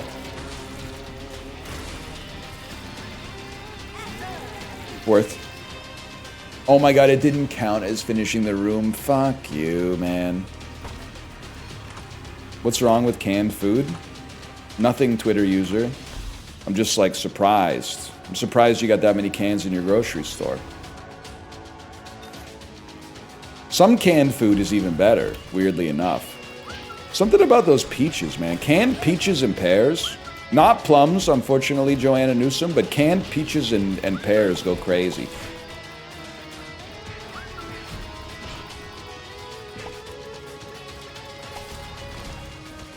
Might as well, man. Gosh.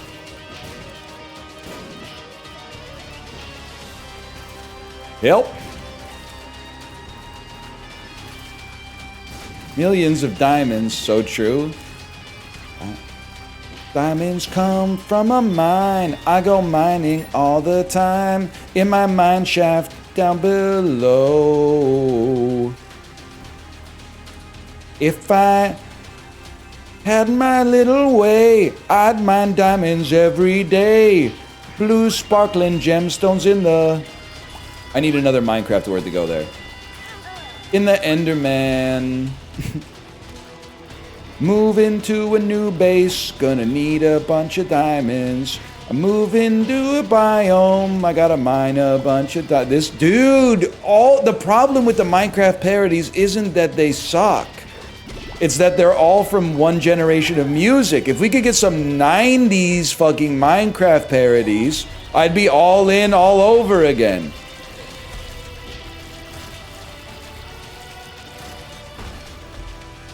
Please give me something good. I don't know about that one. I need gold and diamonds, yeah. Who's that making mysterious hisses in my direction? Mama, this surely is a creeper. Yeah, mama, this surely is a creeper. Could work. Dude, these items are fucking crazy. This is insane.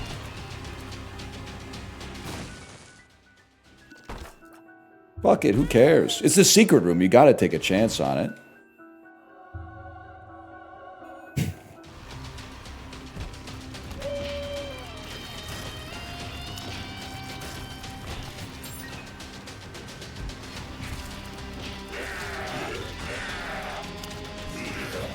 I'm channeling Marshawn Lynch. I'm going Beastquake mode. Oh, whoa! Because I got Isaac's hard, man. Ah! Ah!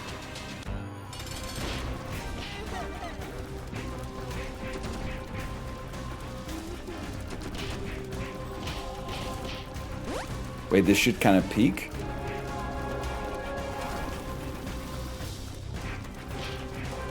Apollo, I also got a PUBG solo win today. And there were some real humans killed. Also, Apollo, did you see my fucking clip from yesterday? Where I got the dude with the one shot from a car over the top of a building from 320 meters away? It was crazy!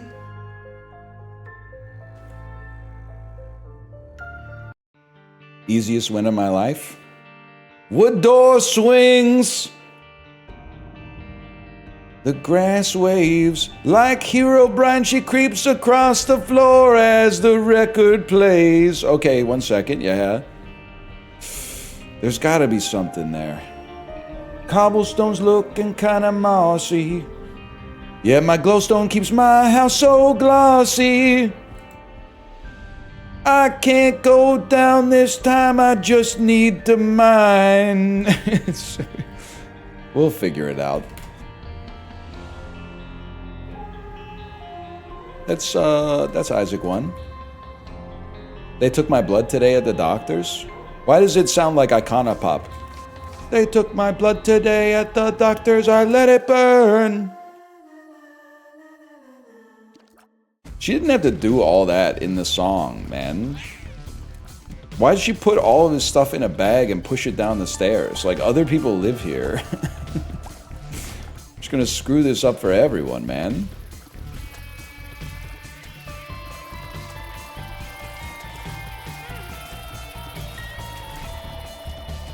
Reckless and irresponsible behavior.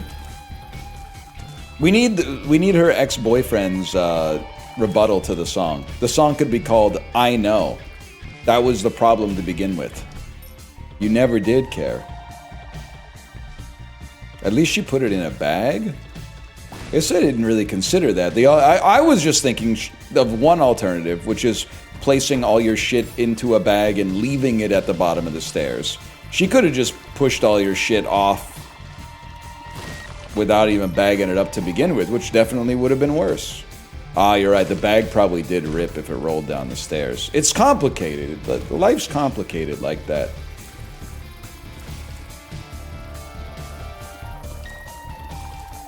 I know Avril was gaslighting that fella in Complicated. First lyrics to the song, chill out. Bro, nobody's raised their voice or anything. You chill out.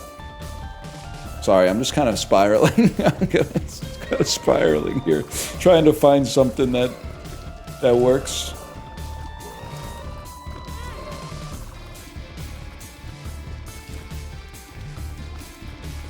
Keep spiraling? I don't think I have anything else.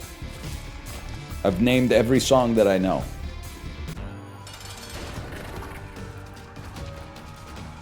Rank 90s rap albums. I mean, I don't know every 90s rap album.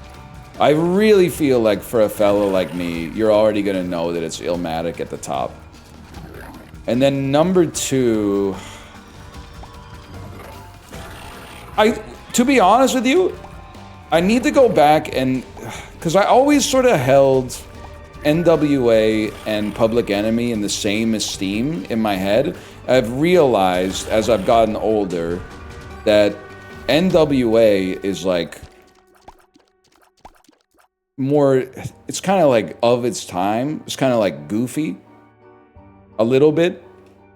Like they were not doing all, corny is a good way to describe, like they were not doing all that in, I'm going down to the next floor. They were not eating people, I guess is what I'm trying to say. And Ice Cube does threaten to eat a police officer in... I think it's in Fuck the Police, but they're also saying a lot of that stuff in Straight Outta Compton. Well, in a lot of the songs, to be fair, but... So I need to go back and listen to the Public Enemy stuff. I do like Midnight Marauders, Low End Theory, Millennium, of course. Will 2K is a classic. Wild Wild West soundtrack. 12 Inches of Snow.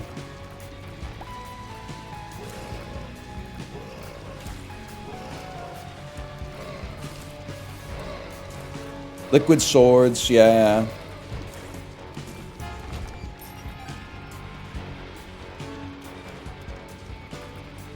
That's about it. That's all I got. You a big fan of who? I don't know why when I said it, it sounds like Steve Harvey. Yeah, I'm a big fan of the World Health Organization. I think. Chat, wait, how do I feel about the World Health Organization?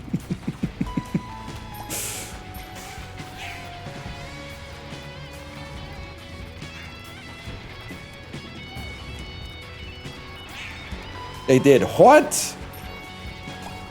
I was kind of tweaking because I got a letter, well, we got a letter from the Health Department of British Columbia that was like, hey, the school is having like a vaccination clinic soon. Here's what we have for your daughter's vaccine record. Please let us know if you'd like her to get these vaccines.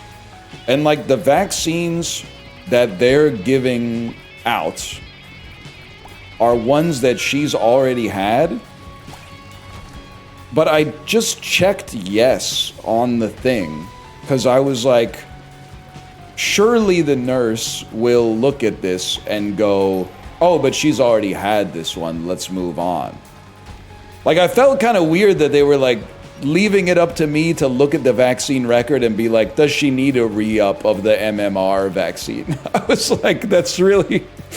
I sort of trust you guys with that information more than anything. Shouldn't you look at the vaccine record and be like, she needs this one?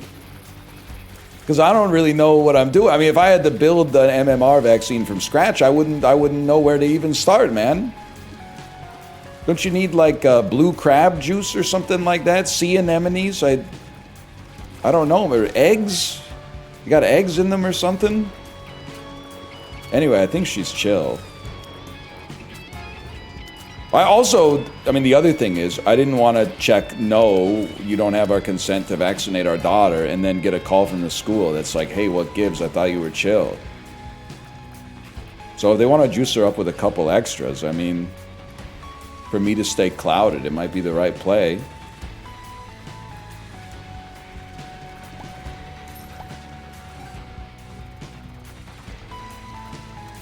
I should get a filing cabinet, unfortunately.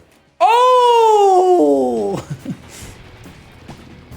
Paulo, you want to get an espresso machine with me? You want to go 50-50 on an espresso machine? I was thinking we could get a Breville Bambino Pro, but if you wanted, we could get a Gaggia. I hear they're pretty good too. Juiced up son or anti-vax daughter? Oh, fuck.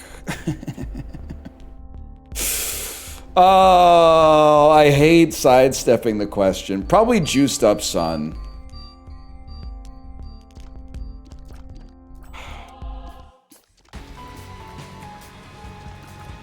Yeah, probably juiced up son. Because I feel like if your son is on steroids, you could at least be like, don't do steroids. You know, you work at Microsoft or something like that. And then he might be like, Dad, I need to do steroids. I'm looks maxing. And then like at least we'd be like, okay, let's just try to put this to the side and have a nice dinner or something like that, right? But I feel like anti-vax implies so many like other conversations that could easily ruin every dinner time that we ever had forever. Like, I already know if you're an anti-vaxxer, we can't talk about shit except sports. Can't even talk about the damn weather. You're gonna start telling me that you know, it's like AOC made it rain today or some shit like that. At least my son was kind of like Bane coded. He might still, you know, watch some movies or some shit like that.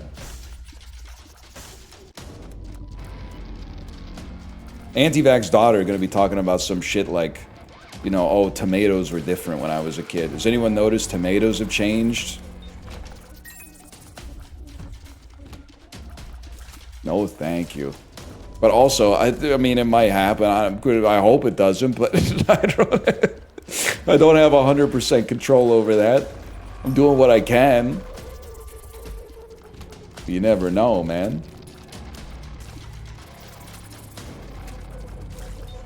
Tomatoes have changed, though. Yeah, but not in my lifetime. Like, when they were making them, you know, back in, like, the 1800s or something, I'm sure they were all sweet as fuck. But they've been red water since I was born, basically. I learned to like them regardless.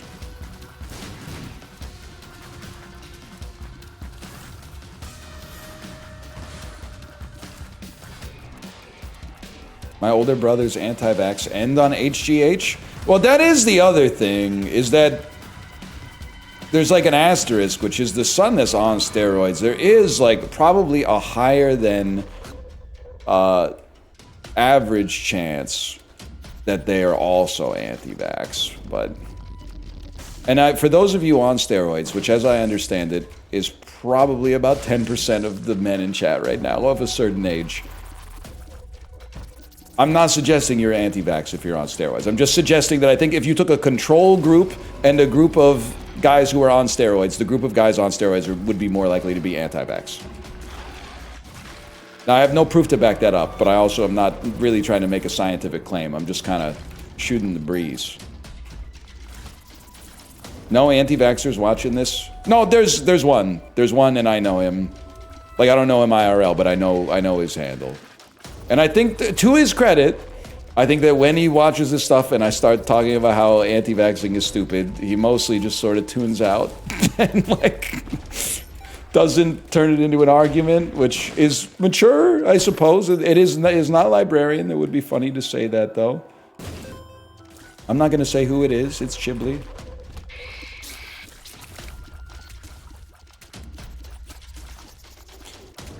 To his credit? Well, I mean, it could be more annoying. Like, an anti-vaxxer who doesn't want to argue about it is better than an anti-vaxxer who wants to argue about it, because, like, I mean, we ain't convincing each other. It's a crazy room, man.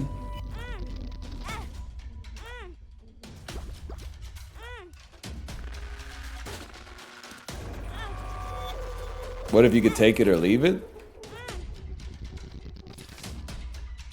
I mean, I don't know. I don't really want to talk about it. It's just that I mostly think there's not that much like humor involved. I just re-up my monkeypox vaccine every year and then just kind of, you know, the rest of it, whatever, man.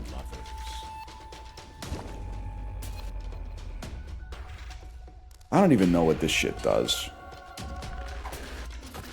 Black market, please. Kind of funny to get polio in 2026. Sort of. In a manner of speaking, I suppose. I am going to be pissed off if a kid in my daughter's class gets measles. Because I know all the parents. I'm going to freak out if a kid in my daughter's class gets measles, man. We can't be having that.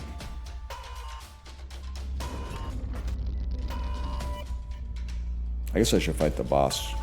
Or smallpox. I'm sorry, I shouldn't laugh because it's probably horrible, but like, if I get a note or an email from the school that's like, class is canceled because one of the kids had smallpox, I'm gonna freak the fuck out. I'm gonna lose it, man.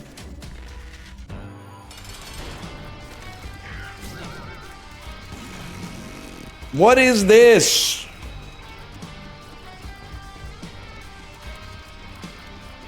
You had lice yet? Someone in my daughter's class had lice, but nobody's talking. And this was last year. Nobody spilled the beans on who it was, which is good, but I'm nosy. I want to know, man.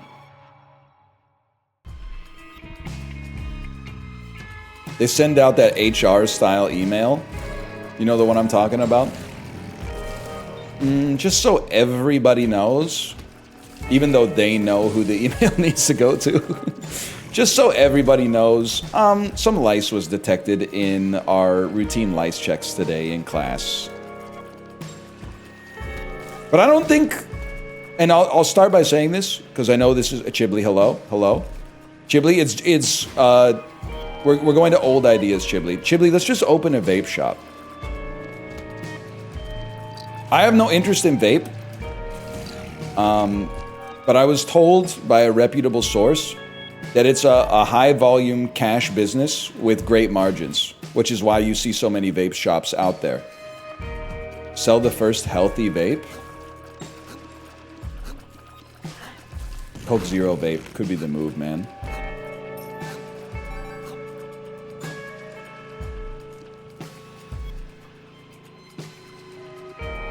Oxygen vapes? I don't know, man. I think we could just open like a regular vape shop. It seems like you could probably pay like a little bit of money to a guy who owns a vape shop and be like, can you teach me how to open a vape shop? And he would teach you how to open one. And then, I don't know, you just make a lot of money after that. I guess the next step is you just make a lot of money. Then you make a little bit of money and you start stocking like the Korean Cheetos and stuff like that. And then the Bitcoin ATM, they call you about putting a Bitcoin ATM in there. And then, I don't know, maybe like Funko Pops or something like that.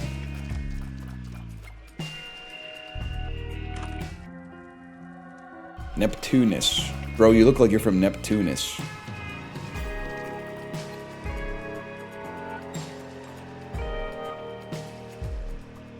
Is Neptunus good? Nobody put any emotes in chat. 6-7 vape. 985 vapes. That could be our store, man.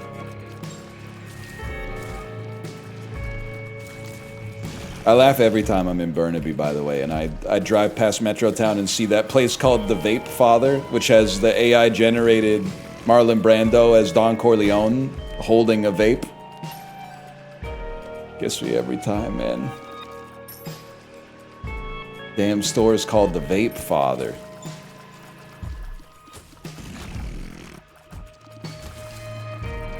Eight vapes a week? 8 vapes a week.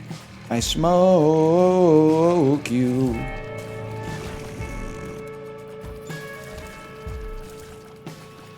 People are gonna do that with your likeness? Whatever, man. We got bigger fish to fry.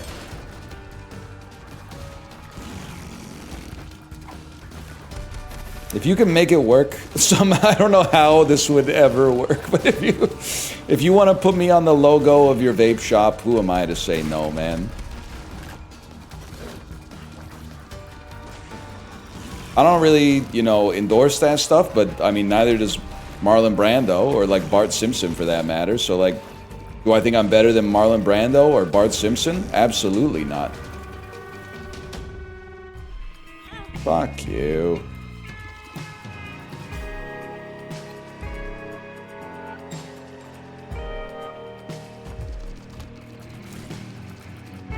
What about Calvin? Actually, that's what's fucked up, man. You don't see nearly as much Calvin pissing on stuff anymore. It's my problem. Everyone just wants to argue these days. Nobody just wants to be like, I don't like this thing. Let me get a bumper sticker of some kid taking a piss on it. That was when, like, we had peak high trust society, man.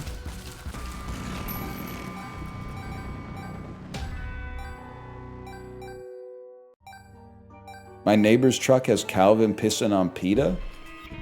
What? Where's Lois, man?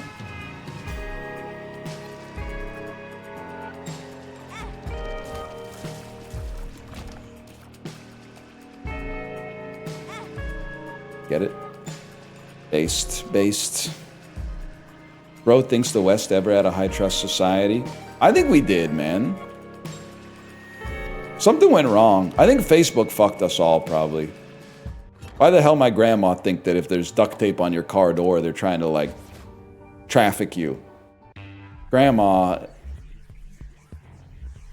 I don't know how to tell you this. I don't think anybody out in Kingston, Ontario is trying to sell you into, like, a human trafficking ring. Your working days are behind you. They ate, oh my God, my trinket.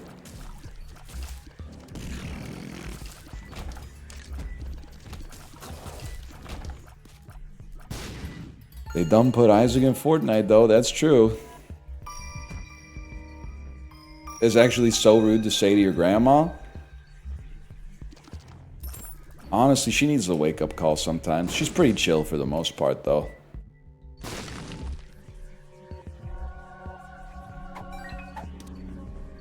I don't want this trash, dude. Grandma's seen some stuff? She did have 3 kids by, like, the age of 19. So I gotta cut her a little bit of slack.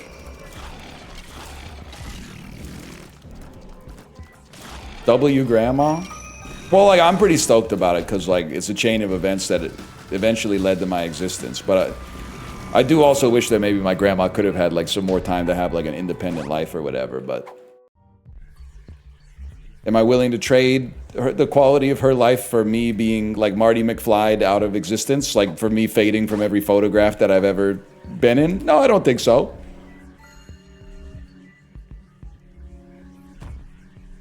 Problematic? Bro, my grandpa was 19 too. Not when I was born, that would be fucking crazy, but...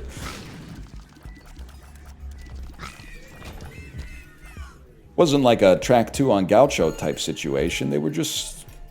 They were high schoolers. It is kind of crazy that, like, they had, like, a teenage pregnancy and then said, we go again. Like, that's a different era, man.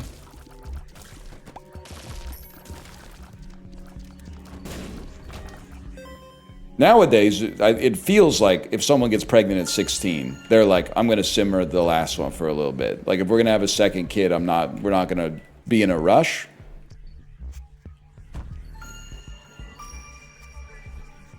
Back then, they were like, well, I guess we're in the phase where we're starting a family now. Nothing else to do? Maybe. I don't know. They did sleep in separate beds for the entire time that they were both alive, that I was also alive. Which I think is sort of understandable given if you have like 3 kids with someone by the age of 19, it's probably hard to make it to the end of that without having a little resentment. I'm sorry, I can't grab the other item. I wish I could. I can't grab the other item. It would leave us on like 2 hearts. I might die. Fuck it, we go again. Yes!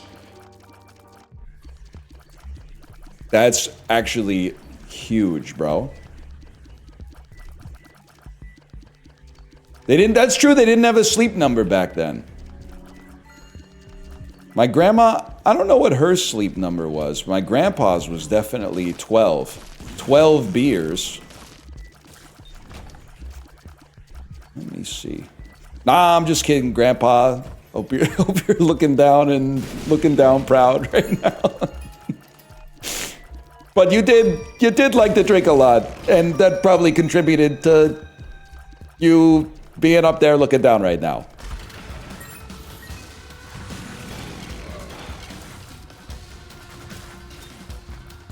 Which one had the crazy stories? He's still alive.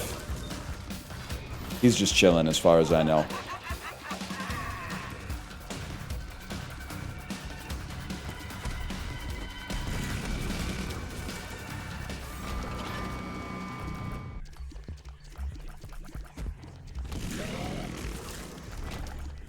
What do you got for me? Oh, this is incredible! Can't blame a guy for knowing how to have a good time. It's actually, like, this is a crazy fucked up thing to say. But it's literally my family, so I can say whatever I want. It's actually for the best that Granddad didn't make it to the time where you could actually, like, gamble in an online casino in Canada for real money. Because that would have been catastrophic for my grandma's finances, for sure. Like, bro was gambling too much at a time where you still had to drive, like, maybe an hour and a half to go to the casino. In a world where he could have just, like, had 3 glasses of wine and then gone to, like, you know, slotmachines.ca or something, that would have been really bad. So yes, in a way I am saying, rip Grandpa, you would have loved, well, I'm trying to think. Well, you know, this is a huge dub. Despite watching a lot of sports, I can't conjure the name of an online slot machine right now. So basically, fuck you, all the people trying to run online casino advertisements in Canada right now.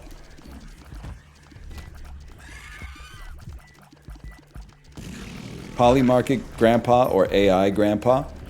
I would rather have AI Grandpa. Either a grandpa that is into AI or a grandpa that is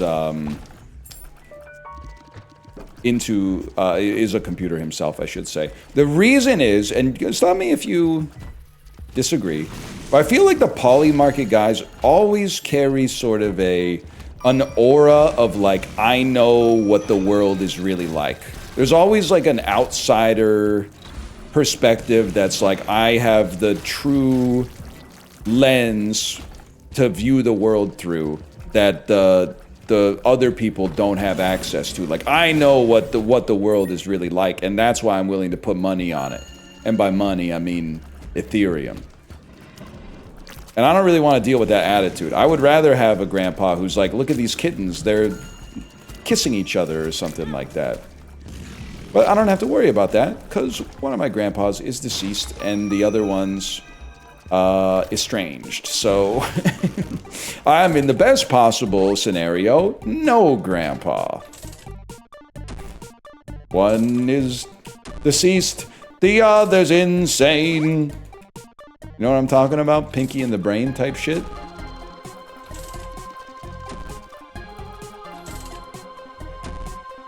If he's estranged, just tell the story. Ain't my story to tell ya, bro.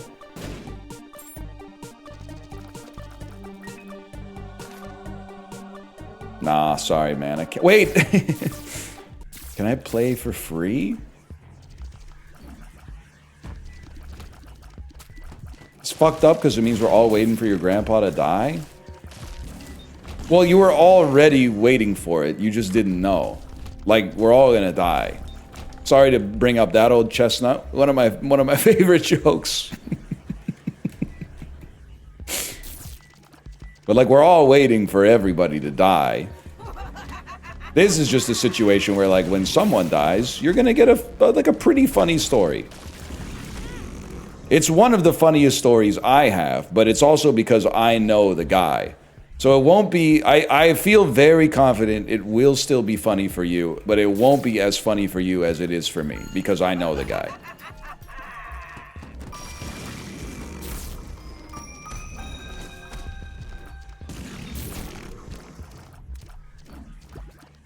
I'm not waiting for you to die? Okay, but that sounds, when you put it that way, that sounds like a threat. It sounds like you're threatening my life when you say it like that.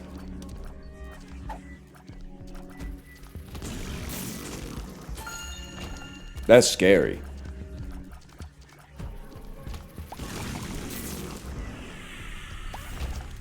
Mob the Void doesn't make black hearts anymore, huh? You know what? I was thinking the same thing. You got me thinking the exact same thing. I think we take Little Steven to get closer to Conjoined, save our D6 for the possibility of a Devil Room where the alpha is way better if we get a pedestal that's worth re-rolling. We could get an item that just wins you the game. You're not getting the Devil Room, you got hit 17 times. Get ready, bro. Okay, so Montezuma's Revenge hits you. Go all in on Kalshi right now. I took damage from my own Montezuma's Revenge. That's bullshit. Fuck it, bro. Oh, it was Boomfly. Never mind. We should reroll these and try to get some fucking health. Fuck you. Why are you talking about the game? You have to lock in on the womb. And then you get a couple of good items. And you steamroll the rest. It's that simple. Because like one more hit puts us one hit away. That's scary. I don't want to have that evil on me. I'm supposed to record this game after the stream. Apollo, are you still here? Is Matthew Stafford dead ass gonna win MVP even though Drake May deserves it? And I'm not factoring in playoff performances, chat. Did you see the anemic performances that Matt Stafford had at the end of the season? I mean, oh, strength of schedule, man. Fuck you. They play in Los Angeles. Weather's nice. Nothing to complain about. They both haven't been great. It is kind of crazy to think that the two teams left in the AFC are the Broncos and the Patriots. Soul of Eve. Why is he talking like Jack Black, bro?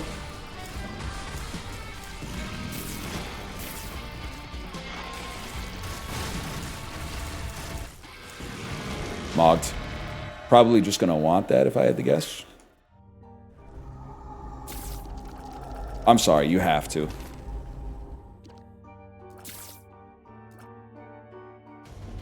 Phillip Rivers should get MVP. Most... I was trying to think. Basically, I was going to make a joke about how he has 10 kids. That was the joke. Just make the joke yourself. Most virile papa? Most virile papa? Yeah, most virile parent. There you go. That's pretty good.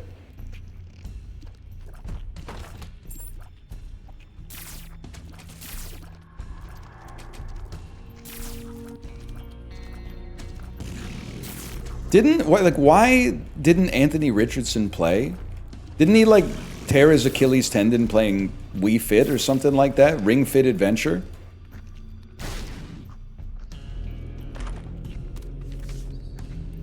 He broke his eye. That seems pretty bad. He broke his orbital bone? Oh, that's right. An exercise band snapped and hit him in the eyeball. That's fucked up, man. That's a horrible injury. Broke his eye socket on a snapped weight band. Oh, I guess I'll be fucking dead then. Greg, what a great game! What a great game where they don't give you any items that do any damage. Pissing me off, man. Oh, boo-hoo. Don't give me that Matthew Stafford nonsense. I shouldn't have picked up Mom's knife, man. Stupid mistakes. 10 minutes? What the hell are you supposed to do for 10 minutes, man? Am I finally going to play that enclose the horstel? Or is that the thing where, like, there's like a rule of thumb in stream. The more people suggest something, the more it probably actually sucks. But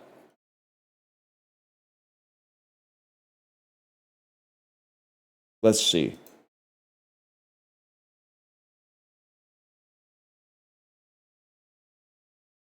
Guys, I have no idea what I'm doing here.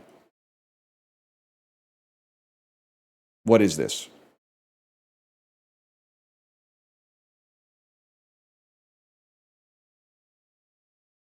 You gotta place blocks. Enclose the horse, bro?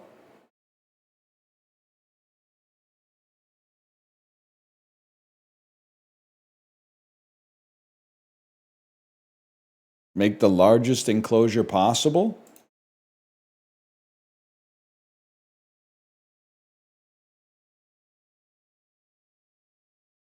Am I stupid? Like, okay, you only get 10 walls. All right, all right. Now I get it. You only get 10 walls. So obviously one's going to go here and here. One there, one there. What's going on with the fucking cherries, though, bro?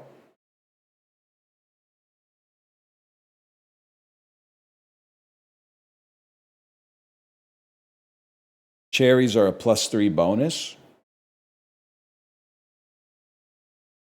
I'm curious. Oh, no, I can already, this is an engineer game. I can already tell.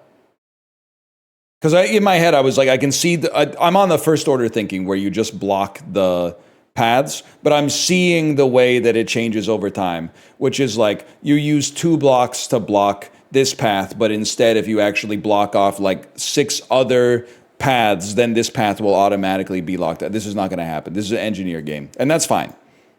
Credit to the engineers, but this is an engineer game. That's fine. It's a shape rotator game. I'm more like a trivia-based gamer. It is kind of like a Baba is horse. Metazul, I kind of hate it because there's too many animals on Earth. There's way too many animals on planet Earth for me to know them. And also, nobody knows what the hell an ungulate is. When it's in family Ungulata. I'm like, okay, bro. Is that Gomez, Morticia, Pugsley, Wednesday, Fester, Grandma, Cousin It?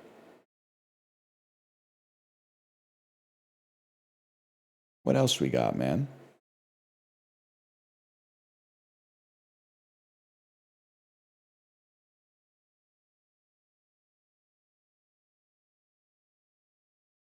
I'm not going to do Senatortle. Maybe I will do Senatortle. Can you guess whether they're a Republican or a Democrat from their portrait?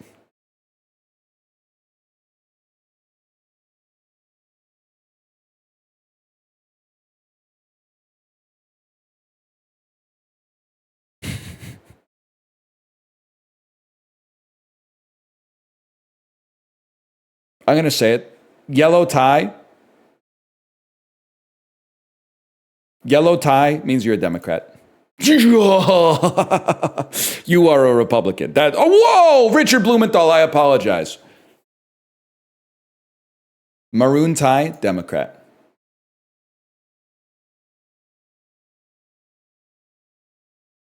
I'm going to say it. You are smiling instead of showing just complete resolve. I think you're a Democrat. That's fucking Tim Kaine, bro. Blue jacket, got to be okay. That's Lisa Murkowski. You have Chicago energy. Chicago is in Illinois, a blue state. You're a Republican. That's a given. You have Mormon family YouTuber haircut, you're obviously a Republican. This is an interesting one. It's the same state as the fella from 2 ago. I think you're a Republican, though. It is Virginia, though.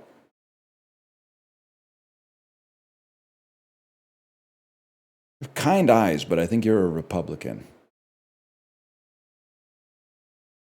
All right, so we know for sure where chat's going on this. I'm going Democrat, though. Fuck. You're a Republican. That's Adam Schiff. Why do I know all these people? You're a Republican?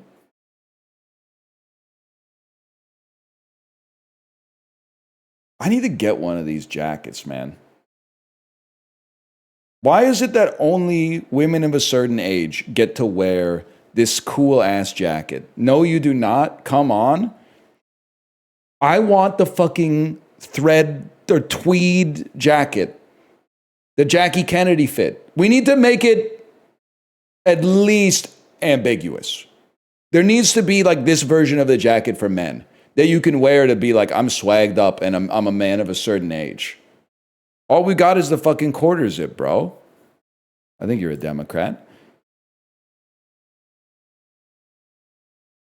A very curious one.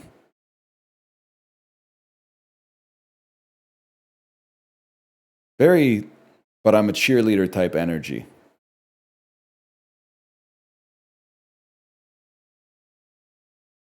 I think you're a Democrat. John, you're a Democrat. This is Chuck Schumer, bro. Why is when Chuck Schumer gives you the look? There's no shot. Okay, again, this is Christmas Adventurer's haircut. Whoa, you gotta change that. You're a Democrat, obviously. Fake tan.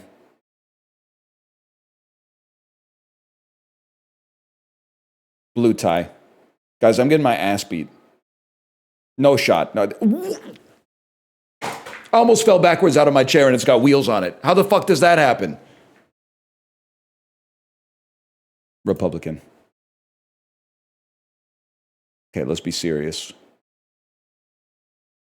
You're Josh Hawley. You're a Republican.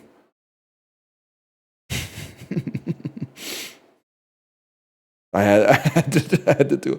Okay, all right. What are we doing here? You're a Republican. I know you.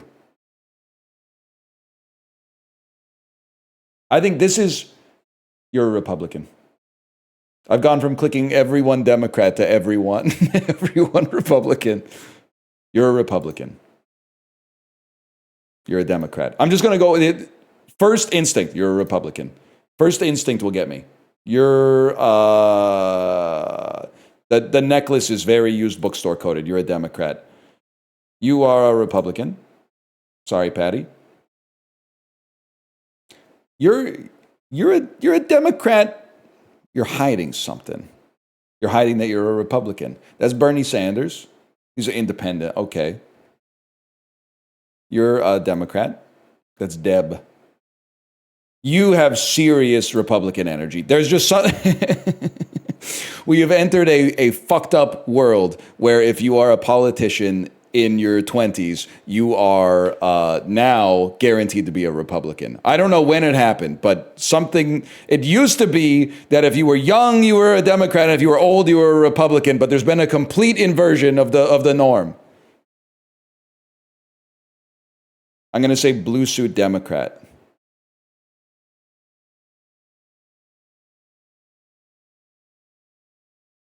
I'm going to buck the norm. I'm going to say Democrat. Sorry, Eric. You're a Democrat. That's Republican coded. Sorry. His name's Sheldon Whitehouse. That's Republican, 100%. We don't even have to think about that. I think you're a Republican. I think you're a Republican.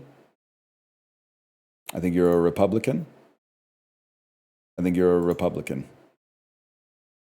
I know you're a Republican Canadian. I think you're a Democrat. Okay. It's got to be Republican. I think you're a Democrat. Wait, guys, I can do this. I'm locking in. Republican? This is the Dairy Queen guy. You're a Democrat. I can do this. I'm choosing to lock in right now. You're obviously Republican. You're a Democrat. You're a Republican. Why was I even thinking about this one? I don't know what to do on this one. I think you're a Republican. Angus S. King Jr.? Jr.? You're a Republican. You're a Republican.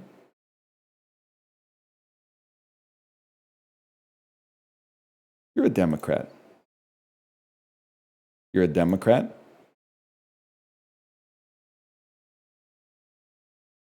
This is Marie. Marie would be a Democrat. Red tie with elephants on it. You're a Republican. Red jacket.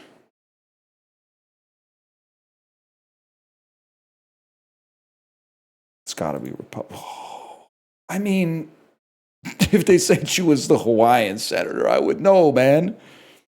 Democrat. Yes, right. We knew that one. You got. I'm so sorry. I should not be saying this, bro. He's got Gmod face. That's the. He's got Gmod face. I don't know what to say. He does. He's got a little skibbity in him. I think you're a Democrat. You are a Democrat. You're a Republican. Don't do me dirty like this. You got something in your damn teeth, man. Pete Ricketts. Was she leaning back, casual ass? You're the one who keeps making the joke about Trump's hair 8 years ago. I remember that. So what is it? Mine's not going to blow off in the wind. You're a Democrat. You're a Republican. Obviously Republican. You strike me as a Democrat. You got a little Ted Danson in you. I'm going to say Democrat. I'm going to say Republican. I'm going to say Democrat. I don't feel bad about that one. That one could go either way. You're a Democrat. You're Republican coded. That was an either or. I'm going to say you're a Democrat. Blue clothes. I think you're a Democrat too. You just don't know it yet. Republican. Guys, how many senators are there in America? How long is this going to go on for? 100. Okay, I can do that. I can lock in. You're a Republican. You're a Democrat. Republican. Democrat. That's Republican. Ruben, we have to get Ruben a stylist. We have to get Ruben a stylist. He has the Republican hair and the Republican beard. We have to. That's not okay, man. He catfished me. He donkey fished me, man. Oh, because he's from Arizona. I see. This Republican. Sorry, Kristen. Republican.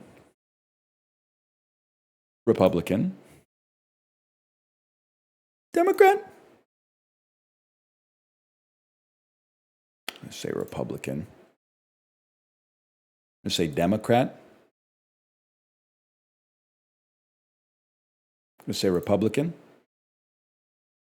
I say Republican. Ted Budd. I say Democrat.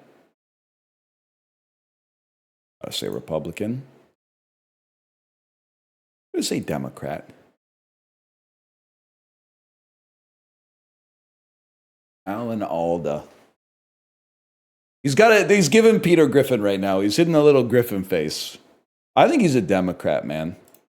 Mike Crapo. Say Democrat? 63%? Say this is the same fella. We looped through, man. We looped through. Not bad for a Canadian. Should do the same. They should make one for Canadian Parliament MPs. I would get way lower. First off, there's probably 5 political parties with representation in the House of Commons. But we don't have like a Mar-a-Lago face thing going on up as much up here yet, but I'm sure it's coming. There's kind of like a Mar-a-Lago face for men too. It's the short beard that's like not quite a chin strap, and then the hair can go a couple of different ways. One is like the Don Jr. The other one is just like a really close crop, or bald also, and veneers every time. Anyway, I'm gonna send you over to my wife's stream because it's time for chicken potato, bro. I will see you tomorrow, and I hope you have a great day. Bye.